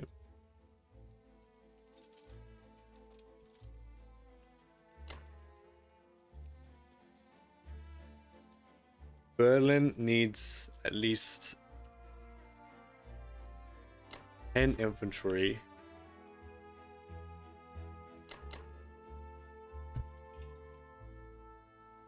I think that's it. Good luck to the Germans. Assuming I make every combat here. Germany will have 60 IPC saved, which is enough for a full repair of Berlin, which is 20 IPC, and then 13 ground for Berlin and Italy. They cannot stop me from doing that. Oh my god, I mean, it's relentless, these.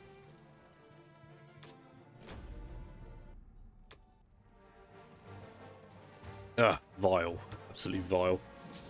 Well, the problem with that is that UK can actually stack forward, and of course, double hit back here as well. Yeah. Like, these hitbacks are far more painful than normal because of the allied SPRs. It's all adding up. And allies are just going to snowball from it, and there's nothing I can do about it. That is unacceptable, both of these results. There's not really much I can do about it. I don't know. I don't know what to make of this game, because it's a kill Germany, but Germany's fine. It's just the bombing raids are what are just killing me here. And Moscow will not fall with these amount of allies here. I don't know. It's a very weird game. I've been in the allied position before, but not the Axis, so I'm not really sure what the best moves are. I think what I'm trying to do makes sense.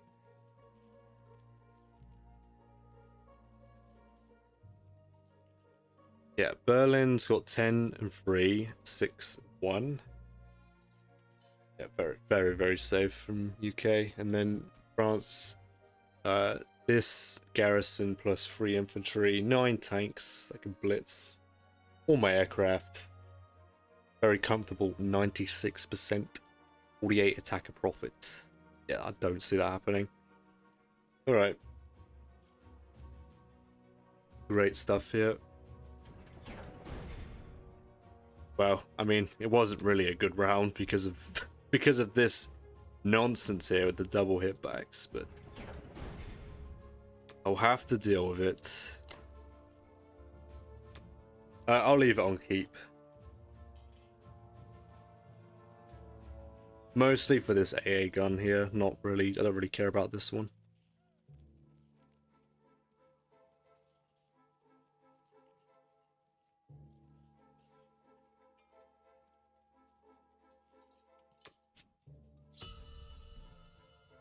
Yeah, but since oh,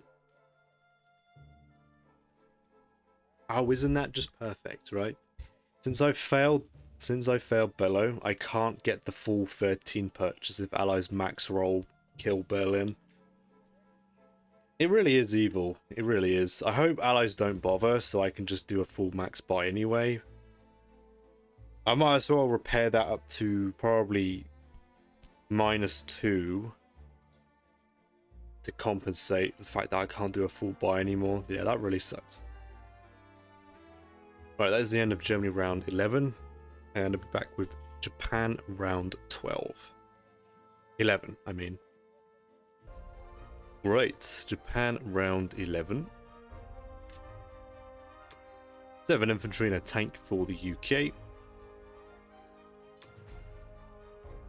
Another 4 damage to Berlin. -17. 2 bombers again.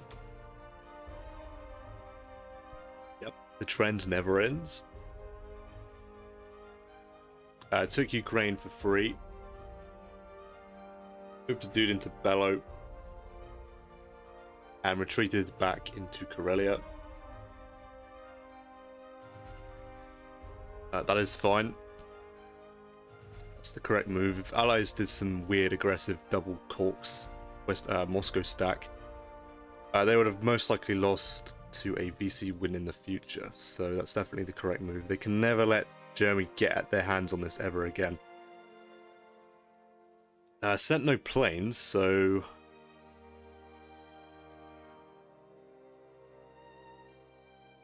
I'm guessing they have enough ground, but if they're going to leave no planes here, then it might be worth strafing. Because there's no hard hitters besides the UK tank. Maybe.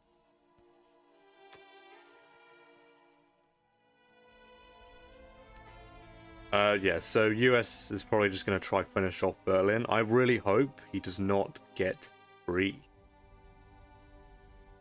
If he must do damage, he needs to roll 2, because I don't think I can afford. Can I afford it? Minus 20. No, I can afford it. I could, okay, I could still afford a full buy, I think. It's disgusting, but I can repair 20 IPC worth of damage and then roll out 13 ground next turn for Germany. It will literally cost everything Germany has, so I won't have anything saved up, but there's no other way of countering this this absurd luck streak that they've got going with their bombing raids. Yeah. I've looked at dead zoning 27. I can't really do that. But I can force US to commit the entire fleet at the very least. Not that that's really a big deal for allies. They have so much surplus and reserves. But if US understacks, I do actually have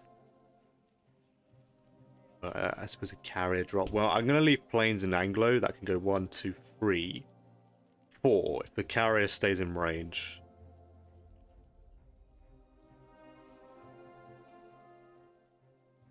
So I'm probably going to move this guy here. Here's also fine. Transport will probably go to...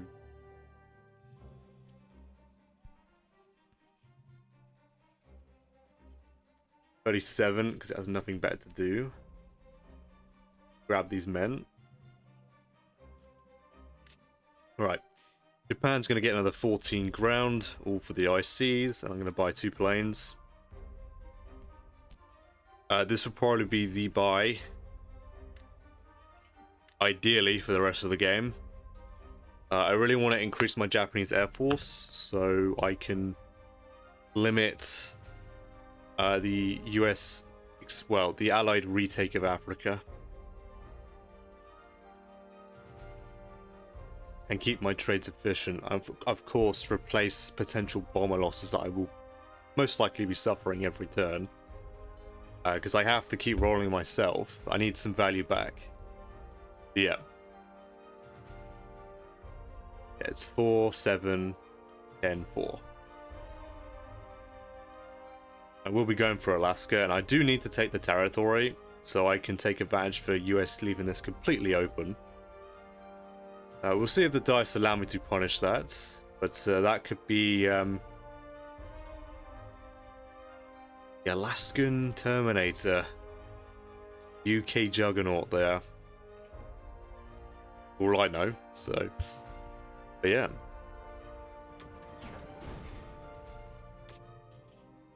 Weirdly enough, allies are letting me take this income, which is a massive surprise to me. I was convinced the UK would wipe these out, but I'll take it.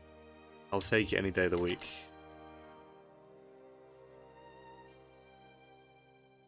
Kazakh needs a minimum of 5 fighters here. Fine.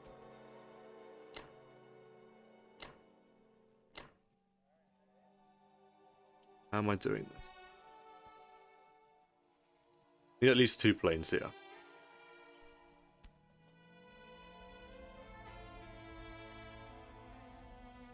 Well, I can do that.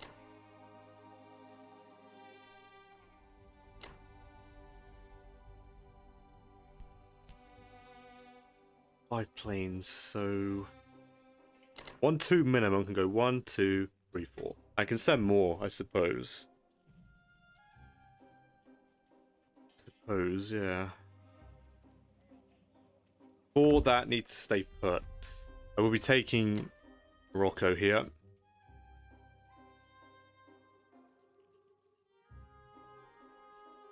Oh yeah, don't forget Alaska.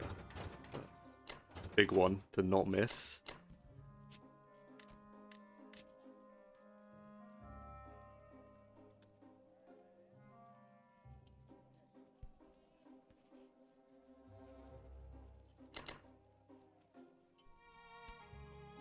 Imagine that's enough, but there's no kill like overkill. I think that's it. US will not be able to really push past this point because my Air Force should be zoning these sea zones off, or I will be forced to put my planes in a position to keep them away. So he shouldn't push any further than 27. He might reach 28 to retake, but I should always be able to retake in the future. So on a good day, Japan will make 61, 64, 65, 69, which is a very, very healthy number. Very healthy number indeed. Japan is definitely keeping me in the game here. I don't really know what to think of it because I keep referring to Germany's strength, but allies are just bombing me to the Stone Age. So I just feel like my German position could be far stronger. But yeah, Japan is definitely keeping the Axis in the game, 100%. Allies can keep this position infinitely, I'm pretty sure, so... But I don't know. I don't know how to think about it, because Germany is just not dying. Despite the SPRs, the strength is pretty immense still.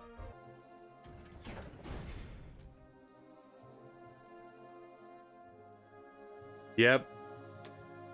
I'm playing roulette as well, so I'm hoping I can get some out of this. I guess I'm fine with that. I'm completely fine with that. Anything but losing a bomber. I'll take anything. Beautiful. Miss. Okay. Excellent. Further units pinned in Western.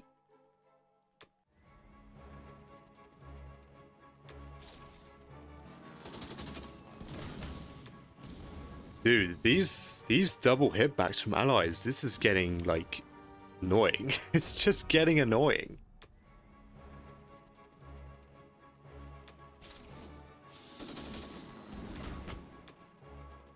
Well, at least I took this flawlessly, but it's just so annoying. I mean, 68 income, still very generous, of course.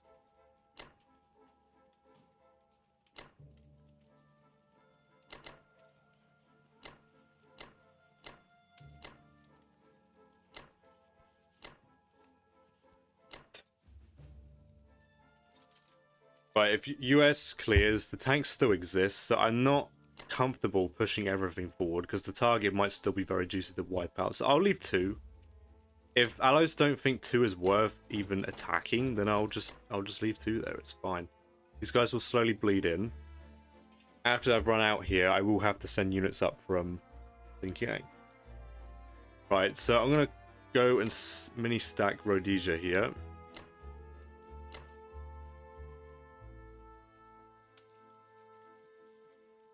I do want to go to 37, so I can go to 46.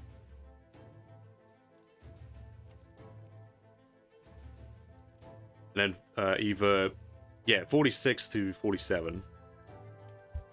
These guys will push down.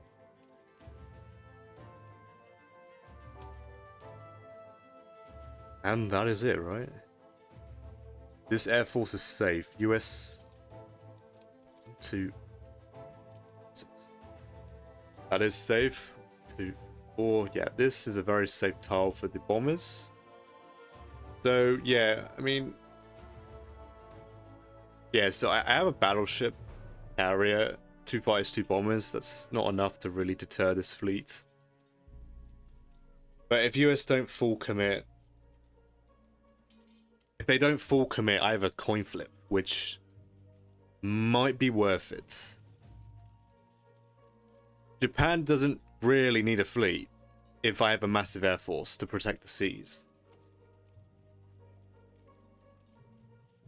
So if I can kill that, and US commits both, it's most likely 1 transport, so it's a coin flip, barely IBC positive. Don't know. Anyway, if I don't hit the fleet, I have enough planes to trade this stuff back.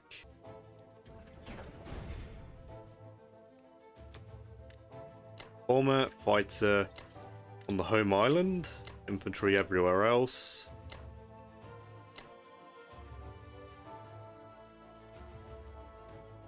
Yeah, I'll gladly take the free income. It's definitely worth it. US is going to want to land in 13 as well, so that's also problematic because Japan has 2 bombers in range of it, and Germany has 1. So that's several sea zones that are now marked by planes. So ideally, Japan builds a bomber surplus up and zones off all these sea zones here. In fact, what I can do in the future is leave my bombers in Germany, and as long as I hold 1, 2, 3, 4, 5. Any of these 3 territories, I can attack these sea zones.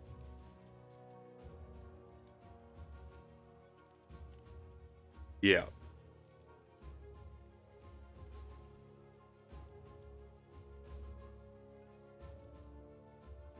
Yep, I'm just going to be buying infantry and planes. When it comes to like getting close to timings, I'll be getting more artillery and more tanks and bombers, of course. But yeah, I'm happy with this. This IC is definitely just going to run and support African income here, definitely. He can take, he can land, but I just trade back if he's not going to reinforce. So that would take away from the units he would be using to trade. He still has to take this back. I mean, he doesn't have to, but it's German income at the end of the day. But yeah. Alright.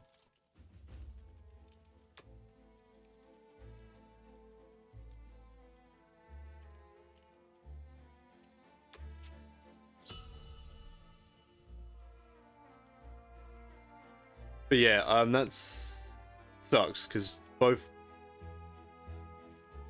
2 attacks, Axis have missed out on income because of hitbacks. So hopefully the trend like calms down a little bit,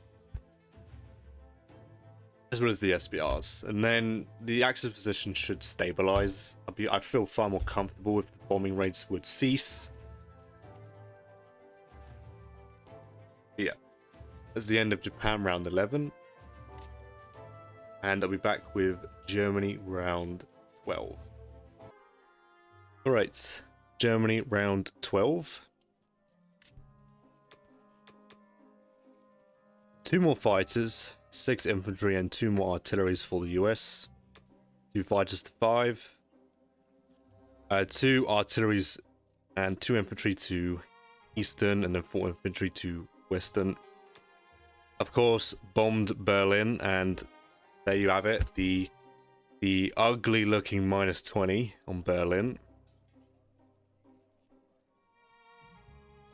Took French Equatorial for free, took France, no units lost. Took Northern Europe, losing an infantry, took Caucasus, losing 2, killing 3. Took Vologda, no units lost, and then took Archangel, losing an infantry. So pretty much an outstanding round. This France result is probably one of the worst that could have happened because I'm going to have to stack shift into it to deal with this problem.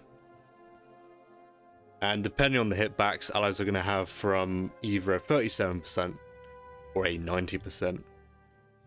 But I have to stack it. I can't have a drain like that. It's not good enough. So I'm gonna be taking a risk and stacking France. It doesn't really matter what the odds are. Allies always lose out because it's very expensive to clear France. It's very expensive.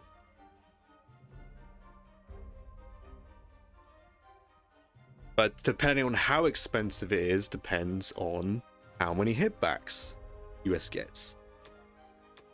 But US has been fairly fortunate against Germany in particular with their hitbacks. So, I mean, this one being one of them.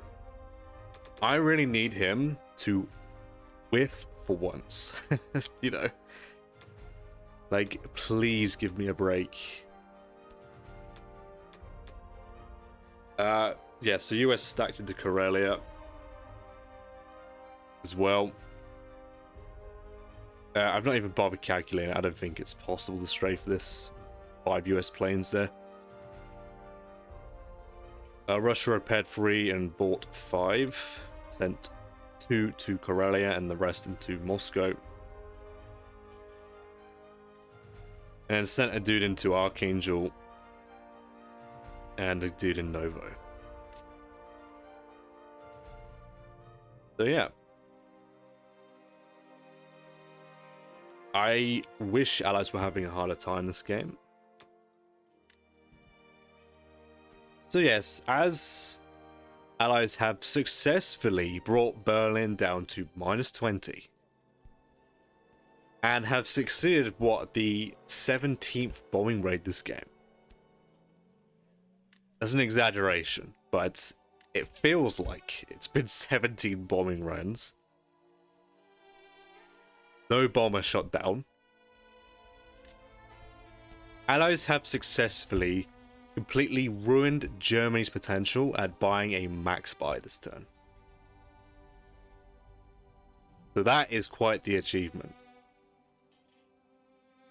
So I am kind of forced to sacrifice a unit, and I'm going to be getting some artillery instead. Full repair of 19 damage. So there'd be 1 left, which I cannot repair. There's no point in repairing because I don't have enough units to buy. I cannot afford it. Bearing in mind, if I had succeeded, what was it, trading Bello, if UK missed the snake eyes that they rolled, I would have been able to do a full buy, no problem. But of course, the perfect worst case scenario happened. Of course, right?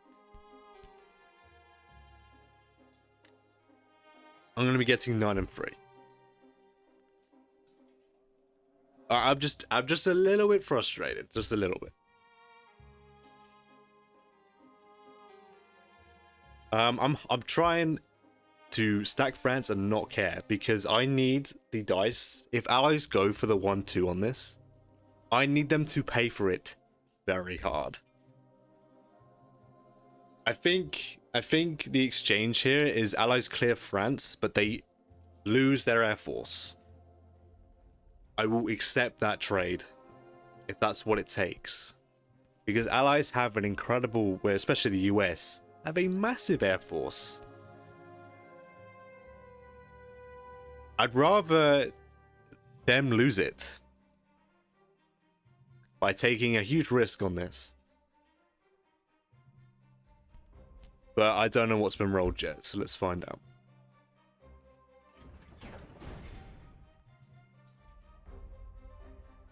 It's so demoralizing, and it's really testing my patience. It's like there is no counter. Like if there was something I could do better, I would be doing it. You can trust me. But there is none. Yes, 9 and 3 as the buy.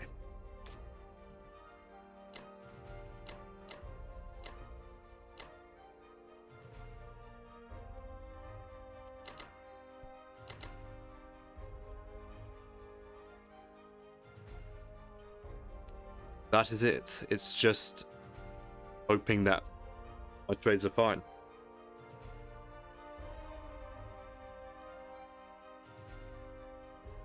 So I think what probably will happen is I think allies will stack Baltic. I don't think I could stop that. But I think it's fine. I'm just gonna have to send planes across to start baiting Kazakh a little bit against Russia, I think. Allies have backed off their reinforcements, so if Russia takes the bait, they can't recover. as quickly as Japan. That's the idea. I'm hoping my investment into Africa pays off, because sometimes both Axis and allies can make the mistake and overcommit to Africa when the game is probably a few turns from finishing. And if allies stack Baltic and they actually have odds, I'm in trouble. Real trouble. Let's see. 3. Do that.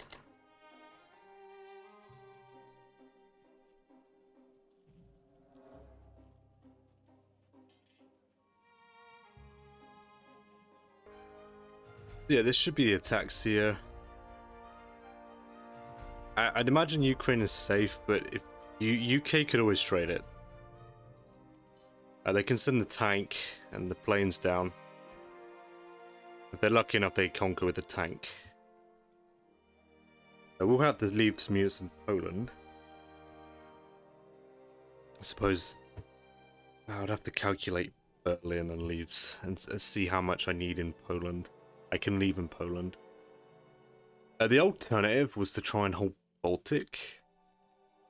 But it is so expensive. And with the US having 9 transports and 11 aircraft in range, I'm pretty certain it's impossible to hold both without allies backcapping behind the German stack. So I think, I don't know, maybe I have to fully retreat. Looking like it. I could probably leave like 4 or 5 dudes here, but I have to leave everything else here, I think. Northwestern does need to die as well, so the unit has to die.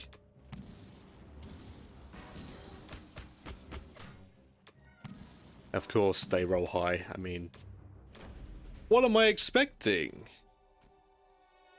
75%. Right, well, is what it is, I guess. If I sack 3 Japanese bombers, it's a 62%.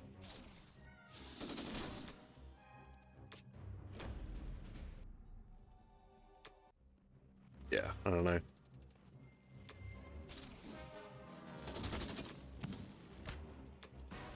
I should have left the AA gun in Berlin as well. I could have sent that across. That would have gotten quite a bit of value because allies have a lot of air force.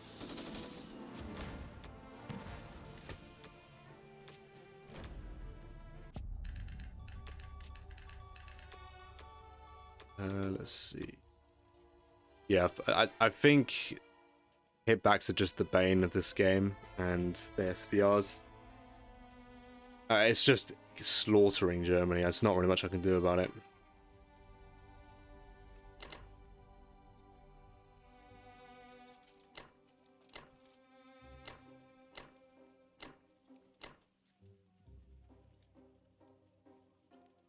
So yeah, allies have a. If I don't send the Japanese bombers, they have a 75% to clear. I just don't know if it's worth the price, though. I don't know. Zod's the way Zod's been playing is very aggressive, and some battles have not really made too much sense when he has other means of taking it a little bit more efficiently. But he's been coming out on top. I'm talking about his trades. I've been thinking some rounds, you know, I don't know, maybe I'm not used to seeing UK have a massive stack. I normally like to have the UK have nothing. No stack, and it's just a US one. So seeing UK is kind of throwing me off a little bit, I think. I mean, it's still a 1-2 at the end of the day. Still a 1-2 if allies roll on Berlin eventually, so. But yeah, allies have a 75%, minus 50 attacker profit France attack. I don't know if it's worth it. But whatever happens, UK must not get an above average result. They need to low roll, ideally, of course. But...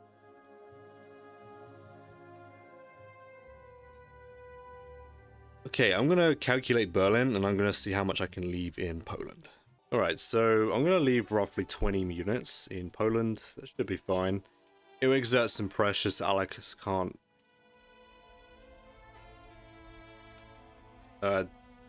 mini stack multiple territories.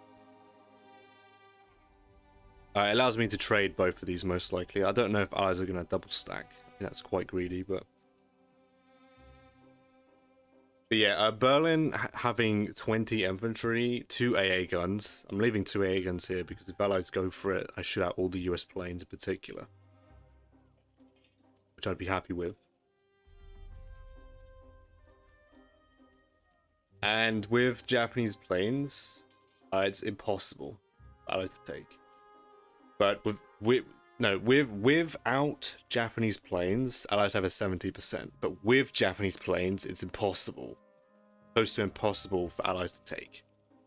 I'm fine with this. Japan can actually send all these planes across and have no problem holding Kazakh. That's a good thing, definitely. I also want to leave some surplus units in Berlin, so I can stack France harder if I want next turn. Or I would have to retake France, possibly. Retake stack it. US will have roughly... I think I'm gonna leave one guy here in Alaska. The artillery might make a journey towards Central or Mexico. Or even, I suppose I could go to Brazil. I'm not sure what else to use that transport for. Unless I come back down to 62, drop them off, and have one of these transports take a visit grabbing men. I suppose I could do that instead. But I'll leave one guy. Just to ruin the shuck a little bit. So I'd assume that US would have... And 7 units, that's 4 transports worth on France. They have surplus still.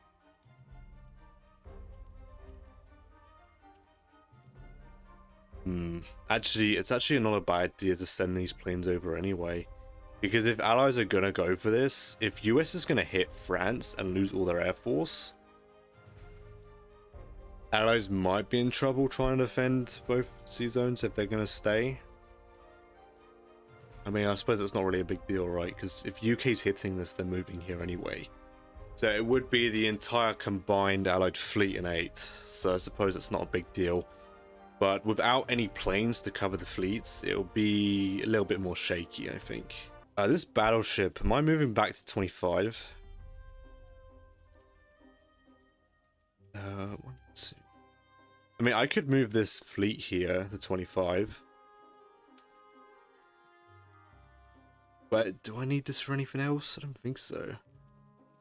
If I ever need, like, defensive 34, I just drop a carrier and put planes on it. Not a big deal. I guess I could move to 20. Well... If UK hits and then drops planes, then it becomes a problem when I'm trying to move away.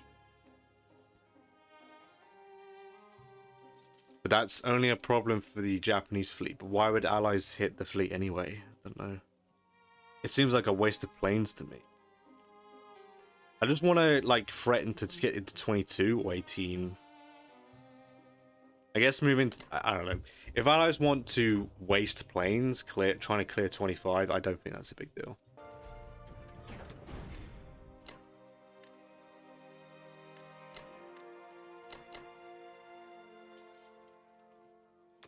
Yep, keep A8. It's good stuff.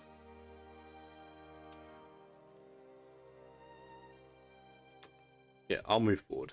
Fine. I would like to threaten these tiles. Ideally 22.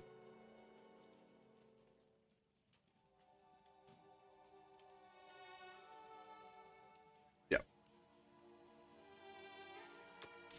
I mean, allies could just choose to ignore everything. I mean, that's also fine.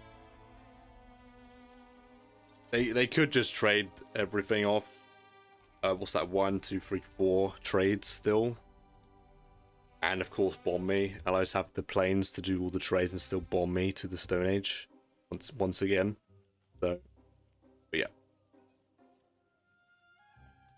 It's the end of Germany round 12. And I'll be back with Japan round 12. Right, Japan round 12. 4 infantry, 2 artilleries, 4 UK. They're not really making any money. So they can't really buy much. That's right. Another bombing on Berlin. For another 5 damage. Took Northwestern, Baltic, Bellow, and Ukraine. All no units lost. I mean, it's perfection. Like I can't do anything about it. It's really brutal stuff.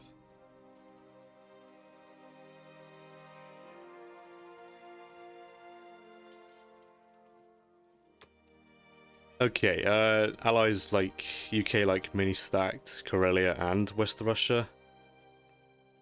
So I think what I'm going to have to do is round 13, Germany restacks Baltic. That forces allies to come back.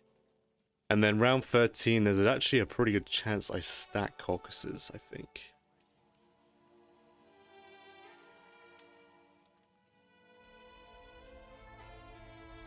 Yeah, I mean, I could look at it now, but allies have, so I don't know. Can I get there now? You know what? I'm gonna see my odds on stacking Caucasus here. It might be worth it. Russia has a 80% on Caucasus, so I think I will have to wait one more round, and then Japan should be ready, hopefully.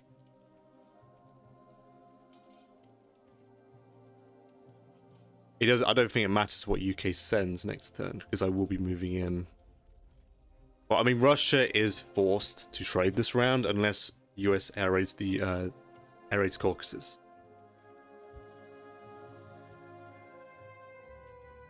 Yeah, best case scenario is he misses, and I have 27, 6, 2, and 1.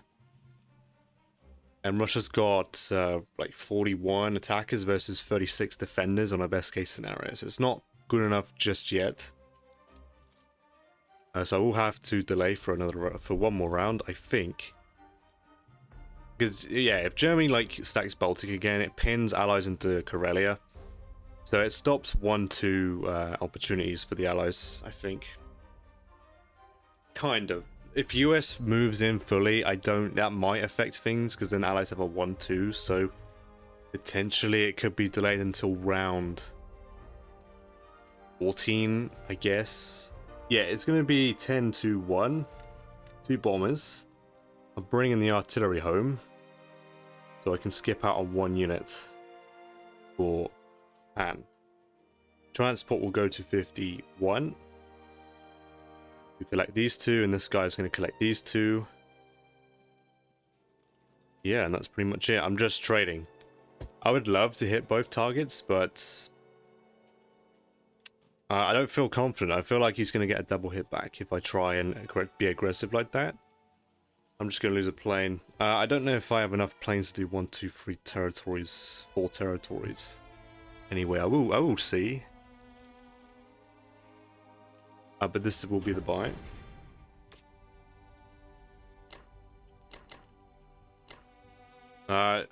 Need to take French Equatorial. Hopefully, allies do miss everything there.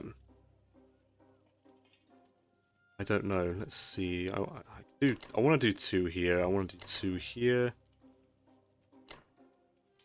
It's either 1 or 2. Okay, so I think.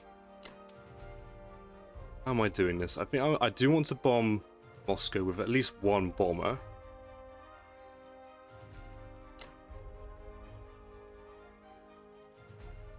I think I want 1 bomber to stay in Africa.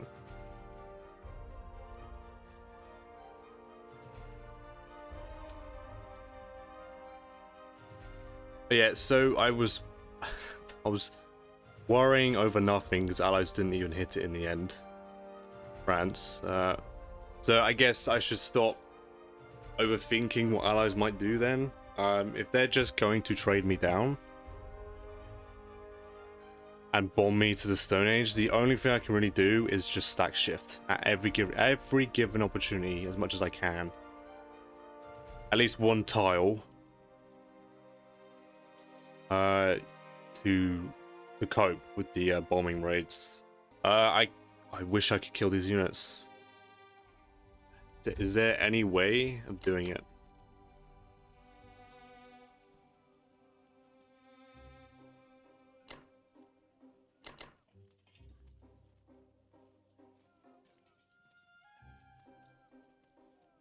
Oh yeah, it's definitely not going to go well, is it? No, no, it's not.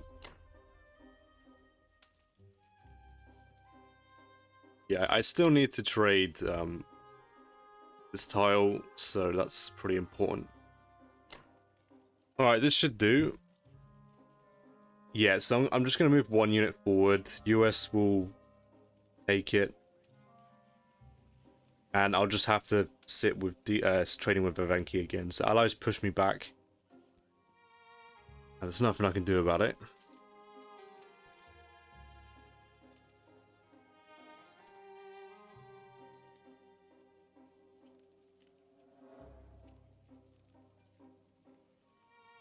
I think I'm just happy that allies are not buying more planes, except US is, but UK isn't.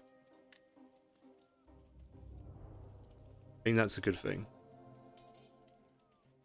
Yeah, US just keeps dumping 2 a turn. I mean, I can't counter it. I suppose he could just flood Europe with US planes. There's literally nothing I can do about it, except stack where possible and just defend Berlin. That's pretty much it. Just gotta keep building the Japanese Air Force.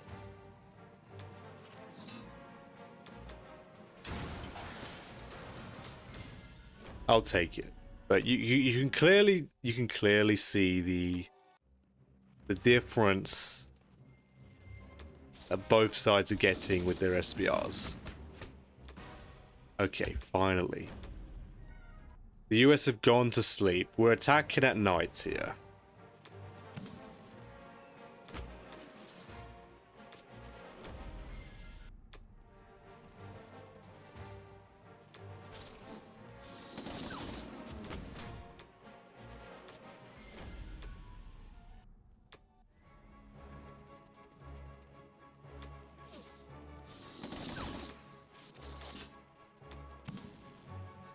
Come on, miss. Look at that, see? We attacked during the night. Beautiful round for Japan. Finally some a ray of sunshine over the Axis. Here we go.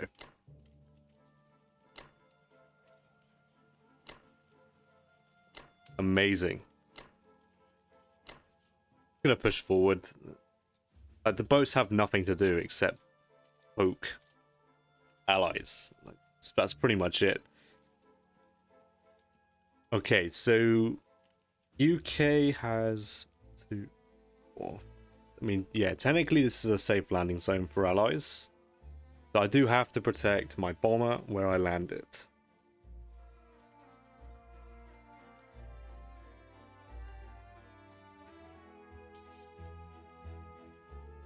I could leave my fighters here. Not a bad spot.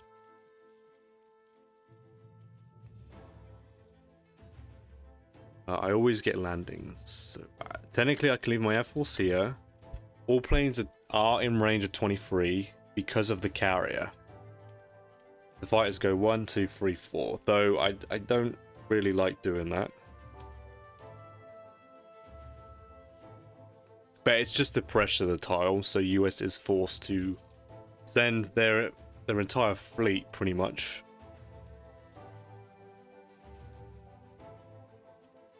Planes here can then go Berlin,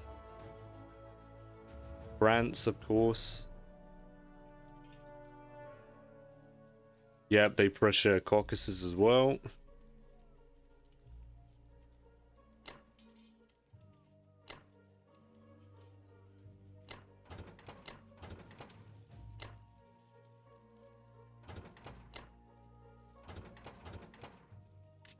Yeah, so I have one extra dude. Yeah, that is correct. Another fighter.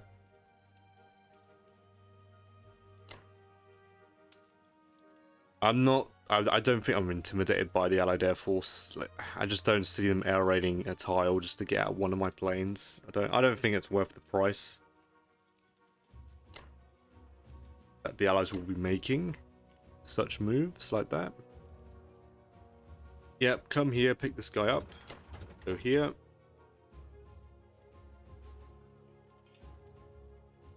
Do I want to send planes to, what to say, flyers? Planes to Berlin.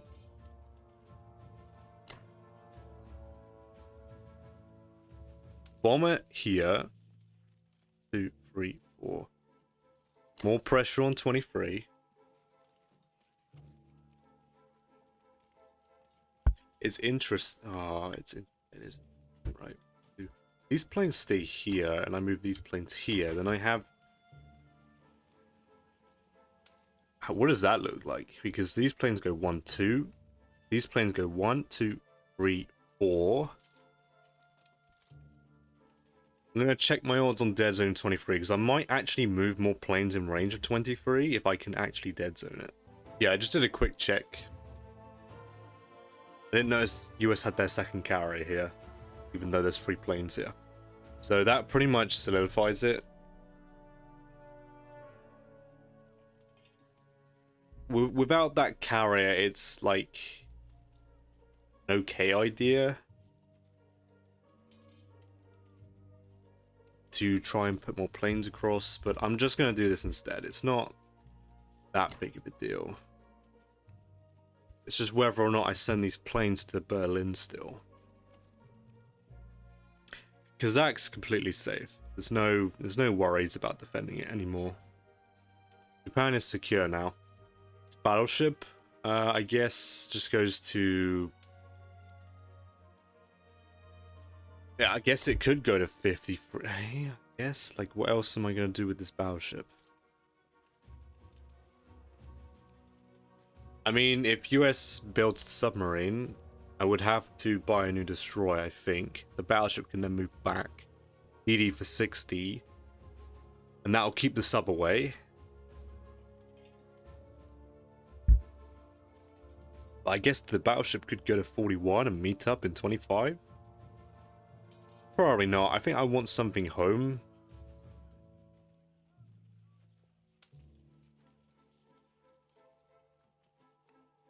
Might as well. The battleship might as well go there. I guess it's fine. I have a battleship and I should have 2 bombers on 56. So Allies will not be dropping a mini fleet with a transport to retake Hawaii anytime soon. They have nothing better to do, I guess.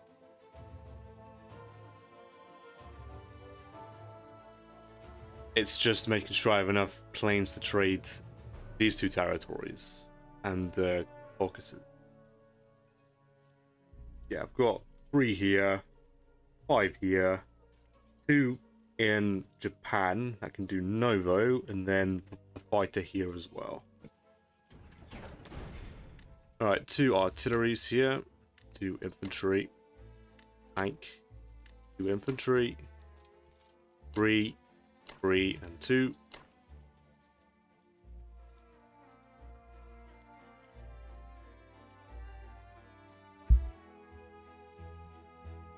Japan is making, yep, 68 IPC, that's very nice. Yeah, I think the highest Japan is going to make is around 69, but it will go back down because Allies will push me back here, so I'd only realistically be making around 65 a turn, assuming I take all the territory. I think US will land. Why else would they not? I don't know why they wouldn't here.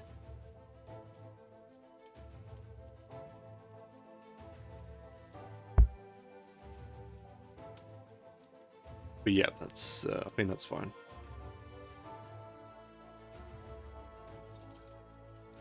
I've not really bothered with calculating my odds because Allies have so much air range. They're never going to be giving me odds. So I'm only really recording my defense. But I guess I should start looking at recording my attack potential here. I don't know. Russia still outnumbers my ground. So I'll take notice of it when I start out to outnumber Russia. But like I've said already, yeah, like US just has to, even if I have planes next round, US just sends planes. UK doesn't move theirs, and that's pretty much it.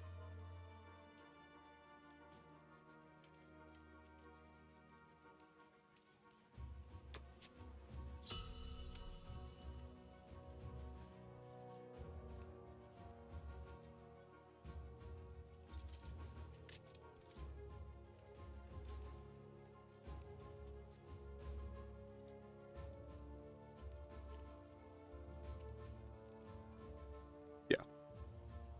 We'll see what that looks like after US and Russia's turn.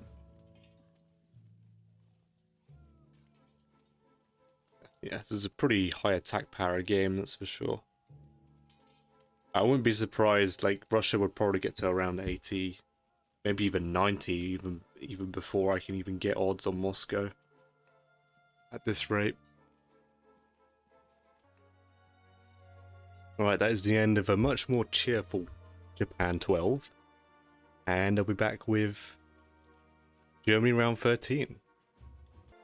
Alright, Germany round 13. US with 11 infantry, 3 artilleries. Infantry artillery to Norway, the rest into Eastern US. Oh boy, yeah. Bombed Berlin again for another 6.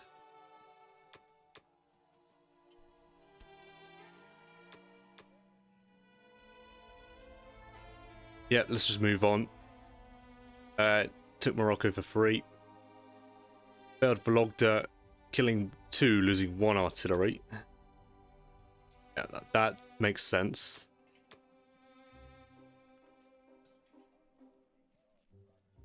Interesting. Yeah, lost 2, taking Alaska. So that almost blew up in his face.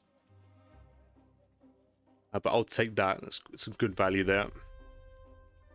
Looks like Japan can just go grab it again. If I actually take the territory, I'm holding this for another 2 turns again.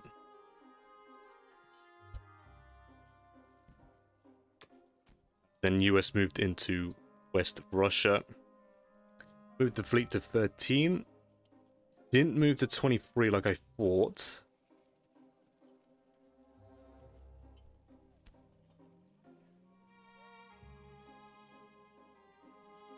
Med is going into Med suicide, but I'm not going to be offering US good odds on Italy as a YOLO, because allies just have so much fleet. Maybe there's a play where US sacrifices the fleet, or sacrifices these planes at the very least to kill the stack. I'm not sure.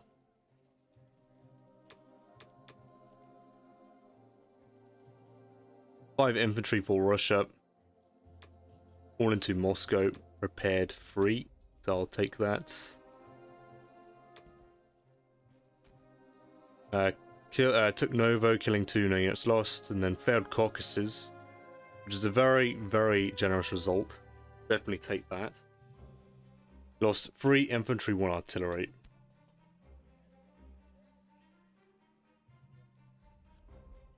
Yep, excellent. -4 for Russia. That cost Russia 2 infantry, by the way. That's a huge blow. I'll definitely take that. Yep, alright.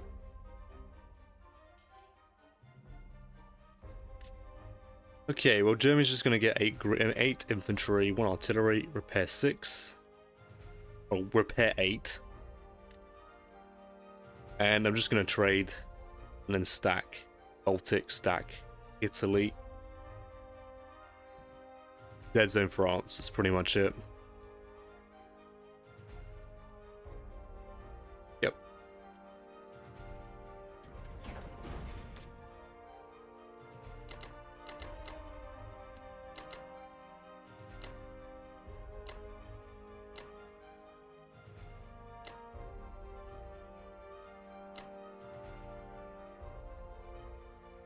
I would say that is it for combat.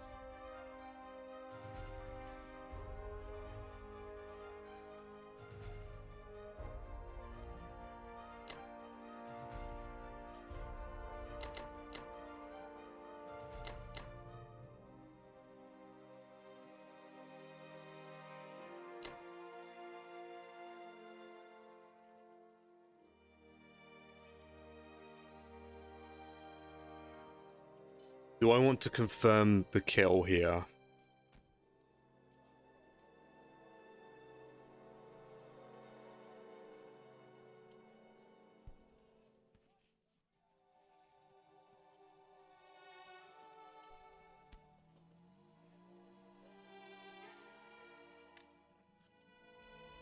German 27, 29, 31, 33, 35. So it's not important to take it, but it would be nice to take it to repair Berlin next turn, of course. Is it worth more than 2 units, though? Yeah, Berlin's safe. There is absolutely no doubt about that. Japan has so much planes in range as well. Okay. Italy, I'm going to leave 9 infantry here, so 3 move down. Deploy 3, move the AA gun down. If 60% to hold. That will do, because US moving in here is just suicide to the fleet. If I'm worried, I just put a Japanese plane there. It's just to completely remove the option. And yeah, France is dead zoned with just the stack in Berlin, and it's not even counting the units in Italy. So it's so dead zoned. So yeah, everything can move. Everything can move here.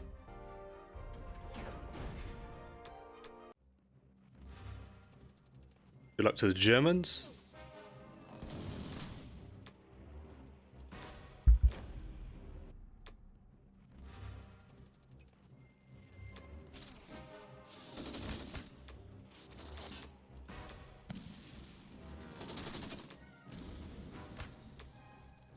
Yeah, it's a nice result in Bellow there.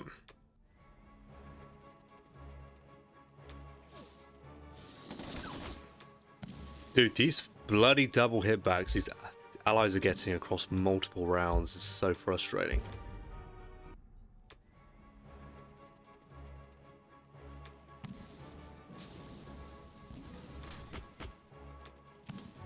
Okay. That's fine. I mean, with Northwestern, at least both units are dead. That is what matters most.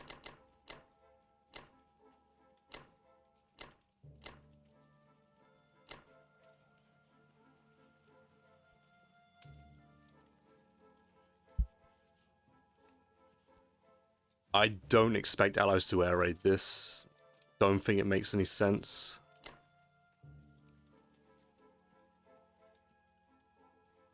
I mean, UK could take a swing at Baltic. I don't think it's a good battle for them. Battleship to 27.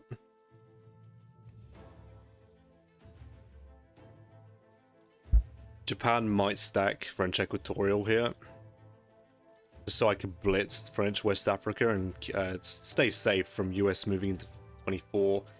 Though I don't think it matters. Like, I could just leave odds and just get my air in range to dead zone 24. It really is not a big deal.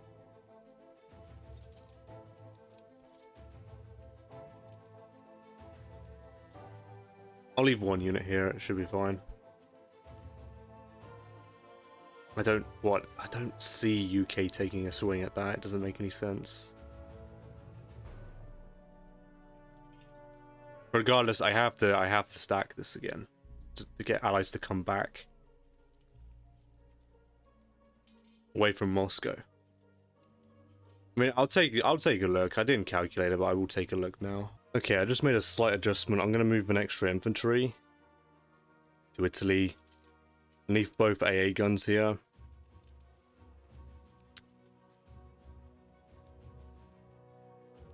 UK has no odds, but I'd rather they not even touch the stack. They have a lot of surplus units, which they... Maybe it's justifiable to try a round strafe on it. Just to trade some UK units off with Germans, and then US can just move in lighter. Allies can move into Karelia lighter than they would need to. So just to eliminate that possibility, I'm just going to put both AA guns. A one-round strafe is not profitable at all for UK. It's fairly IBC negative, but I want to make it as undesirable as possible here.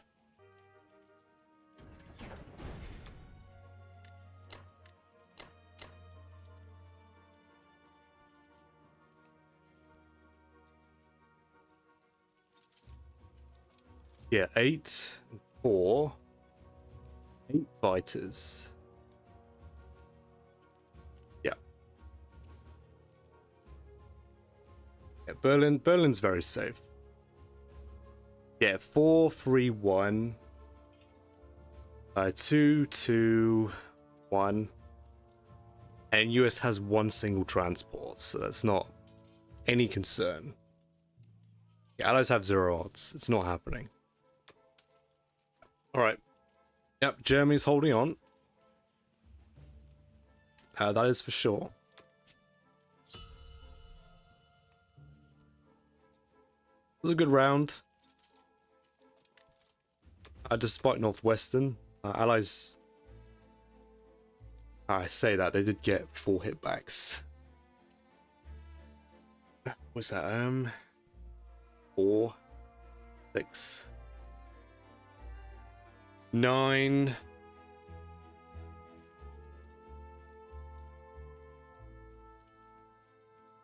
Yeah, I suppose Allies got slightly above average hitbacks still, but it's okay. I mean, Germany made their important trades still, and I'd still killed both units. It's just unfortunate I couldn't take the territory. So when Allies high roll again on Berlin, it will sting a little bit more having that -2.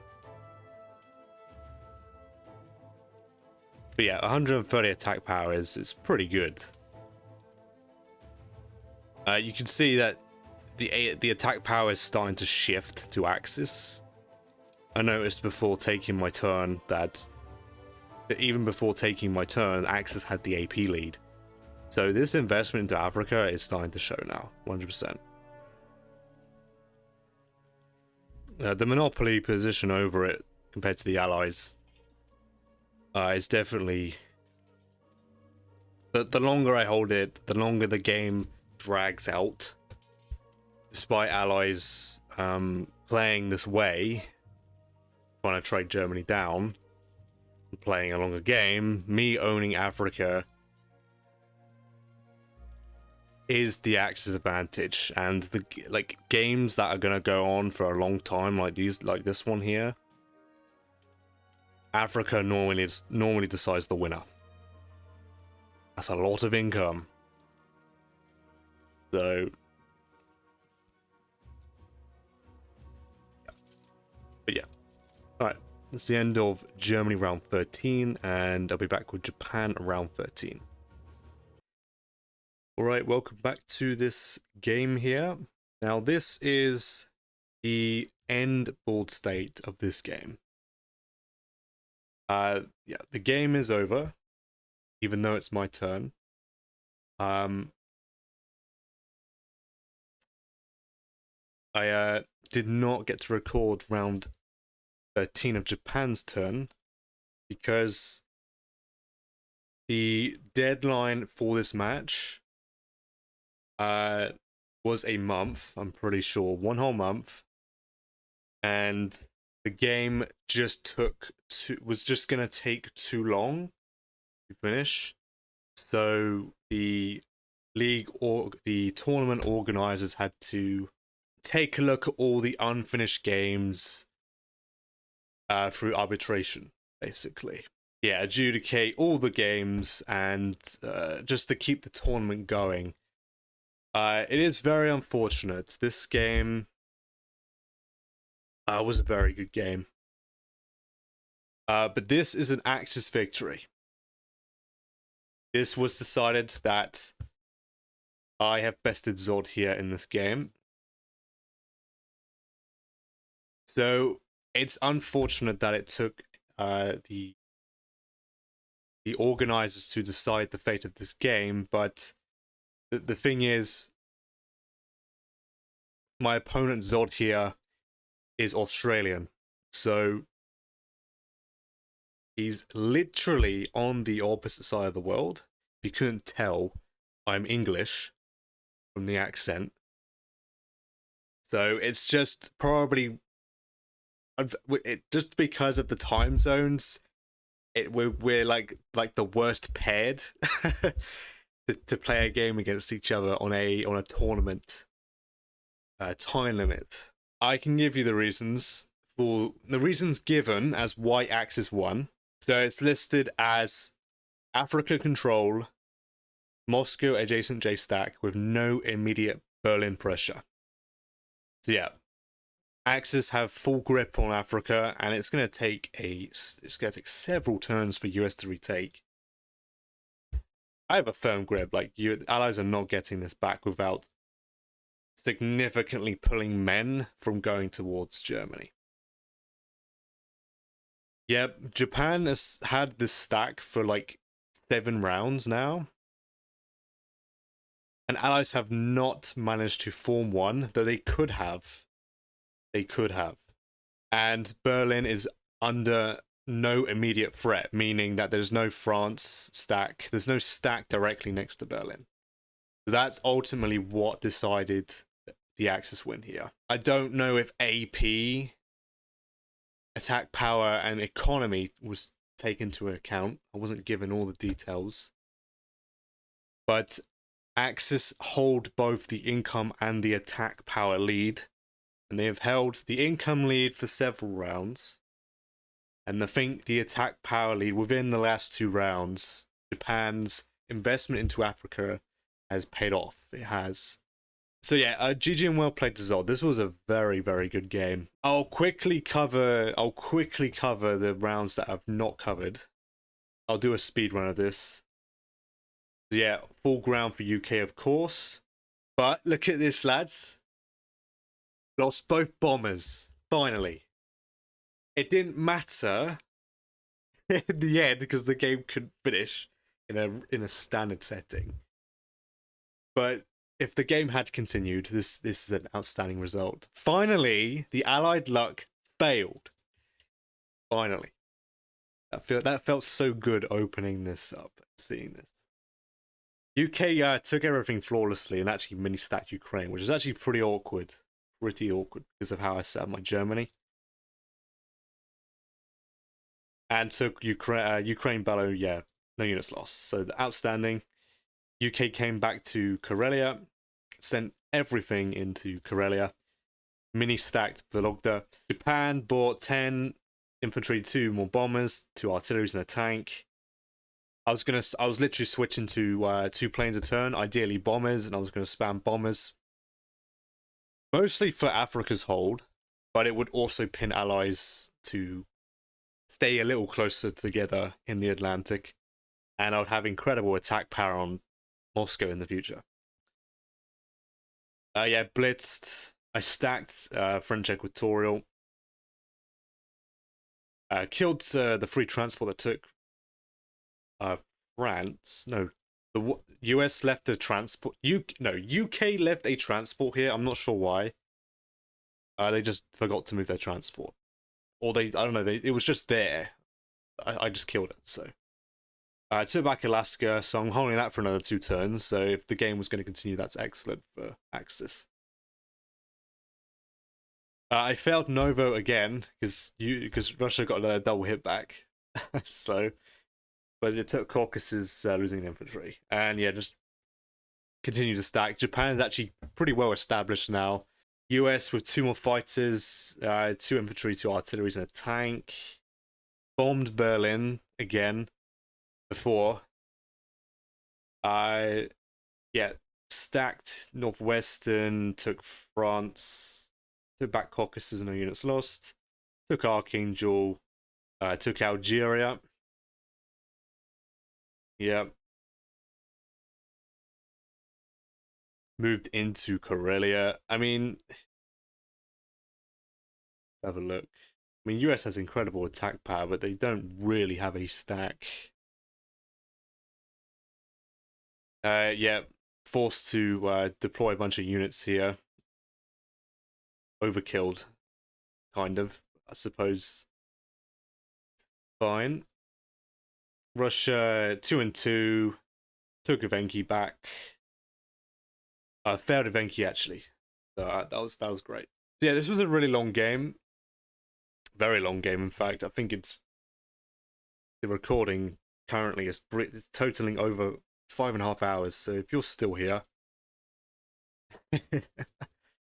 I truly appreciate the support watching all this. I am very happy that in the end I did best Zod. He's a very aggressive allied player.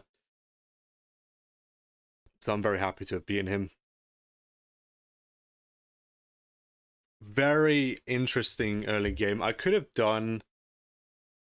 Like, it was a bad Russian start, I think. But he failed Ukraine, right? Yeah, he didn't lose a plane.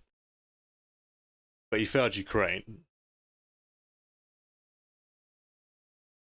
What was left?